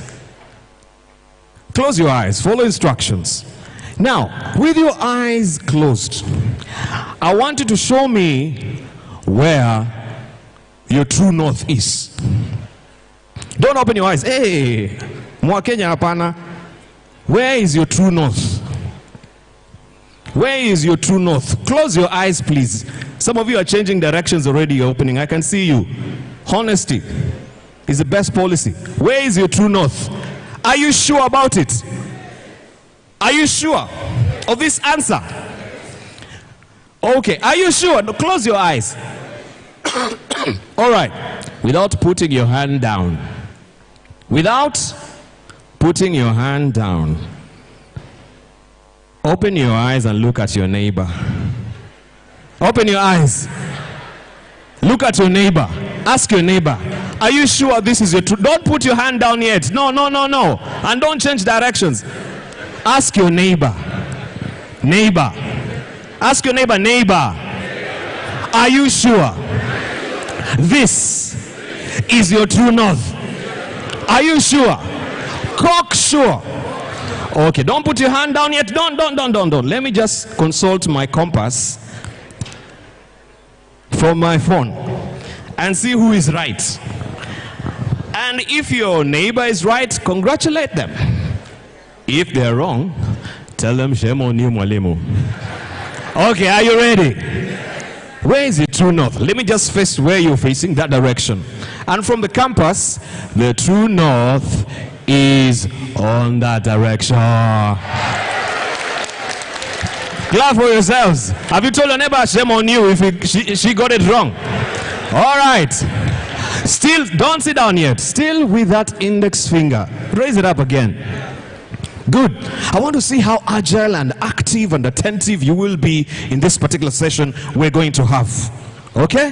What I want you to do is, with that index finger raised up, hey, Bwana Cheptumo, wow, God blessed you exceedingly, greatly. Yeah, I can't even reach that particular height, but you can just bring it down to my level. So I want you to do like this. How's your neighbor's finger? So that you have sort of a zigzag, yeah? How's your neighbor's finger? Yes, like that, so that we have a zigzag. Chair, good. Okay, so what I want you to do is, on my count, I want you to grab that finger. On my count, I want you to do what? Grab that finger. I want to see how active, attentive, agile, and nimble you are. Let's do a dummy run on my count and follow instruction. On the count of 3, try and grab that finger. Are you ready? Are you ready? Okay, let's go. 1, 2. Hey, follow instruction. Okay, let's go. 1, 2, 3. Grab that finger. Hey, now you know, yeah? Now you know. Let's try it now. Are you ready? Are you ready? How agile, how nimble, how active, How attentive are you? 1, 2, 3, grab it. Okay, I want to give you the last chance to redeem yourself. Stop sleeping, wake up, grab it. Okay, 1, 2, 3. Hey, wait for instructions. Wait, this is where you fail exams, please. Wait, be patient, amazingly patient. Let's go. 1, 2, 3, grab it! Clap for yourselves, please. Thank you very much. Thank you very much. The chair of KUPPET was talking about militarization of exams. And we know what the theme is running under today. Re-examining our future together. A new era of education in Kenya. But even as we're talking about military, they have a very good strategy. We can learn a lot of lessons from military. We can learn a lot of jargon from military. In fact, even the term strategy originated from the military. And they always have a good strategy. They call it the 3R. 3R. And the 3R stands for 1. In the battle sometimes, like we can observe with Ukraine and Russia, you have to retreat. You have to retreat. And after you've retreated, you have to assemble and re-strategize and recoup. Okay? Retreat, then recoup. And after you've recouped, you relaunch. And that's where we come in handy with this particular conference. We're here looking at the future. And sometimes we have to retreat from the battle of the curricular development, retreat from the battles of capitation and seeking for money, retreat from battles of cheating and morality in schools at the end of the day, regroup with new strategies and then relaunch. And that's why we want to have this particular discussion with our panelists here this very afternoon, where we're going to recoup because you've already retreated. Some of you have been here since Monday, and we want to continue pace with the conversation. As I've said, we will not be here for long so that we can just move forward and also have our lunch. And I want to thank you, Bwana Piers. You've spoken extensively. I think we've covered a raft of issues in regards to funding of public secondary school education and protecting the education budget. But this is where now we get to have our skin in the game and ask critical questions. Critical questions in this regard, where we know, where have I put my phone? Oh, it's over here. No, this is not mine. Oh, thank you very much. I will need it. Critical thinking in the sense of, yes, we've had all those broad issues from a broader perspective, but now how do we navel-gaze deeper and critically look on the issues one by one? And since we want to plumb deeper into discussion, we want just to give an opportunity to all our discussants this afternoon. I know you have been afforded 5 minutes to each of you make a brief presentation. But if you allow me, with your indulgence, could we just contract that to around 3 minutes so that we can have introductory remarks from all of us with brief presentation to around 3 minutes instead of 5 because of time, right? And we shall begin from my immediate right here, Bwana Chiptumo. Yeah, you have your mic there, thank you. So kindly be patient, just keep your eyes peeled and let us have this opportunity to discuss these matters, and of course we'll be crossing over to you on the plenum to ask and fire your questions so that, or even share your contributions so that they may be aptly answered by our panelists. Go full steam ahead.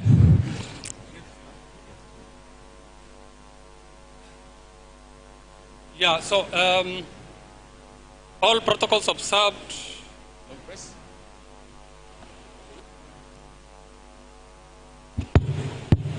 So all protocols observed. I I am not Jeptumo. My name is Franklin Choge, representing Mr. Jeptumo on this session. I am told the higher you go, the cooler it becomes. But I can tell you it is not cooler now. It is very hot up here. Thank you very much. I don't know whether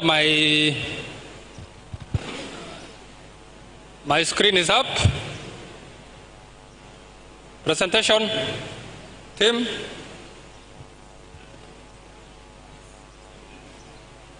Oh, yes, it's there. So, thank you very much. I just make it 3 minutes is too short for me to make a very meaningful presentation. But I just want to raise 2 or 3 issues which have been talked about. Just highlight one. What you can see there is the trend in the education sector budgets over the last 4 years. What is important in that slide is the fact that the government in the last 4 years has increased allocation to the education sector by more than 70 billion shillings. So the government is really spending big on education. That is the most important thing on that slide. Next slide. This has been alluded by the peers, is the fact that Kenya is one of the countries that is spending a lot of money on education. In the next financial year, the education sector has been allocated a total of 544 billion shillings. As you are aware, the budget for the country is 3.3 trillion. Education has been allocated the largest budget among all the sectors in this country. Again, important to note there that 50% of that budget is allocated to Teachers Service Commission. It's actually more than 50%. In the 2022-23 financial year, TSC has been allocated 294 billion, slightly higher than 294 billion. Slide number 3, please. What is it that we are funding in the education sector?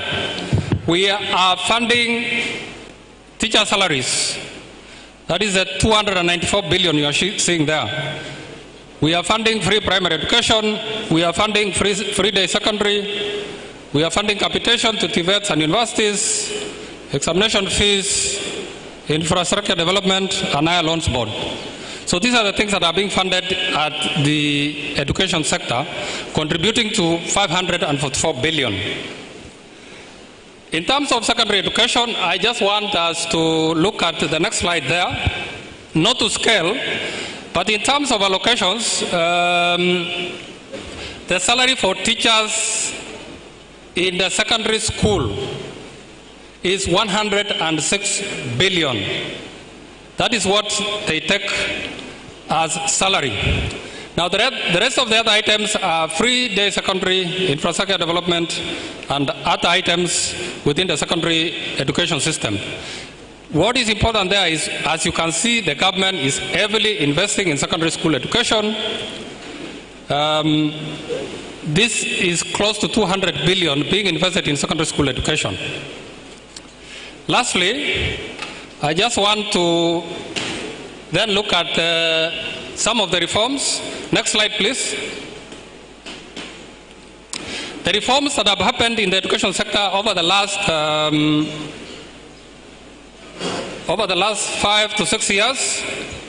Number one, we have now, within the Teacher Service Commission, we have an health insurance for teachers. That's an important milestone. As part of the reforms, we have now moved away from paying medical allowance. We have now a medical insurance for teachers, and all teachers are able to access medical cover that is very comprehensive. Number two, we have, from last year, a defined contribution pension scheme for all teachers, the ones who are below the age of 45 as at 1st January of 2021. Now, this new pension scheme will enable teachers to be able to move from public to private sector without losing their benefits. That is the most important thing about this contributory pension scheme that was introduced by government. Remember, this scheme applies to the entire public service, teachers included. Again, of course, in the last few years, we have had the government paying for examination fees for students, and lastly, introduction of CBC as part of the reforms. I think I'm on time. Thank you very much. That was my last slide. Thank you very much. A round of applause for him again. Thank you. Now I would like to introduce also Director of Secondary Education, who is representing also the Director General. This is Paul Kibet. You can just give briefly your introductory remarks. Thank you very much, delegates. I'm here to represent the Director General, and basically in the Directorate of Secondary Education, that is where I am. We take a bigger chunk of the money that has been allocated, as my colleague has talked about. Our annual budget for capitation only was 62 billion in this financial year. And when we talk about ring fencing the resources that are out there, we will need to look at basically even the monies that come from parents or all public resources, as the PS has mentioned earlier, that we will need to relook at totally the amount of money that is available, or the resources that are available to the sector. We are looking forward that in the next financial year that allocation will be announced, but in a budget of about less than 100 million, capitation takes a huge chunk of that money, almost 80 billion. That is primary and secondary. So even as we talk about how to ring fence all the resources, we also need to look at how can we expand the resources without having to eat into the budgetary allocation. We will need to look at the parental, as the chair has mentioned earlier, the parental responsibility in financing education, and that must be done within the legal context that the government is out to provide free education. So that's my comment as we begin. Thank you. Thank you. Dr. Josh. Thank you. My name is Dr. Lo Josh. I've been privileged to serve as a principal in Kenya for the last 21 years. And I want to say, Mr. Chairman, in the hearing of the PS, that I did make his work easy in the morning before he arrived, because the Constitution requires that major decisions would engage the public.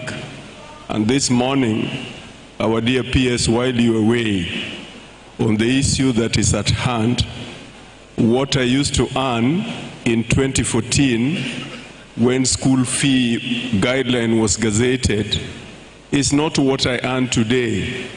It means that the employer understands that inflation is real, and all over the world, employers do give an annual increment to cushion employees from inflation. So, Bwana PS, this morning, these honorable delegates moved a motion, and they started it on a very good note, so that you can now help us with your leadership to begin from there. We take it to the public to engage our parents and let them know that it is now 8 years since fee guideline was gazetted, and so many things have taken place. They live in Kenya. We are also parents. And so because of that, it is our humble request that the public be engaged as we move towards the next academic year, especially the academic year of 2022-2023, that the fee that we have been charging for the last 8 years be reviewed. I'm talking about this because research cannot lie. If you read the works of renowned economists like Professor Sacharapoulos, Woodhall, my good college mate here, Professor Debero, has done a lot of research with regard to contribution of education to socio-economic development. We find that education plays a major role. Before introduction of free primary education, we had so many children on the street. You don't have them there now. So we may not quantify really the gains, but I want to tell you we have had massive gains as a nation. We should not focus on Kamunge report of 1988 that came up with stringent measures and so many children dropped out of school. So in my considered opinion, there is nothing wrong candidly debating about what quality education is and what level of financing do we require if we must render quality education to our children. It is quixotic to imagine that we can have one budget running for a decade and then we cheat the public that we will be rendering quality education. It is not possible. Let communities be given a chance to contribute as far as financing education is concerned. And Kenyans are not saying no.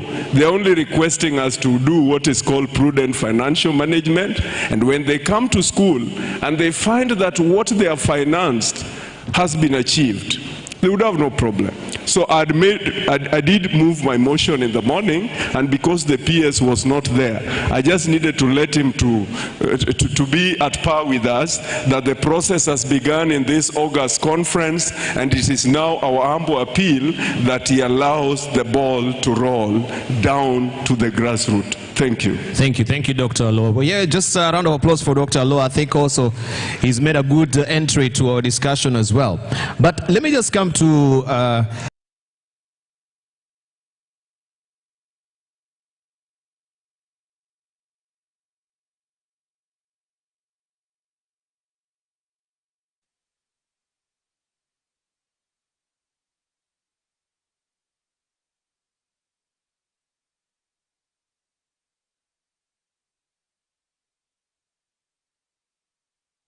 why this capitation has remained on the same level.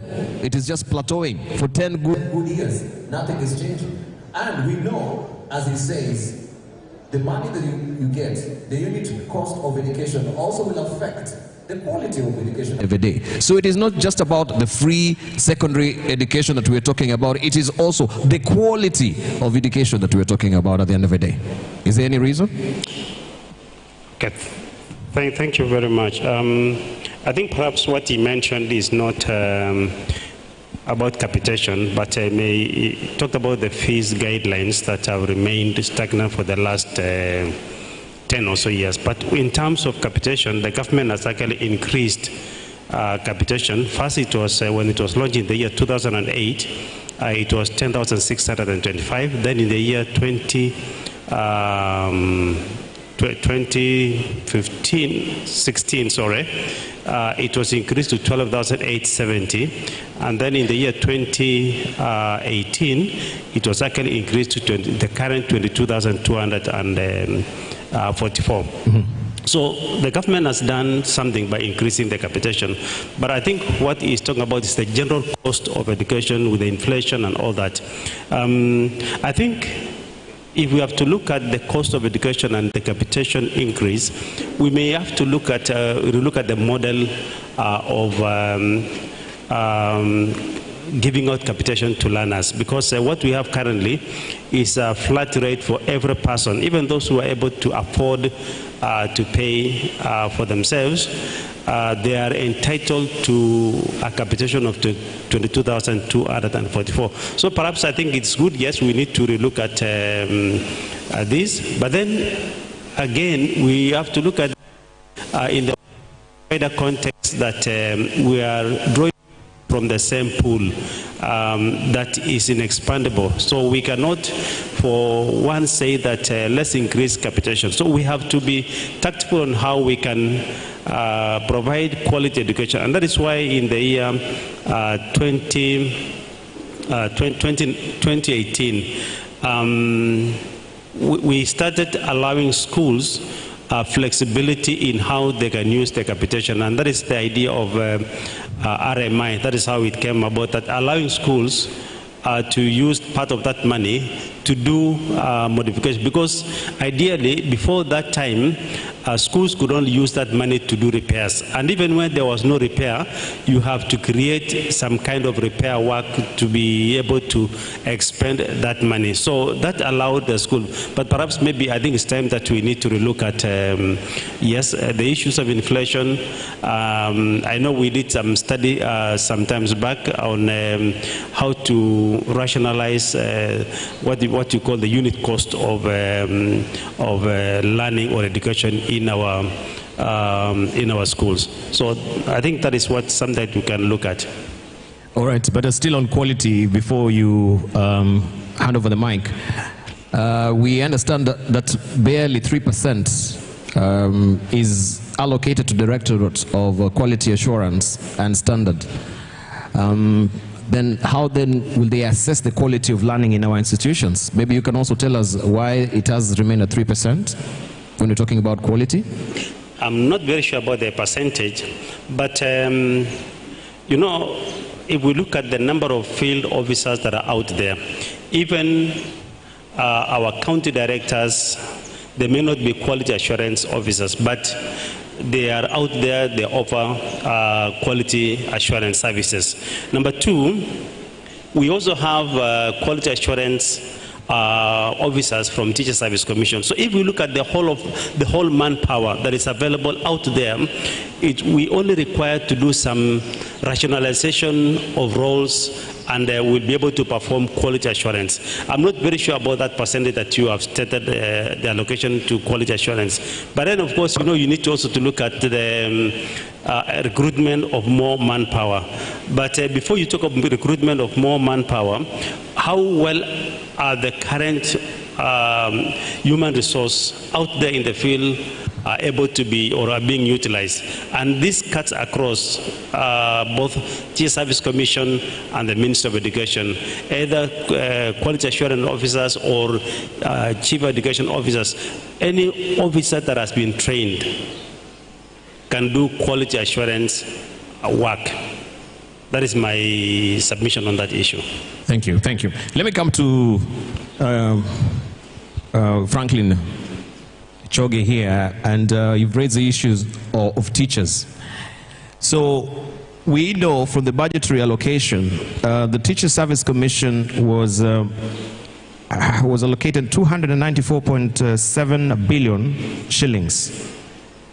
And you've been also insisting that teachers should be undergoing training and will be required to renew their professional certificates after every 5 years.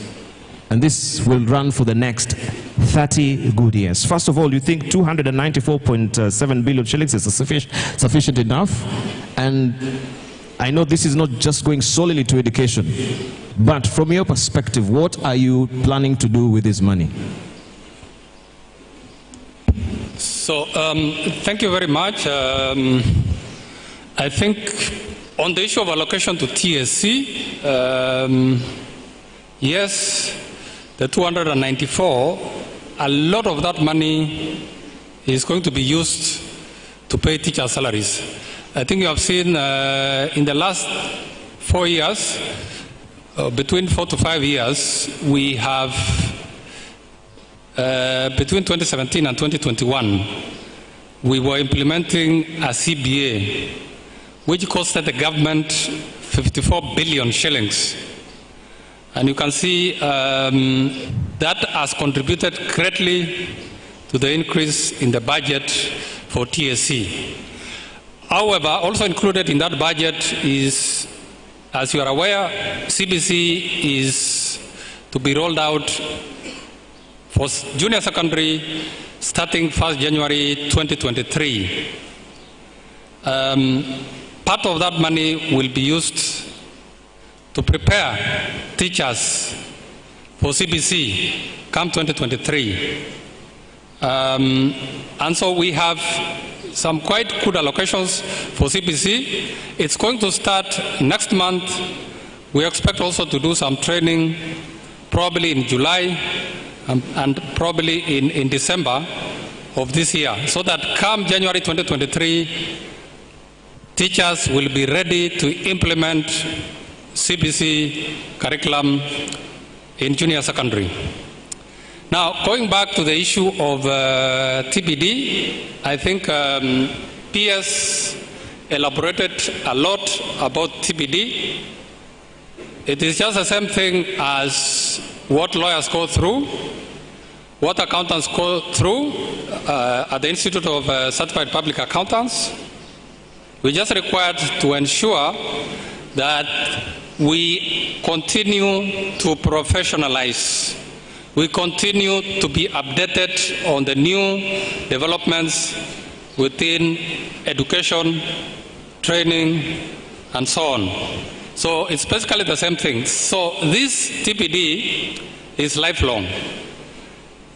We are borrowed from other professions like the lawyers, that if you do not attain the required points on professional training, then your license, you are not allowed to practice. So it's the same thing we are borrowing as TSC. So we want to implement TPD so that the idea is really to help our teachers get abreast with the new developments of curriculum delivery. And in so doing, we are assisting our children, our students, to get better learning outcomes from the schooling system. Thank you. All right. Dr. Alo, maybe I should come to you and maybe you broaden our understanding as well. You know, they always say that you cannot whistle a symphony. It takes a whole orchestra to play a symphony. And this is where we have the aspect of, you know, also development partners really coming to play. At the end of the day, the issue critically here is about money. And we have the Kenya Education Sector Support Program that was made solely to do this, enroping other partners to come into play. I know now you're the principal of Kabianga, the chief principal. And from your own perspective, we've had conversation around also principals should think outside the box in terms of on-source revenue generation. And I know we have the government here as well. On the broader perspective, they can think about also development partners.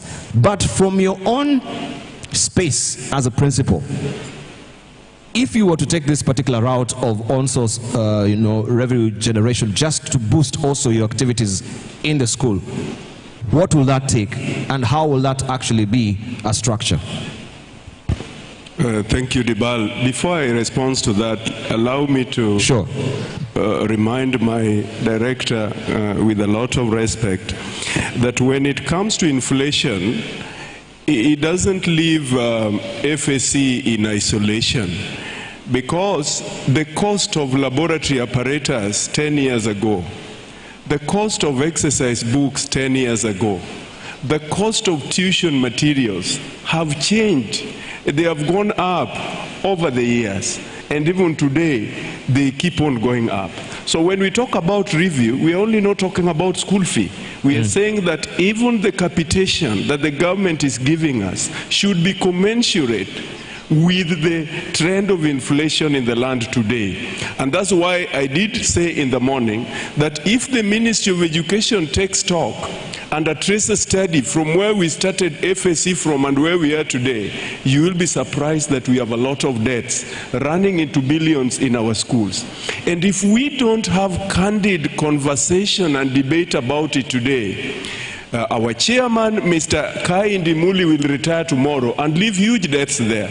The successor will come and accrue more debts. So on an annual basis, we'll be growing debts if we don't address this. So I feel that it is not just about school fee, it's about FAC as well. Now back to what you've said. Schools vary.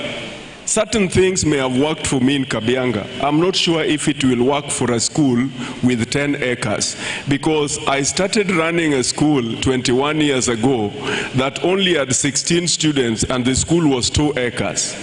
Now I run a school with 78 acres. So, you know what has worked for me? For example, generating money by growing vegetables. I bought a number of animals, so I no longer source for milk. It's the school farm that provides us with milk, and those other things depends on the situation on the ground. So it might not be a replica, for example, to a day school that I know in some village that has only land of 2 acres. So I would encourage principals who are well versed with huge chunks of land, like our colleague from Tana River who was willing to donate to us land, to venture into income generating activities so that you don't need to buy vegetables, you don't need to buy milk, you don't need to buy maize and those other things. But what about majority of the schools that don't have that capacity? That is my challenge. All said and done, Dibal, my teacher of research at the university where we were with Professor Odebero did tell us that if you want to get evidence that cannot be challenged, get it from the horse mouth. And the people seated before you here, the principals, are the horses. They will give you information that you will not challenge because they have been doing it for years. So I want to tell you for free. Our parents are willing to support education. When I invite parents to Kabianga, I see how they are very positive. Anything I raise, they don't challenge. So I only request we are allowed to engage them. And when they have given in to our engagement, then we request the ministry to say, Kabianga, your parents are willing. There is evidence they want to pay fees of 100,000. You have evidence. Please go ahead. As long as none will be sent home, because there are those who cannot afford, we will not send them home. But there are those who are willing to pay for those who can't afford. Let's allow them to pay. So from where I sit, we cannot bury our head on the sand and assume that with the current inflation, we will be able to render quality education. Because I know of a day school in my village, which is now in Form 3, and the principal is the only teacher in that school. This is a day school. You know, this day school cannot afford to pay 8 teachers, which is the CBE of that particular school. The TSC is also overwhelmed because of budgetary constraints. So we need to go back to the community the way they used to support Harambee schools. And if they are willing to employ teachers for their sons, where is the problem? So candidly, from my 21 years experience as a principal, I want to say that Kenya has very good parents. But you must have a few activists. Just like from where I come from, we do say that for every marketplace there must be a madman. So it is only that let the ministry not entertain so many of those madmen. Let them look at the intention. When this principal was initiating this, was it having a good intention to benefit the child? And if you are satisfied that the benefit is for the child, then close a deaf ear and go ahead. Thank you. Thank you, Thank you, Dr. Lo. So let me come to you, Paul Kibet, on this, because I'm looking here at, this is a draft for approval that was in February 2005, the Kenya Education Sector Support Program 2005 to 2010. Strategic plan for the development of school infrastructure. And all we've been discussing here is about also the school infrastructure. We've heard from the PS telling us, yes, we are almost now hitting that threshold of 100% transition, you know, from primary to secondary school. And this conversation began in 2005 with sessional paper number 1, where the government made a commitment to increase that transition from primary to secondary school from 49% to 70% by the year 2010. And coming down to 2007, that had grown to 59.6%. To 90% in 2019, and Bonapi is right. We are almost hitting that particular threshold of 100% transition. But the issue is not how many people are passing through this particular channel of transition. The issue is about the quality of education, I think, at the end of the day.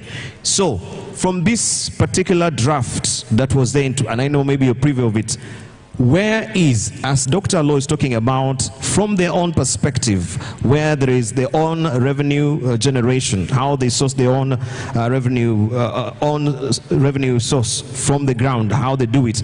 What is the government doing in terms of partnership, in terms of public, even private partnership, to make sure that at least money is available? Because they are willing partners who can actually come and aid the government in trying to make this particular transition. And I know this also, you're working in tandem with the World Bank. Tell us more. You know, it's the responsibility of government to also moderate decisions that are made in public fora.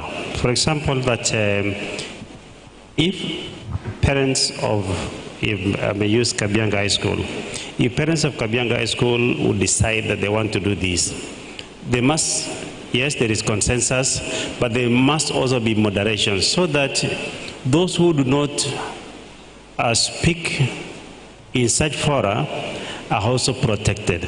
That is the responsibility of government. Now, on the aspect of PPP, if I may go into, but before you talk about PPPs, you kept mentioning about the issue of quality. I would like to say that education is an equalizer.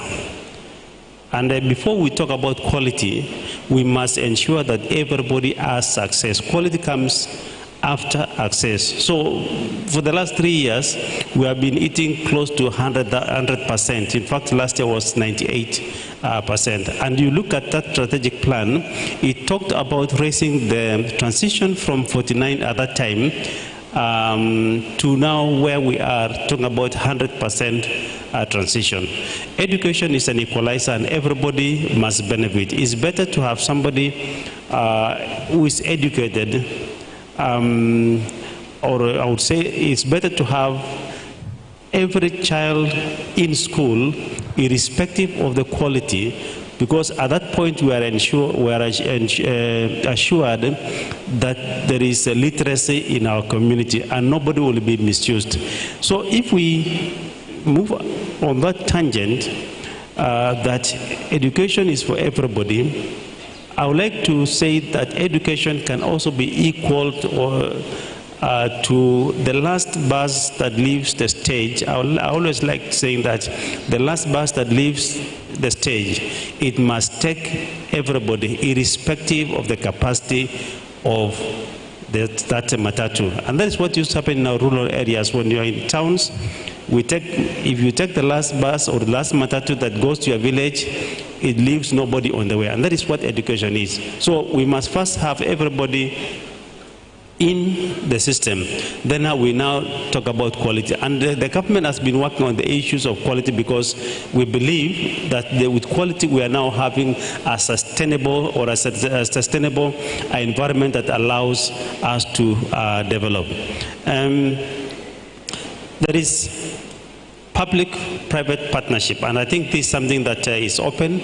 The laws are there, and schools can be able to engage on that. But the framework that is there is governed by regulation, so that schools are guided on how to engage the private partners in utilizing what you call idle capacity within the school. I know there are schools that have huge tracts of land, and they can put that to good commercial use. I know of a school that was moving towards absolutely free education. They wanted to turn part of the idle land bank that they have to put up a commercial enterprise that will ensure that there's enough revenue in the school that meets the cost of education. That can be done. Income generating activities by schools You do not need to have a private partner to come into the school for you to engage in something. There are many of our schools that are engaging in income generating activity, and that is something that is welcome and we appreciate. And by the way, Dibal, I didn't start being a director. I was once a teacher. I became a deputy, I became a principal, and that's how I've grown. So there are some of the issues that that we are grappling with. They have been there, and forums like this have been used to generate policies. There are many things that we have done as a ministry out of an engagement with the AIDS Association in some of the things that they are saying. One of the things that, if I may just recall, is the change of student leadership. It started with the AIDS Association that said, let's have a democratic way of doing so.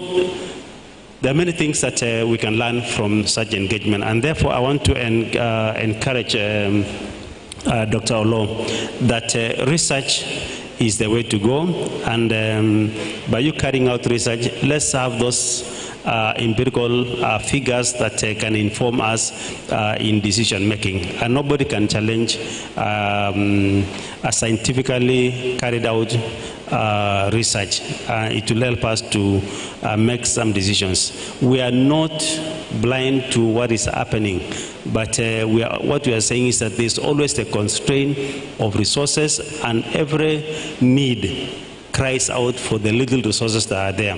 Competing priorities are always there. But as government, we seek to ensure that we make sure that the child of Kenya is given proper education. Thank you. Thank you. Let me just come to, but I'll come to you also, Bwana Director, to ask you, I think also one of the main choke points has been the delayed disbursement. And I think it's critical also today we address this issue, because also that is crippling, you know, the operations of schools at the end of the day. If there is no sufficient funds in government right now, instead of having to disburse all this money in a wholesale, why can't we have a truncated way of giving out or disbursing this particular money? Instead of waiting for, you know, the whole stock and barrel of the money so that you can disburse it, and in the meantime they are suffering waiting for this money. Is there a way we can have a policy where you can be doing that in a very truncated batches of money, just to answer that, so that you can tell us why first the delay, they don't come in timely? It's only now that we can hear from the PS that yes, and I had the also the CS saying by Tuesday that money will have checked into, you know, the bank accounts, which is actually today, or it is next week. All right. There are many factors that cause delay, and some of the things that we have been able to do to mitigate against that is to ensure that we disperse this money in smaller and more tranches. You will all remember that we used to disperse funds at the ratio of 50, 30, 20. And that 50% used to be heavy on the national treasury to get 50% of, let's say, for example, 62 billion. That is about 36. In some cases, 32 billion. So for national treasury to get the whole of that amount at a go, it used to cause a lot of delay. And that is why now we went into disbursement in quarters. The financial quarter, every quarter there's an allocation. So we disperse 25% of the budget. And colleagues, I think this year you have seen some change, that the funding has been coming on time, not too much delayed like last time, because of the small bits. And by the way, you know, Treasury does not have a store where they keep money and wait for you to come ask for it. They have to collect taxes, and again, they are what you call competing needs. Every person wants this. Government has to meet its other obligations. There are salaries to be paid. So all those things are normally prioritized. And since we split our requirements or requests into smaller bits, it has become easier for everybody. So we have actually done that at the BAL. And unless there's another complaint, I think this year we have been right on time. If you know, we have actually gotten the exchequer for the last quarter. That is what the PS was talking about. And that is coming before schools open. And actually the money should be in the school accounts because we got the exchequer on Friday. So today we are doing disbursements into the schools, into the banks for onward transmission to the schools account. So thank you. All right, so you check your accounts to make sure that at least also our director has made good of his promise. At the end of the day, the conference still continues, so tomorrow you'll put him to task if he'll be around if the money has not really checked in. Right. Let me come to Franklin Choge and ask you, because we're talking about the training of teachers. First of all, I needed to just get an understanding. This 6,000 shillings that is needed for every teacher to undergo the training, is it coming out of pocket or this is aided by the government? Just briefly. And then again, the question will be, the choice of training centers, what really informed that? We have Kenyatta University, we have Riara University, we have Mount Kenya University and Kenya Education Management. What metrics did you use to come up with these institutions as the choice of, this particular training? So thank you. I think I'll start with the second one because it is an easy one. The choice of the institutions to offer TPD. Now, this was done through a competitive process. It was advertised. It was an open tender. Institutions applied. And those that met the criteria were awarded to offer the TPT training. So there was nothing that we just went and said it is now Kenyatta University, it's now this one or this one. It was an open and transparently done. And some of the big universities did not participate.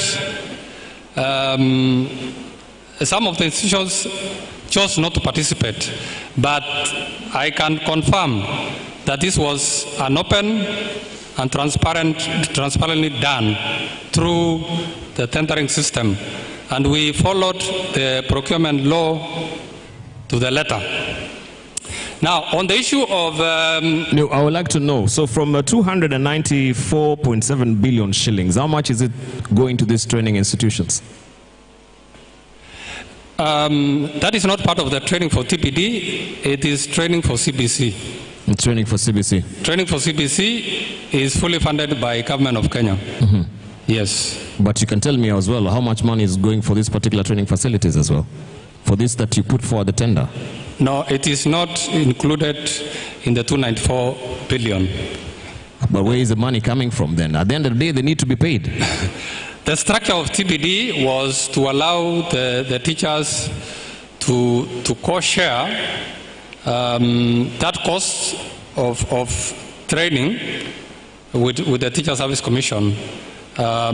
So in terms of the 6,000 is ideally supposed to be paid by the teacher as part of their contribution towards developing themselves. The TSC will ensure that the institutions are there.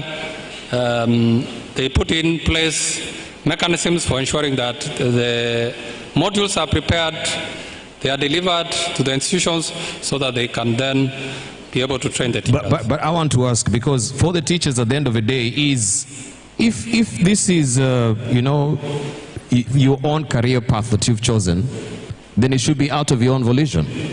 But if it's a mandatory requirement from government, then the government should actually take responsibility at the end of the day. I think because if I want to, I have my own bachelor's, I want to do master's, and it's not requirements from my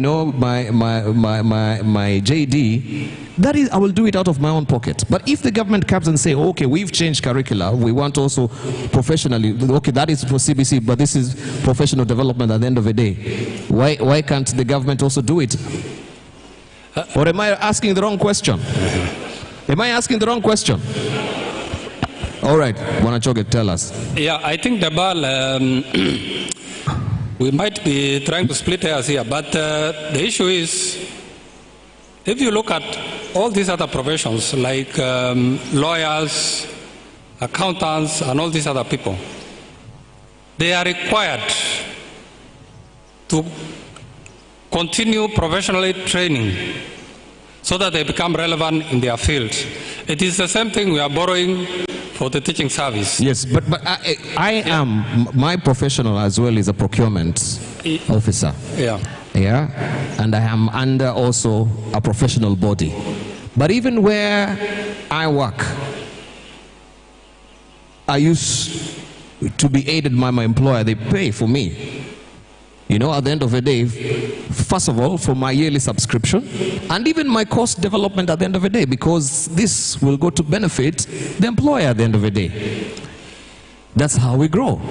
So why should it be solely the onus also of a teacher to pay this 6,000 shillings, and it's going to, benefit the pupils and develop the country at the end of the day?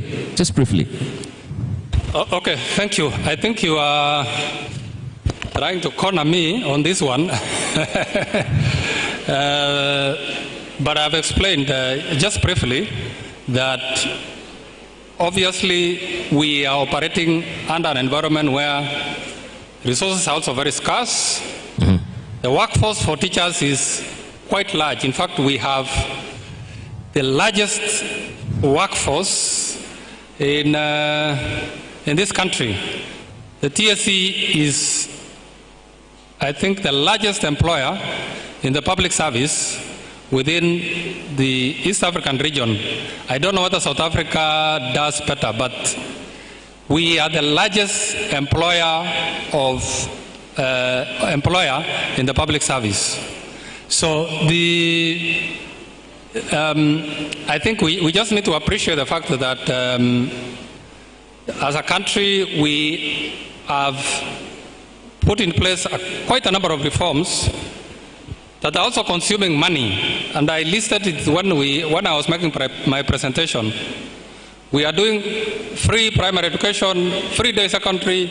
We are putting in capitation for universities, capitation for TVETs, and so on and so forth. So resources are becoming very, very limited. Thank you. Yes. Thank you very much. I don't know, Dr. Law, if you want to chime in on that particular angle of No, I would not want to put a question to my employer. Allow me to maybe make a rhetoric statement here that my director may choose to answer or not.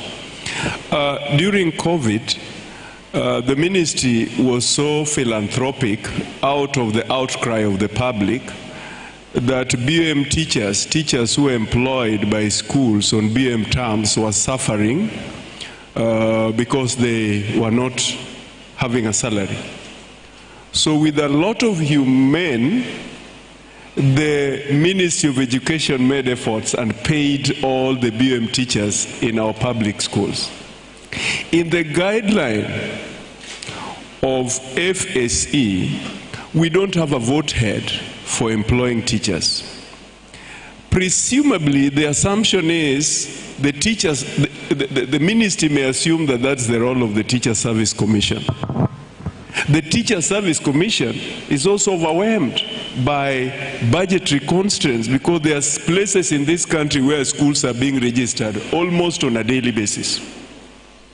And so there is lack of optimal utilization of resources. And there was a time that the Ministry of Education did school mapping. I think that must have been around 2005, 2004. I thought that that was the right thing to do, so that we don't have, 4 schools within a radius of 2 kilometers. That is one school with 4 streams, and you would optimally utilize the teachers. Why would TSC post teachers in a school 1 kilometer away, another one 2 kilometers away? And so, now to my director. We receive very good guidelines on how this money should be spent. The mainstay of a school is tuition. A school will not have its purpose if children cannot be taught. They don't come there to play games and eat. Now that the TSC assumes that we understand the budgetary constraints, and you assume that they post teachers, and I've told you of a school in Rusenga Highland that they are now going to join Form 4, and the principal is the only teacher. CB for a single stream school is 9 teachers. What will happen? Who should pay for these teachers? Who should pay their salaries? That is one area that I really feel ought to have been responded to. And this informs the reason why I was saying that it is high time we reviewed the FSE that we give to schools. The other thing, the current students that we have in school, we have a lot of breakage in our institutions. You cannot have one chair and desk running a school for 4 years without breaking. When maintenance and improvement funds was converted into infrastructure, and the guideline is very clear that it should be used for immovable infrastructure. Where do we find ourselves when a child breaks a chair? How do we repair this chair? Do we send the students home to go and repair the chair because the student must sit in class? They have destroyed things in the lab.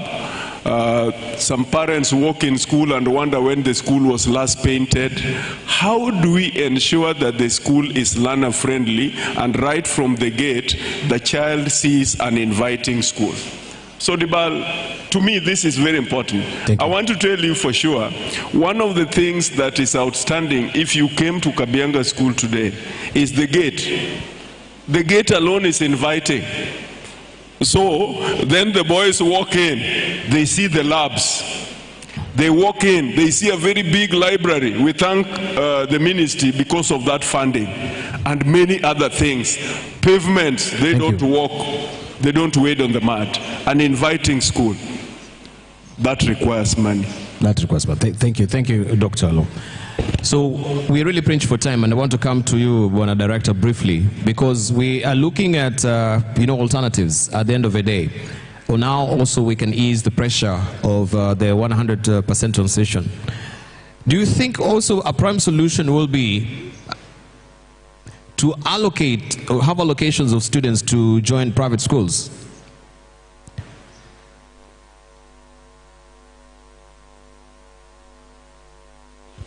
We toyed with the idea sometimes back, and we ran into legal landmines.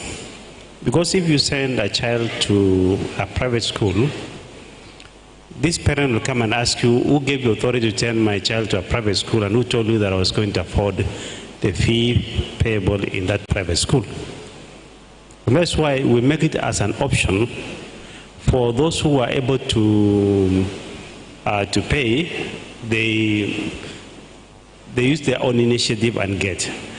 However, at some point we thought that was a brilliant idea, and it didn't work, but maybe it will work in the future, because again, the law is very clear on how public money is going to be spent. You cannot send public money to a private institution. You have a problem with the BVM Act, so you cannot. So the best is what we have now, but we appreciate that. Then there's something else that... But what metrics just briefly, what metrics are they using also with the higher education learning? Because we've had also, some students being sent to private universities from government. So I think what you're telling me... You see, with the universities, it's a different thing.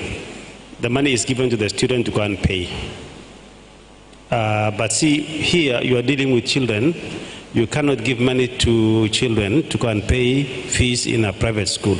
So even the capitation that is given to a child actually is sent to the school, is not sent to the parent to go and pay in the school.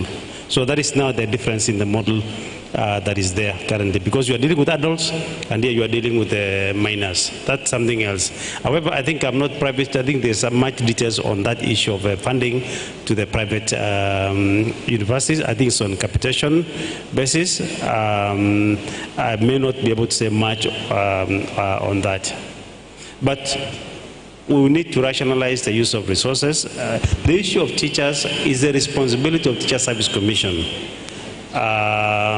to employ and post teachers to all public institutions. And of course, we have had the constraints. And since we all live in Kenya, I'm sure there's nobody who comes from outside. The constraints of resources has always been there. But there's need for us to rationalize, and I agree with Dr. Olo that there's need to rationalize some of those schools. By the way, you gave an example of 2 schools or 3 schools within a radius of 4 kilometers. There are some schools here in Mombasa that are on floors. First floor is another school, second floor is another school. That kind of arrangement is wasteful that you cannot even imagine. Mm-hmm. Thank you. Right. I know we're really pinched for time. I don't want to keep you for long. Sorry, we'll not really cross over now to the plenary and you ask questions as well. Maybe you can reserve your questions and you can roll them over to the next session when we'll have opportunity. But I want to thank Paul Kibet, Director, Secondary Education, representing, of course, the Director General. Thank you also, Dr. Alo Joash, who's the Chief Principal Kabianga High School. Or thank you also Franklin Choge from the Teacher Service Commission. We really do appreciate. Give them a round of applause for that cogent, immersive discussion that we've had. Thank you very much, and also give yourselves a round of applause for being amazingly patient, waiting, of course, for your lunch as well. But I want to thank you for just sitting around and listening in to some of these, pertinent issues regarding, finances and funding and how we can protect also the budget in your schools as well. Allow me to hand over to the chair. My name is Dibala Inair. I'm a program editor and senior news anchor with KTN News. I really appreciate the opportunity you've handed me also to just preside over this particular session. Thank you. Bwana Chair. Makofi kwa ndugu wetu Ainea. Thank you so much, panelists, for a job well done.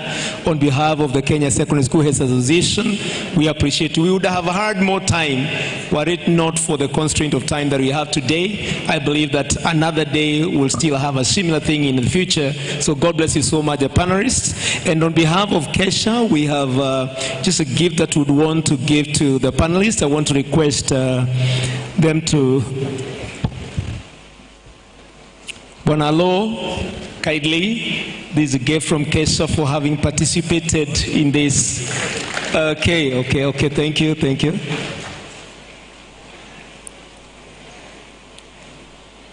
Asante sana.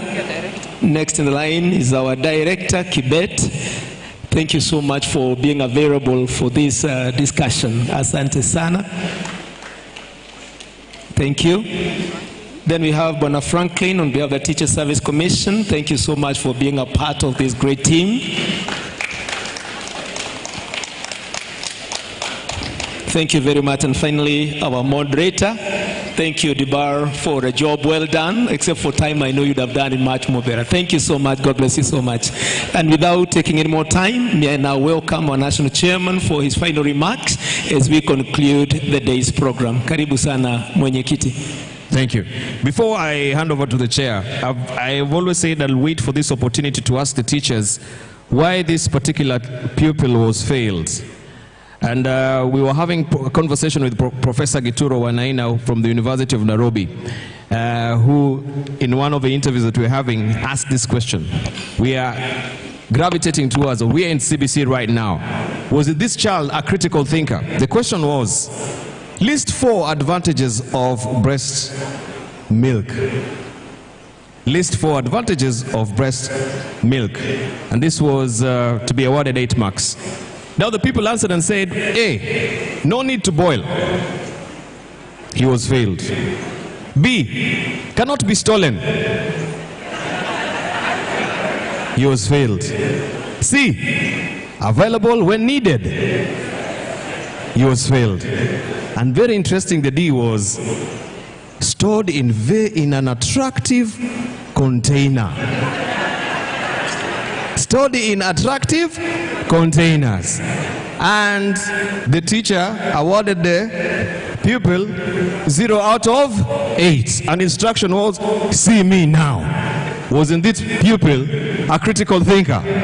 Just think about it. Thank you very much. A big round of applause to our panelists and our moderator. Thank you very much. That was very good. I think the teachers who are here, was that student just fully failed? Yeah? So we need to think. No. Let's just finish. Because of the lighting.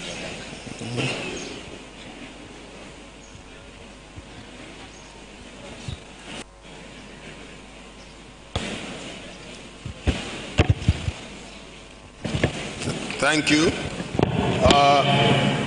We need to finish up. Very quickly, before I call Mr. Oscar Odhiambo to come and give us a closing prayer, directions for tomorrow. We should all be seated by 8 a.m. Clearance will be done at the gate. Please carry your badge. The front seats, which are red in color, and those that are covered will be reserved. The ones that are covered in white will be for our regional directors, county directors of education from the fields. Then the next row will be for our directors from the headquarters, both the TSC and Ministry of Education. On the extreme left, we shall have our council members and members of the executive. In front here, it will have its owners. So if you are not identified as one of the owners, please don't wait to be moved. Just move yourself early. As I said, tomorrow's program is not easy for me to manage because of the anticipated rearrangement of the day. So let's be on time so that you are not locked out or you are not asked to sit very far outside there. If you want to be in the hall, please come on time. Allow me, therefore, to thank all of you for being very patient. I said I'll push you up to 3. It is 3:26. I highly appreciate the PS for being here, the various directors from TSC headquarters, from Ministry of Education, Director Semester, Professor Debero, and our guests from the Kingdom of Lesotho and the Kingdom of Eswatini. They have sat here with us. We are expecting the President of the Nigerian Principals Confederation to be here tomorrow. Those are our 3 international guests. They will get time to say jambo to us. So allow me, therefore, to invite Oscar Odhiambo to come and give us a closing prayer. And then they call them self-directed activities. But always start with the exhibitions and see what is there for us, the various teaching learning materials and solutions to some of our challenges. Karibu Bwana Odhiambo.